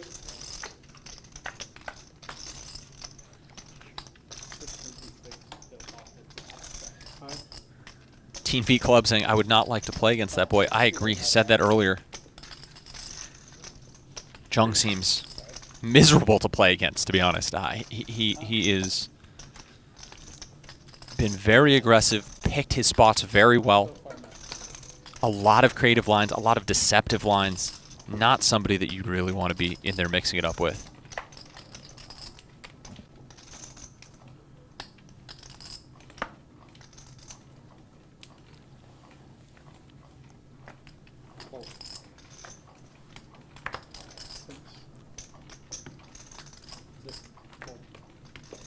Looks like both chats actually have the stack sizes wrong there. He had about 40,000 left. John did.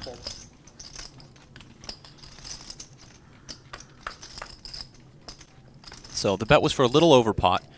But you only need to be good there 1 out of 3 times, which I certainly think queens are. One of the differences there is that John used very small c-bet sizings, both on flop and on turn, which is going to keep a wider range of hands in. Jung's range is certainly not narrowed down to just clubs and flush draws at that point in the hand. So if you are going to proceed with those smaller sizings and set up the river SPR of about 1, I do think we need to be calling queens there at almost pure in that spot. We've really ruled out kings. We've ruled out aces from our opponent's range. Sure, he could be slow playing some sets of jacks, but that's an incredibly safe run out for everything that isn't a flush draw. And does he have a flush draw that often? John certainly thought so. Easier for me to say seeing the cards, of course, but that one I think we needed to flip in.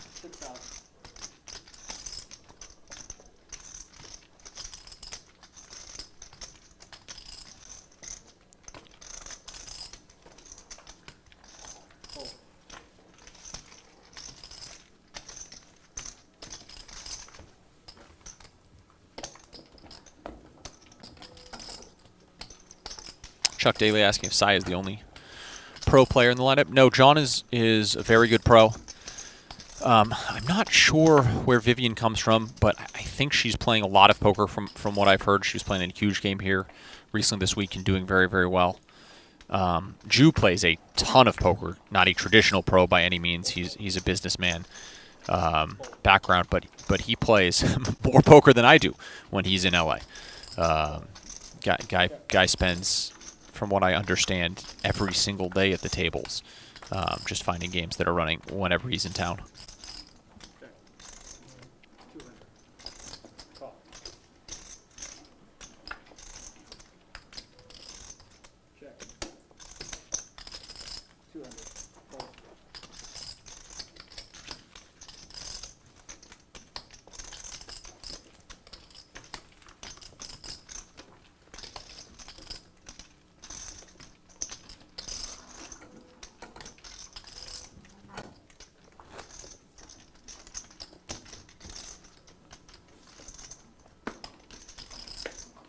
Yeah, Nikolai, I mean, that's just very, very clearly wrong in theory. If you want to debate the theory of the hand, you can certainly run it in Pio. It's a pretty easy sim to pull up and see that queens are basically pure calling on that river. But I'm not going to get too far into the weeds into why that is further than what we've already discussed. Most of it has to do with the sizing leading up there and the range versus range interaction in that pot.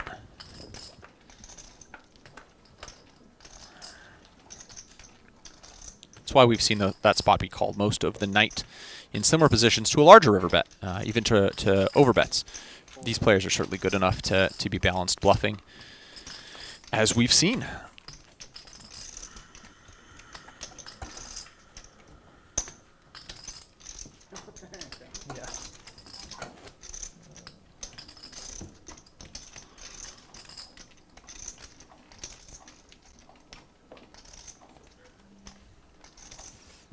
I think if the SPRs are deeper, we're playing at a deeper stack depth, John is sizing up leading into the river, and then that riverbed is, let's say, 125, 150% pot after a couple a larger flop C bet and turn C bet.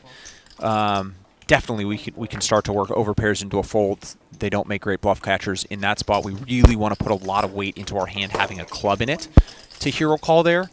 But the way that hand played out, it's a little bit less important. Certainly, we would love to have a club, but it's not a luxury we're going to have enough, and we are very high in our range at that spot. I could also see the argument ace-jack makes a better call than queens there, blocking jacks. Yeah, a lot to get in the weeds, certainly. Oh, yeah, wait, 6:30. Where are the flowers? 6:30 has come and gone. Our chat pro trying to bluff the commentators that he was Saya's flower man. I snap called that bluff, and looks like I was right.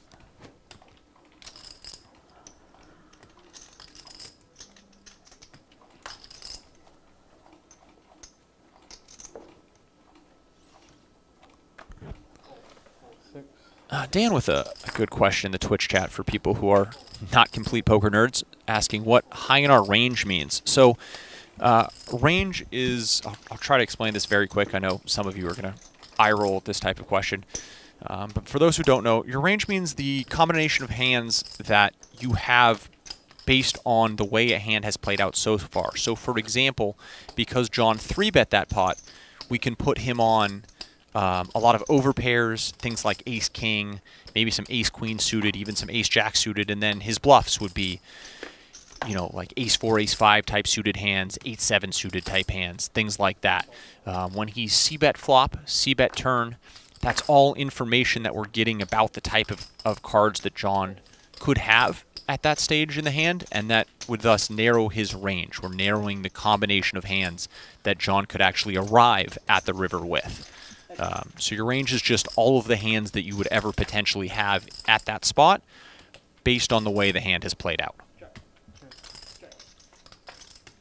Nice little flop here for ace-10, and nice turn for ace-10 as well. Actually might get him a little action here, especially from Jung. Wow, goes check, check. Bill not running right. Surprised to see Jung snap check back the turn with just queen high picking up the draw. But does it's the correct decision, and Bill makes nothing.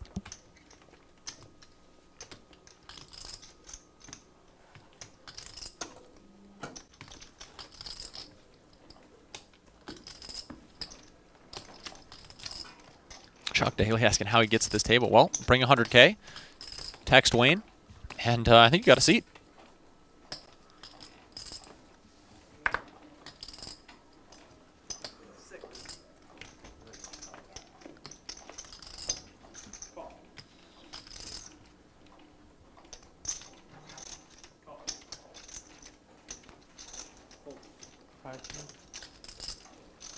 Yeah, Dan, no problem. Monku is correct. Everyone was a beginner at some point. We appreciate people tuning in of all skill levels. Uh-oh. Jung now with the ace-king, facing an open and two flats. Did he just jam? Wait, what is happening? No, Jung 3-bet. John jammed over the top for his last 30,000. This is going to get called, and they are going to run it. Classic ace-king versus queens here. It's going to decide the fate. I got to leave soon, so I'm just going to go once. Oh! Yeah, I don't have aces already. John with the classic. If I lose, then I'll just leave. But I'm going to leave soon. Run it once. Chat will love that. There will be blood. King right on the flop. Looks like John has got 1 foot out the door. Wow, John Cohen. Dusted. Felt it. Out of here. Very good player. see you guys next time. One of the best cash game players around, certainly. Normally a crusher. Not today. Tough lineup, certainly. 50K in, 50K gone. Oh, yeah. Jung has just played great, ran great, collected chips all day long.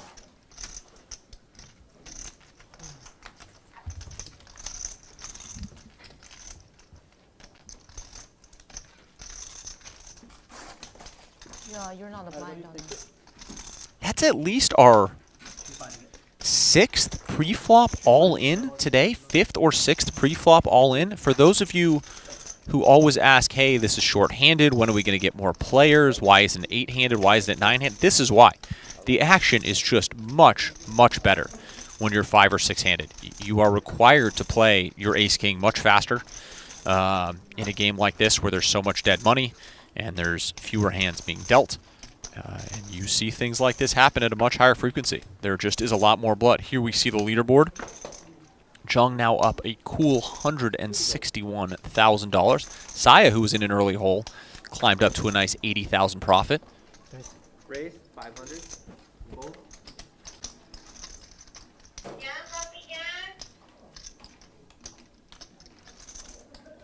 Re-raise 22. Fold.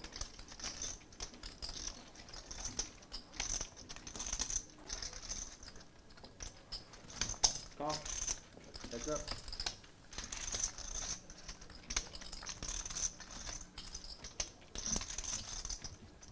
Yep. Can someone come kill this fly?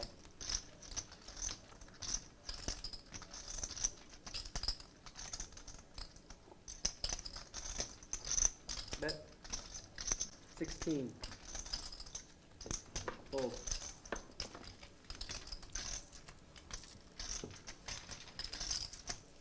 Very similar texture to the last ace-10 off we saw. Sai will take this one down. Be interesting to see how they proceed for the last hour here. 5-handed if the chips continue to fly. We have 2 players in this game who are pretty buried, Vivian and Bill, although Vivian's climbed back a bit.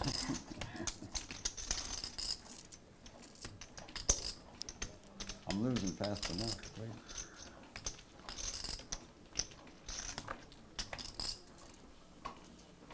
Yes. No, it's the 200 straddle still on.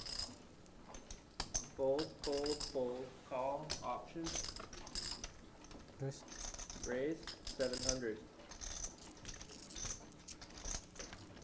Bill, not the kind of guy who's going to chase his losses and juice up action just being stuck in the session.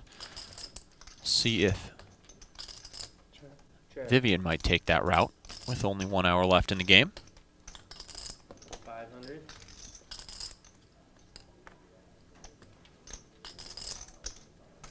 Call.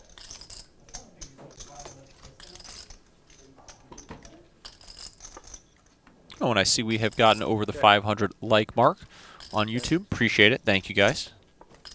This has been easily the best game that I've commentated so far at Live at the Bike. The action has been fantastic, and the play has been fantastic.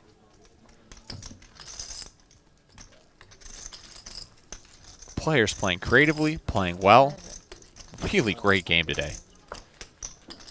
If you are someone who enjoys high-stakes cash games, this is as close as you're going to get to seeing the real thing. I know a lot of shows sort of stage it, 9-10 handed, do a little gimmicky stuff to increase the action. This has just been pure 6-handed, high-stakes cash all day, with players trying to outplay each other in every single hand. It's been really a treat to watch.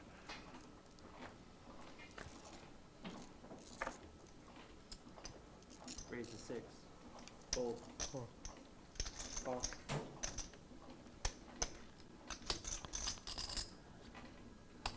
Raise. You just can't really replicate this action in a 9-handed game. Players just aren't willing to mix it up because it's not profitable. It really isn't, but it is much more profitable to be aggressive short-handed, and we have seen players get after it all day.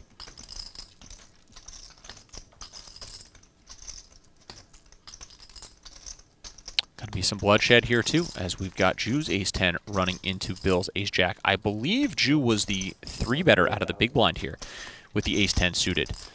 So he is going to like this flop after not getting 4-bet or back-raised by Bill, which we've seen him do once before. But Bill certainly not going anywhere. Top pair, second nut kicker.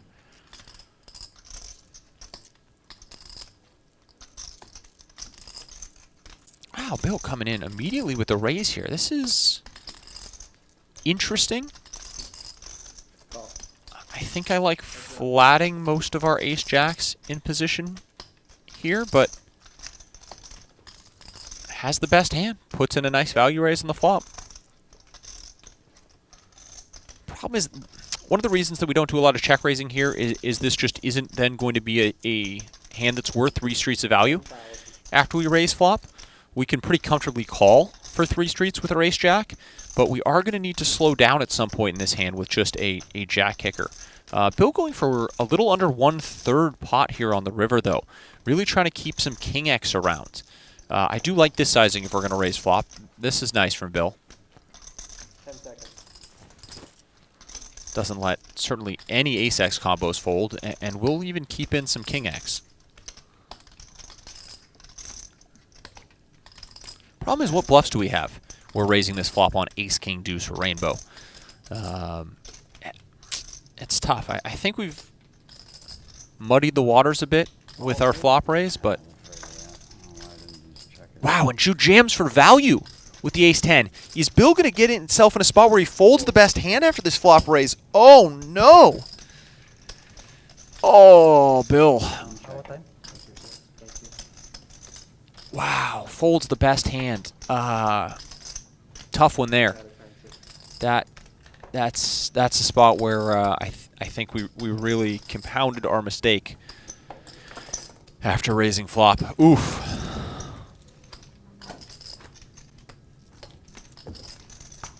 That one hurt to watch a bit.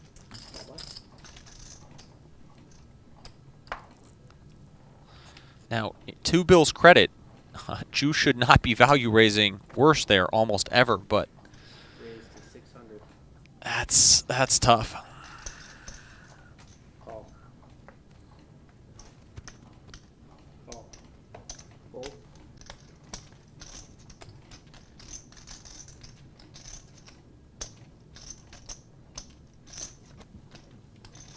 Call. Yeah, when we don't have a hand that can comfortably proceed over multiple streets for value, we don't want to do a lot of raising for value on the flop.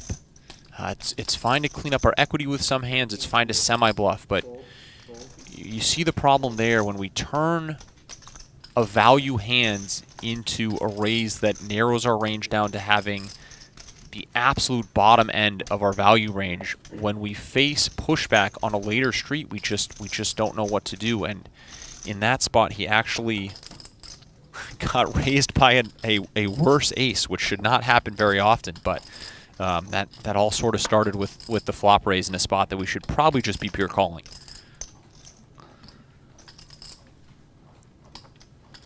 Fold.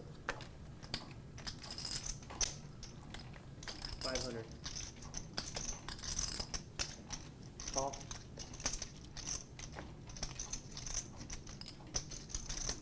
Raise to 3,000. Fold.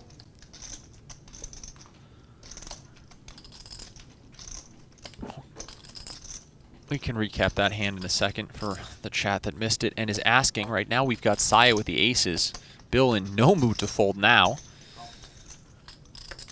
Gonna flat with the Jack-9 suited, and I believe the 9-7 suited got in there as well. We'll find out in a second. Oh my! Check. The 9-7 of spades certainly got in there and has flopped the world here. Middle pair, backdoor straight draw. And of course, the front door flush draw. No spade in Saya's hand. This is a very wet and very connected board when you have 2 pre-flop callers from your 3-bet. This board is going to hit a lot of their ranges. You do not love it. Call. Chu choosing a slow play here multi-way. I'll see what Bill does with middle pair on this wet texture. Probably just a fold, but he might be a little tilty. Oh, nice little top set for Saya. No longer worried about that texture we were talking about. No, she has the best hand, obviously, with the nuts here. Ju's still not going anywhere, one would imagine. No, he does. Wow, how big's this bet? I actually didn't get a chance to even see how big the bet was from Saya on the turn there, but discipline lay down from Ju either way. Saya will take it down.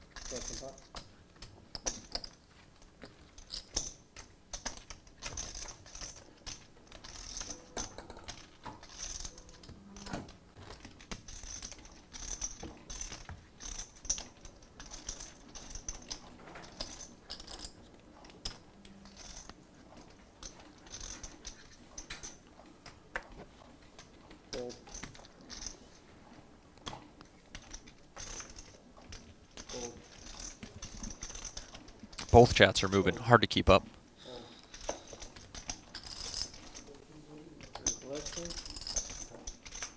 I mean, Nikolai, it's hard for me to answer if I call there for 20K because I'm never in that spot.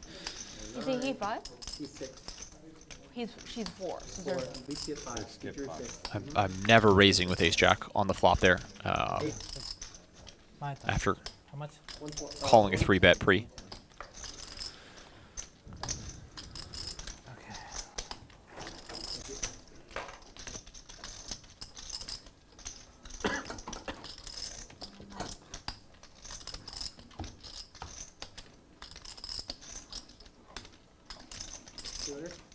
Straddle. Yeah, not a ton of table talk today, but they've really just been, as cliche as this sounds, letting the cards do the talking. This has been a very intense game, certainly the most intense game that I've been in the booth for here. Okay, raise. 2,000. Chips have been flying. You wanna make it 2? I mean, we've seen Saya go on a over 100K upswing in the last 2.5 hours. We're going to have 2 6-figure winners when this is all said and done, very likely.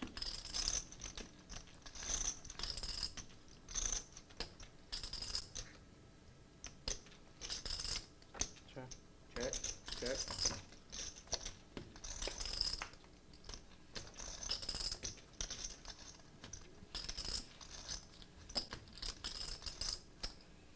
$32.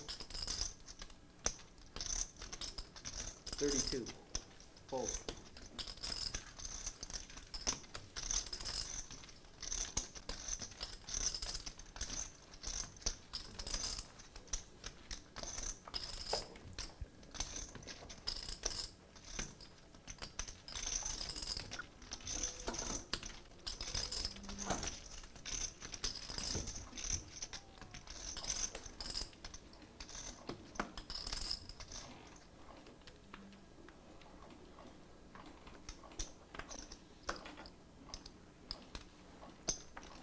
Yes, I absolutely caught fire. Second half of the game today. Fold. Vivian has not. That's up.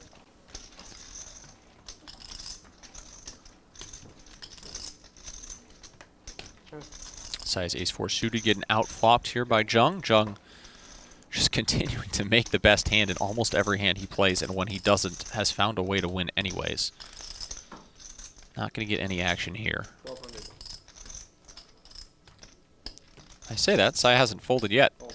There she goes.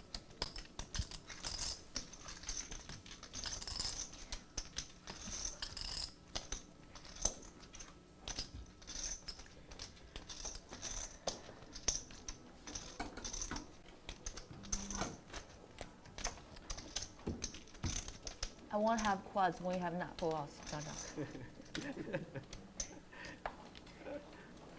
It happens. Can you change 5, please? Yes.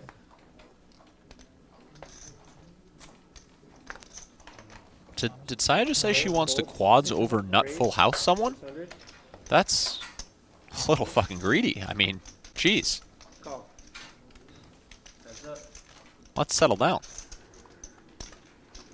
You're already up almost 100,000 in this game. I think you're running just fine. You don't need to super cooler someone.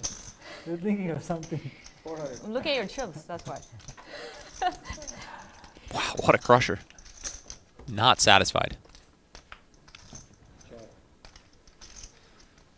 Saya floating the 9-3 here with some backdoor draws. Check. Check. Hey, side. Shuts it down. Bad move. Thank you.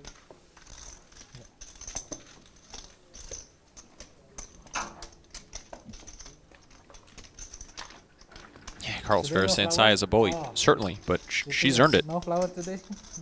No flower, that's good. That's why you smile. No reveal yet. Huh? Still an honor. Maybe it's not yet. Not yet. Players talking about the mystery flowers that Saya usually gets sent on this stream. That did not appear today. Raise 500. Raise to 5. Thank you. Bill with kings again. 1,000. Might be the 4th time Bill's had kings today. Ooh, and Saya with 9s. All the options available here. Does just flat. Fold. Heads up. Ace 5 off out of the way.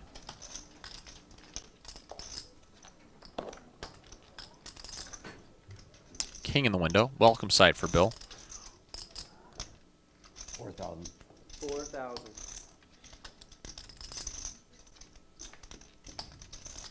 See if Saya wants to take one off here. This is pretty large sizing.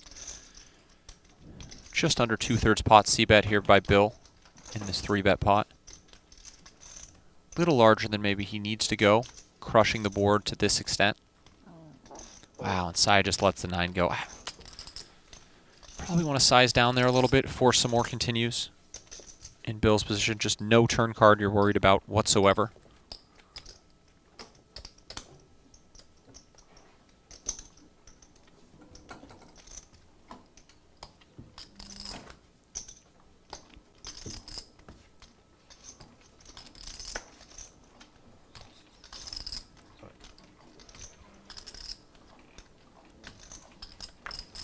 Fold. Give me that first.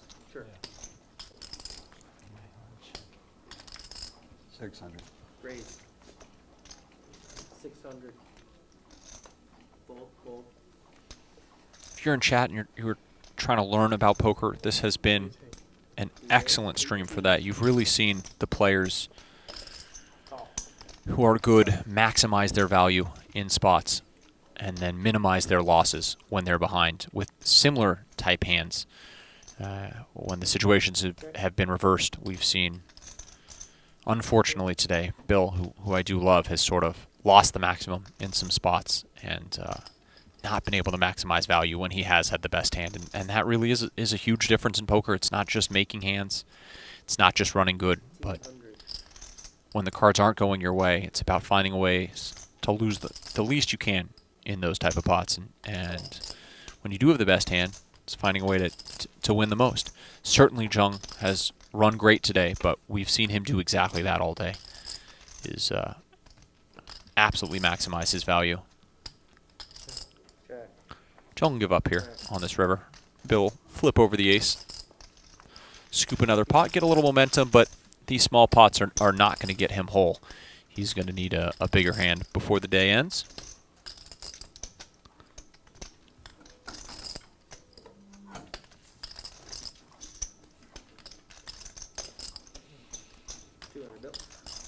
John left, I believe, because he has to drive back down to San Diego. John did bust, yes. Yep.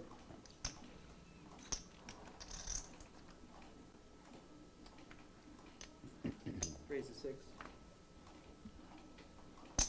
Call. Wow, aces again.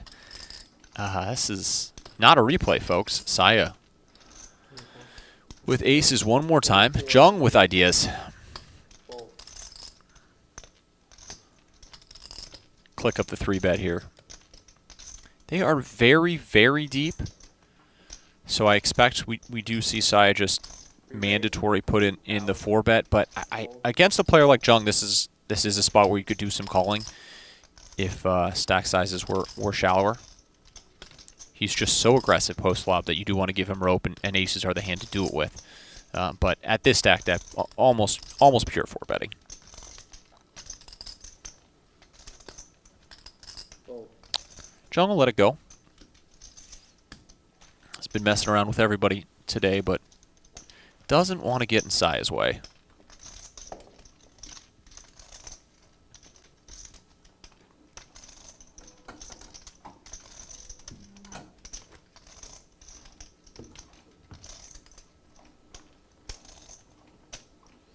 Saya did not get John. Jung got John. back-to-back hands, bluffed him out, and then beat him in a flip. Ace king over queens. Fold. Fold. Outplayed and outlucked. Call. Heads up.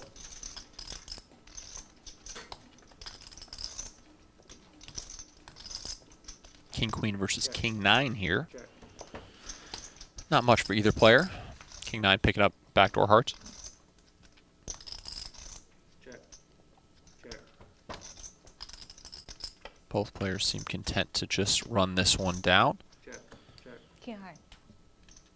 And the queen will play.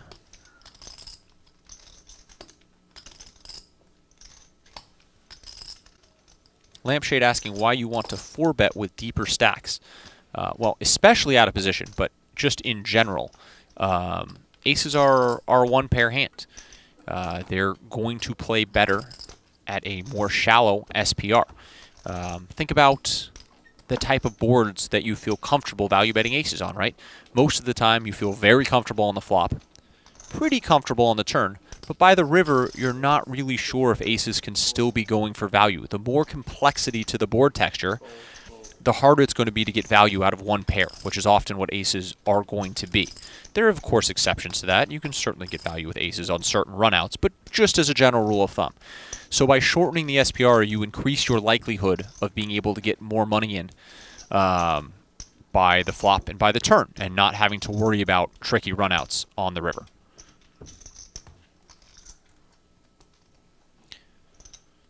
If you have overpairs, those hands can become very exposed when stacks are deeper, as we saw with the John hand against Jun earlier, where he jammed river for full pot as a bluff and got the overpair, the queens, which were effectively just aces in that hand, as Jung never has kings or aces in that spot. Queens being the same, any overpair having the same value in that hand. Got the overpair to fold on the river, which can happen. 600. And then also as just sort of a rule of thumb in general, the out-of-position player wants to reduce SPR as much as possible, stack-to-pot ratio, because if you are playing out of position, when the board texture changes, you are going to have a harder time using that to your advantage versus the in-position player.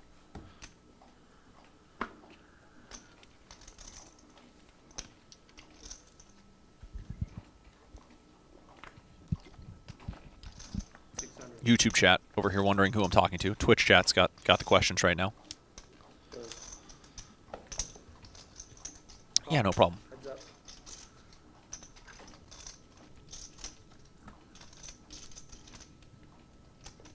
Check. Bill flopping second pair here.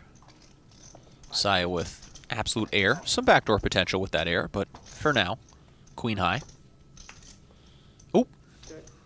Improves to second pair to clip Bill on the turn. Man, Bill not running good today. Call. I think he'd be one of the first to admit he hasn't played particularly well today. I have seen Bill play some very, very good poker, so I don't feel too bad saying that. This hasn't been Bill's best performance today, but he also just hasn't run very well.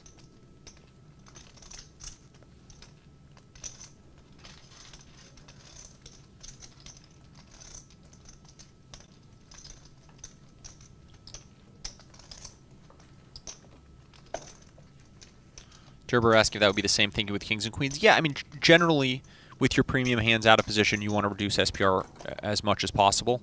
Pre-flop, it's also one of the reasons that we've seen ace-king jam out of position more than when it's in position. In position, just realize its equity a little bit better, of course, versus out of position. But the difference with aces is you're going to be ahead on most flops at a much higher frequency than you are with kings or queens. So aces can do some slow playing where kings or queens won't in certain spots. That deep, though, you're just trying to get the money in. Probably around 125 big blinds, certainly at 100, and then shorter than that we can do some flatting with aces. But once we're over 100, 125, and very comfortably at 150 bigs, we really sort of stop taking those lines and just start playing our premium hands aggressively. Ace deuce improves from top pair to a straight on the river. Puts in just the $500 milk bet. 5,000. And Vivian, oh no, excuse me, that's Jung who put in the $500 milk bet. Vivian pops him up to 5,000, saying none of that, please.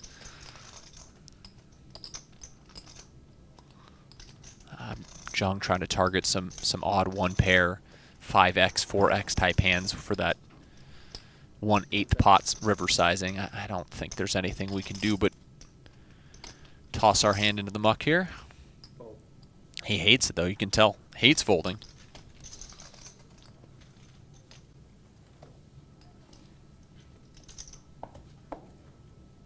Bradley Little in YouTube chat saying poker is just luck for the most part.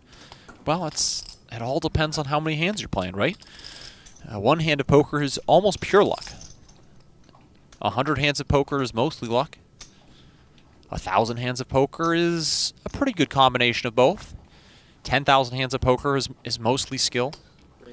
100,000 hands of poker is almost entirely skill.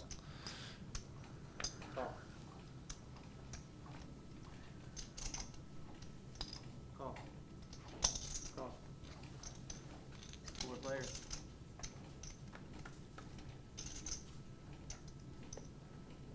Check, check, check, check around. Vivian in there with a 7-deuce offsuit. Because why not? Check. King Jack with the King of Clubs picking up a nice turn card here. Nobody else with anything. Fold. Fold.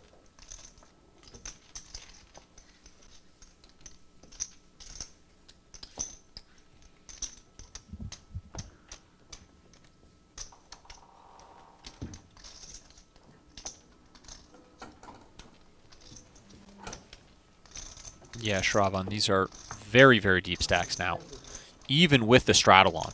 So this, I believe this game is playing 50, 100, 200 with an extra 100 dead in the middle for the big blind ante. So plenty of dead money in there, but we've got almost 200k stacks now. Vivian has added on a few times. She's well north of 100,000 still. And then currently at the table, because Ju has stepped away briefly, Bill with the short stack at 65k somehow. Call. Heads up. Sorry. Okay. Check, check, check. Check, check, check. Check, check. Bill Rivers a king is going to take this one down. Man, Jung just hates folding, huh? Well, he looks so pained every time anybody's betting into him on the river and he doesn't have a value hand. Just so pained. Call. Whew, that's $1,000 that probably could have been spent elsewhere, but he'll pay him off. Taking it. I think so. Yeah.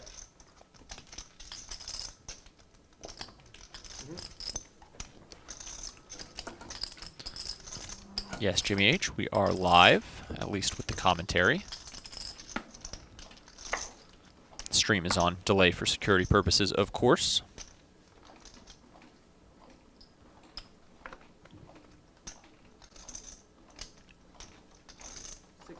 Fold. Good Vibes asking if anybody else is going to join. No, we are. It is five-handed. We're down the last half hour of the show today, so they're probably going to finish out five-handed.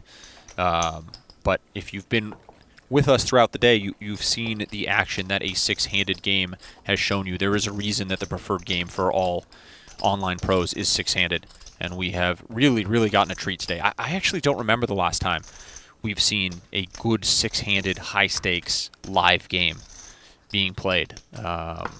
This is much more representative of, let's call it, real poker in this game today. A little bit less for show, a little bit less for TV.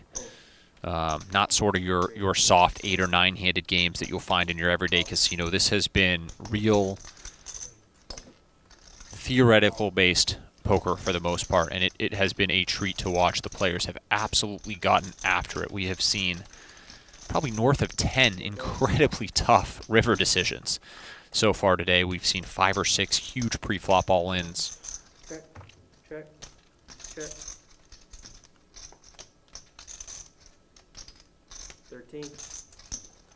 Good vibes. You will have to check the VOD. Head on over to YouTube, click that like button, and then yeah, watch the video. It is out of our control. I am sitting here at 7:30 p.m. PST, but the players were 2 hours behind, and I believe they wrapped up the show on time. So nothing we can do to keep it going, unfortunately. Fold. But if you did just get off work, you are going to enjoy the VOD. That is for sure. This has been a phenomenal game today. We have 2 6-figure winners in the game. We have seen John Cohen, who is one of the better cash game players in LA or anywhere for that matter, dust off 60,000 in relatively quiet fashion. We've seen Bill, the legend that he is, give action all day, and it is stuck quite a bit.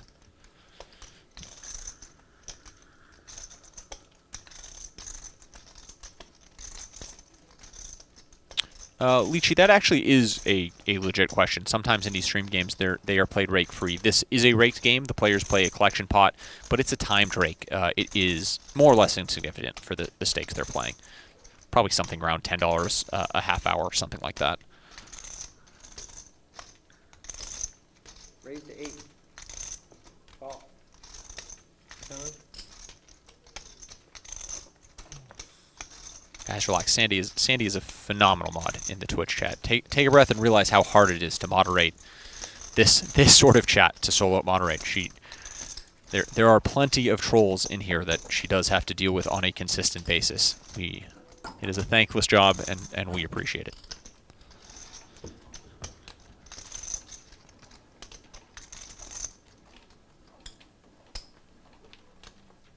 But yes, as I mentioned, some of these live games are rake-free. This one I don't believe is, because I've seen the collection button in there. Raise to 6. Fold. Call. Fold. Heads up.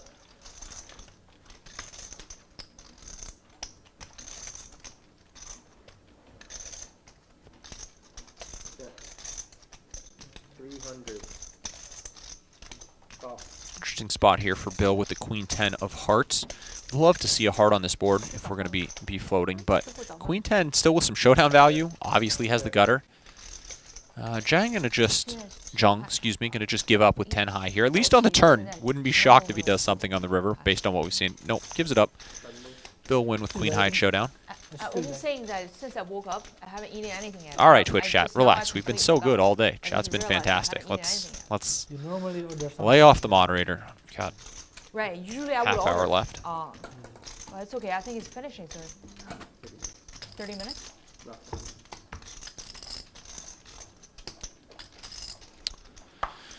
It's been interesting to see how Vivian has proceeded, being down heaps in this game. She really hasn't done anything to change up her play style. Just stayed consistent. Can tell that she has played a lot of poker and plans to continue to play a lot of poker. Just treating it as one long session, just making the best decision she can in every hand, not chasing the losses, which is what everybody should be doing when they're playing poker. I am certainly guilty of not doing that. I know a lot of you probably are as well, looking at your session win-loss and trying to get even. Although, once again, Jung will outflop her. King 8, taking the lead over the King 9.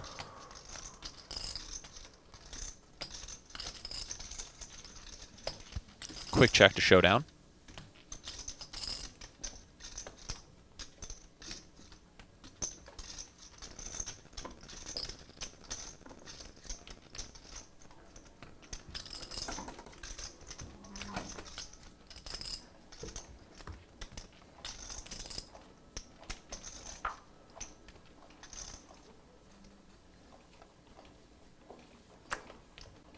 Fold.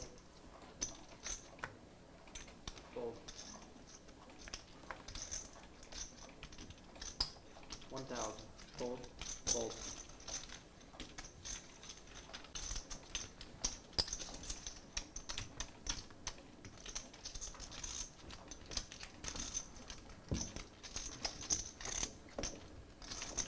Interested to see if Saya has cleared the six-figure win mark.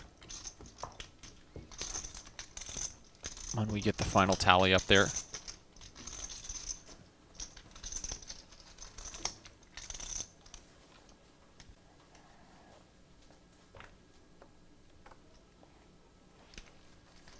Raise 11. Fold. Call. Fold. Call. 3 players.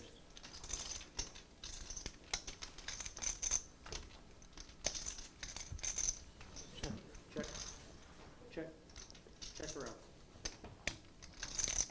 Pretty safe flop for the queens, but it will get checked through, and Bill will pick up the nut flush draw versus the second nut flush draw of Zheng, and queen of hearts even in Saya's queen-queen hand. This is almost certainly going to go bet, call, call, although you never know with Zheng.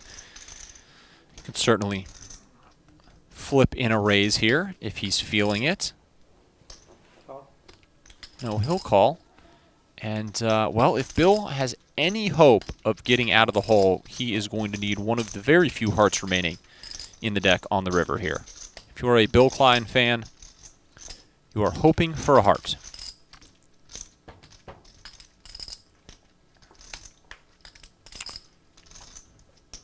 Well, not how I was expecting him to win the hand, but he will get there. Bill makes the wheel on the river. 3. Yeah, I know. Picks up a small one. I mean, It does flush.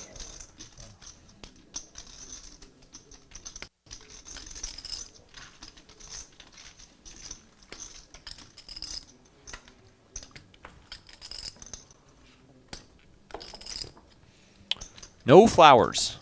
For nameless person asking in the YouTube chat, no flowers. Saya has been flowerless this stream.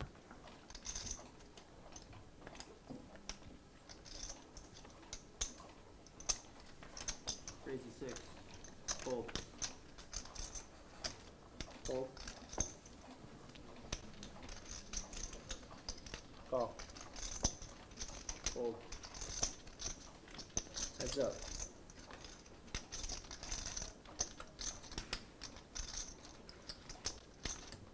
Check. Check.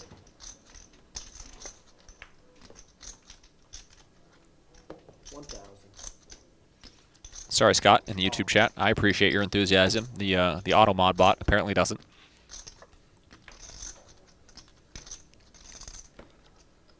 Trip jacks here for Jew. Be pretty tough to get called for this sizing. Saya looks unconvinced. 3,000.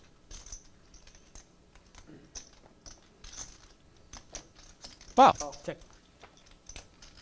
pays it off. A lot of non-believers tonight.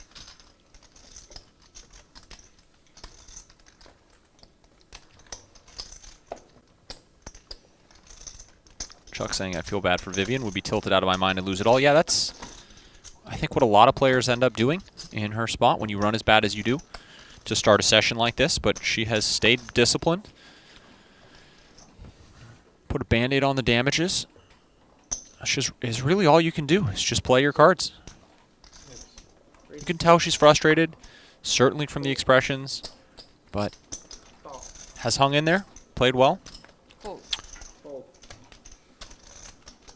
Good vibes. We will find out the final amount very shortly here. Somewhere around 100,000. Check. Check.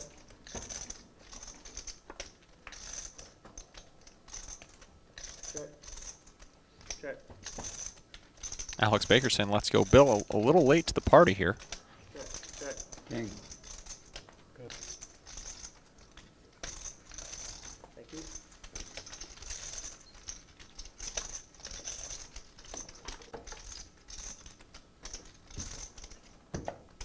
Thank you, everyone.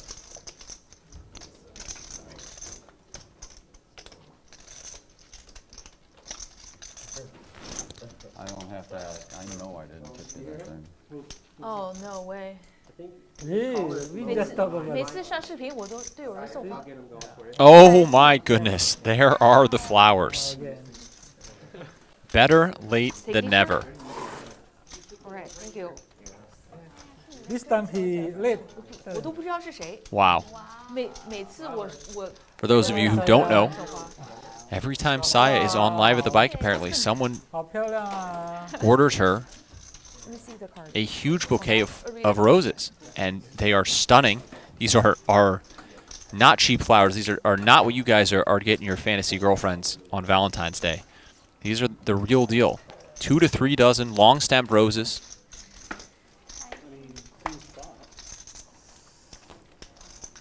Couple $100 bouquet each time.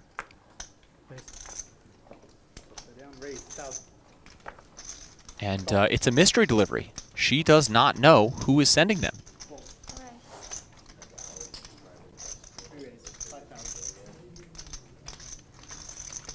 Vivian here picking up the Ace Queen of Hearts. Pops it up huge again. Little 5x 3-bet. This is pretty reasonable against 2 players. Bill not in the mood to fold, it looks like. My goodness. Coming along. Jew's Age call and Bill's Ace 6 of clubs overcalls. Oh no, it did hit the muck. We just had a delay graphic. Okay. Bill does let it go. We know there is an ace and a queen dead, so Jew actually a significant favorite in this hand, but at a range disadvantage, being the pre-flop caller. We will see if Vivian's aggression takes this one down. She will certainly need to fire again here. Decent card to do it on, bringing in a second flush draw, but much more importantly, bringing in a gutter for her ace-queen. She picks up equity against a continuing range, continues to fire.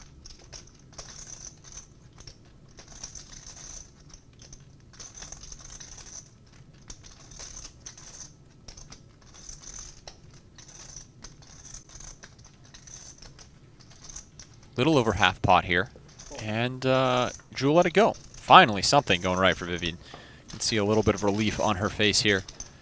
Just one of those where you're thinking, please let me win one.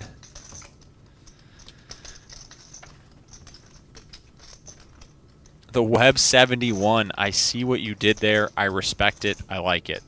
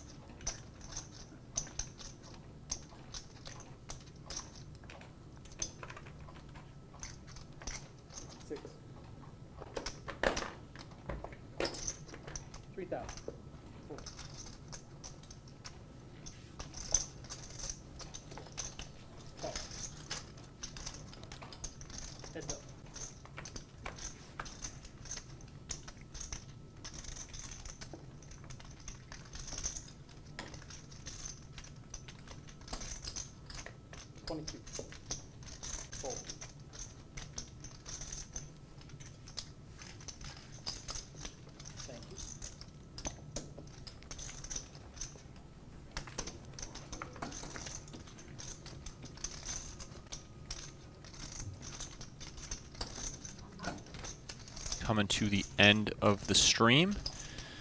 We are 50 likes away from 600. It'll be the last time I ask. Really appreciate for any of you who have tuned in late or who have just ignored us throughout the course of the day. I understand, but if you could slide on over to YouTube, even if you're on the Twitch chat, just log in real quick, click the like button. We really do appreciate it. This has been an absolutely exceptional stream today. Really phenomenal poker, fantastic action. Appreciate everybody who has joined us. Appreciate you a little bit more if you click the like button.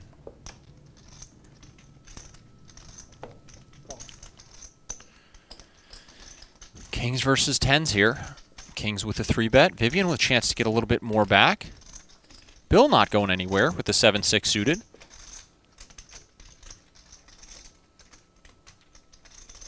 Saya, the initial raiser with 2 napkins. is going to flip in the call, and we've got 4 ways to the flop for 3,200 apiece. Oops, you okay? Some interesting flops potentially out there.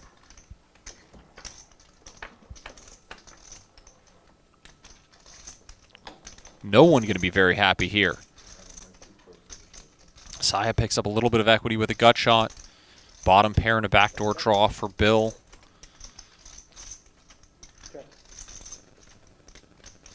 Vivian's got to be thinking, are you kidding me? After everything today, I get 3 callers with kings and an ace hits the flop. Hard to believe she's ahead, but she is somehow. She's going to put in a nice little delayed c-bet after the flop checks through, just sort of feel out where she is. This is probably going to thin most of the field. Bill's going to flip in a call here, for sure. Saya with just the gutter, probably not good enough. We know that 2 10s are dead.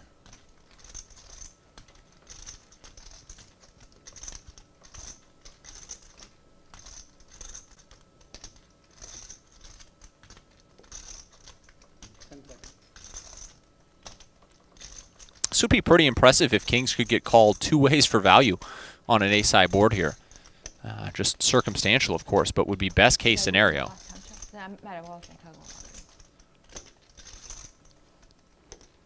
Did she... Oh, wait. What? That was... I'm confused. That was very strange. Looked like she was folding. Touched the cards. Her hands shaking a little bit and then brought them back. She thinking about making a play here? No, decides to just call with the gutter. Interesting line here by Saya. This is an ambitious call. We'll see if this checks to her on the river if she takes a shot. Somehow 2 kings have held through all this. I can't imagine Vivian thinks her hand is good. Saya might now check behind, picking up some very odd showdown value with the 8. A strange hand here. Is anyone going to turn their hand into a bluff? This would be a miraculous hold from the kings. And Vivian will hold. Finally something goes well. You almost feel glad for her here. She's going to be pretty relieved when both hands quickly slide into the muck.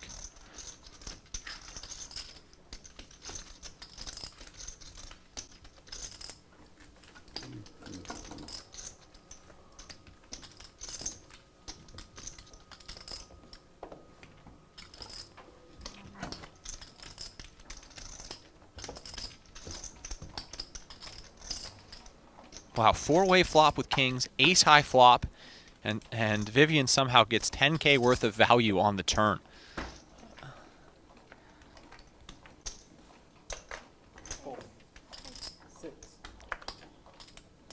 Oh man, thank God this Stu Lu guy is coming into Twitch chat late in the day. You can tell that this was not going to be a fun experience.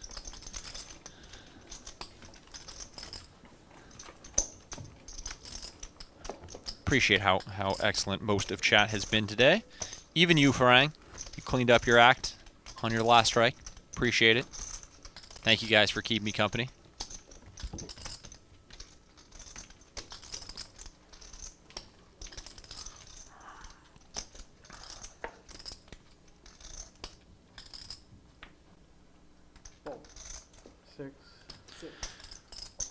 I don't know what to think about the YouTube guy claiming these deliveries are his. He did have the timing, at least loosely right. He might know something we don't know. This has very Jack 4 vibes to it. A lot of mixed messages going.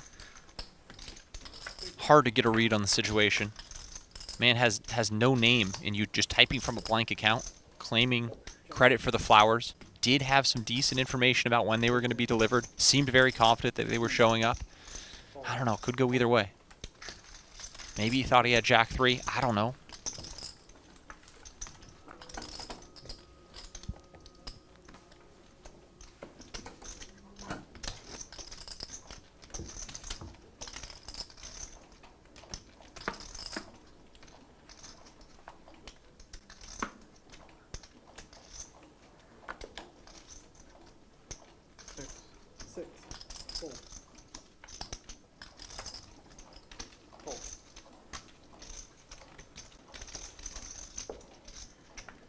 Hey, thanks, Vapper. Appreciate it. The commentator's name is Thallow.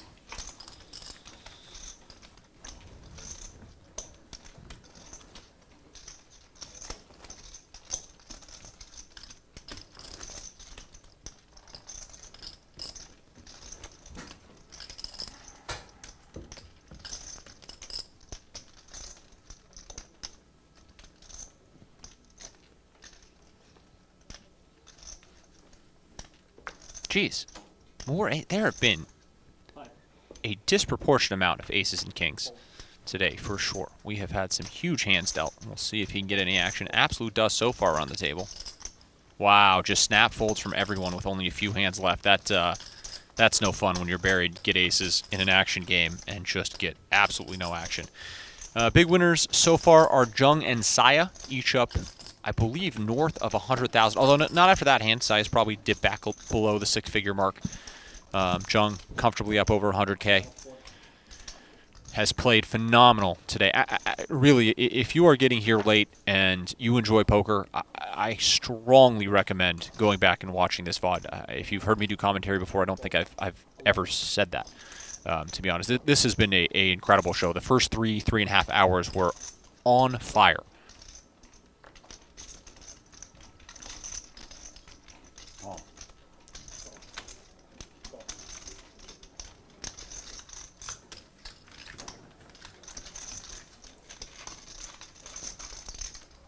Dargiddle with a terrible take, saying get a full game and I can like. You are in the wrong place, my friend. This 6-handed game has been better than any 9, 8, 10-handed game you will ever see.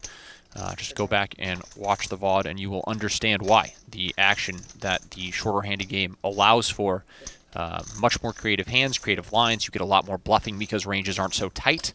Just overall better quality poker. Which is why I'm here. If I wanted to see a bunch of 10-handed nits play ace-king all day, I could do that somewhere else. To me, this should always be the difference between tournament hold'em, tournament hold'em and cash game hold'em. I think the best cash game hold'em is played 5, 6, 7-handed, and tournament poker can be played 8, 9-handed. But cash game should have an element of aggression necessary that just isn't there when you're playing 8 or 9-handed. You can knit it up profitably, and that's a shame.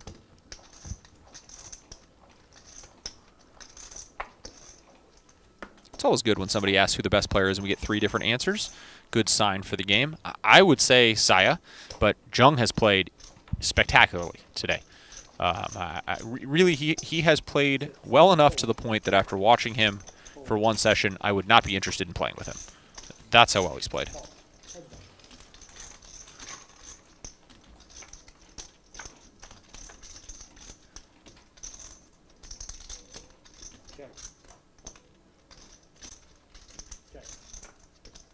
Oh, would you look at that? My read on Stu Lu was exactly right.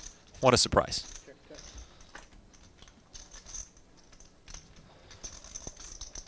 Trip 8's not going to get it done here. Might be enough to pay Bill off, though. Bill going for a little 150% pot. Will get snapped off by Saya's trips. Bill's going to get the good news.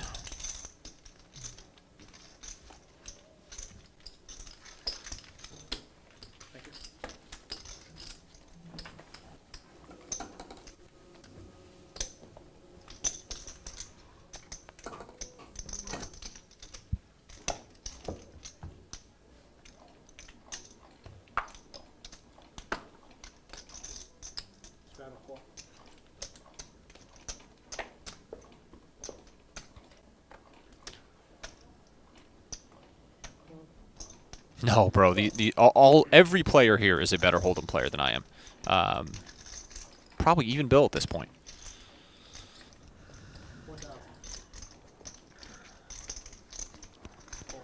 Although not today. Today, Bill has been the old Bill Klein, unfortunately. But I have seen Bill play very, very well on multiple occasions. He got after it a bit on that 10-9 offsuit hand. Tried a creative line, just not the right timing, unfortunately. And that'll happen sometimes.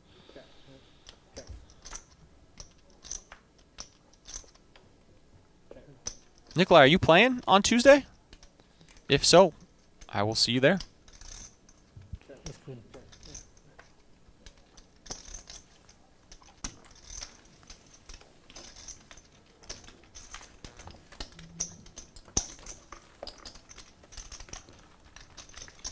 looks like we are about to get the final counts for the day.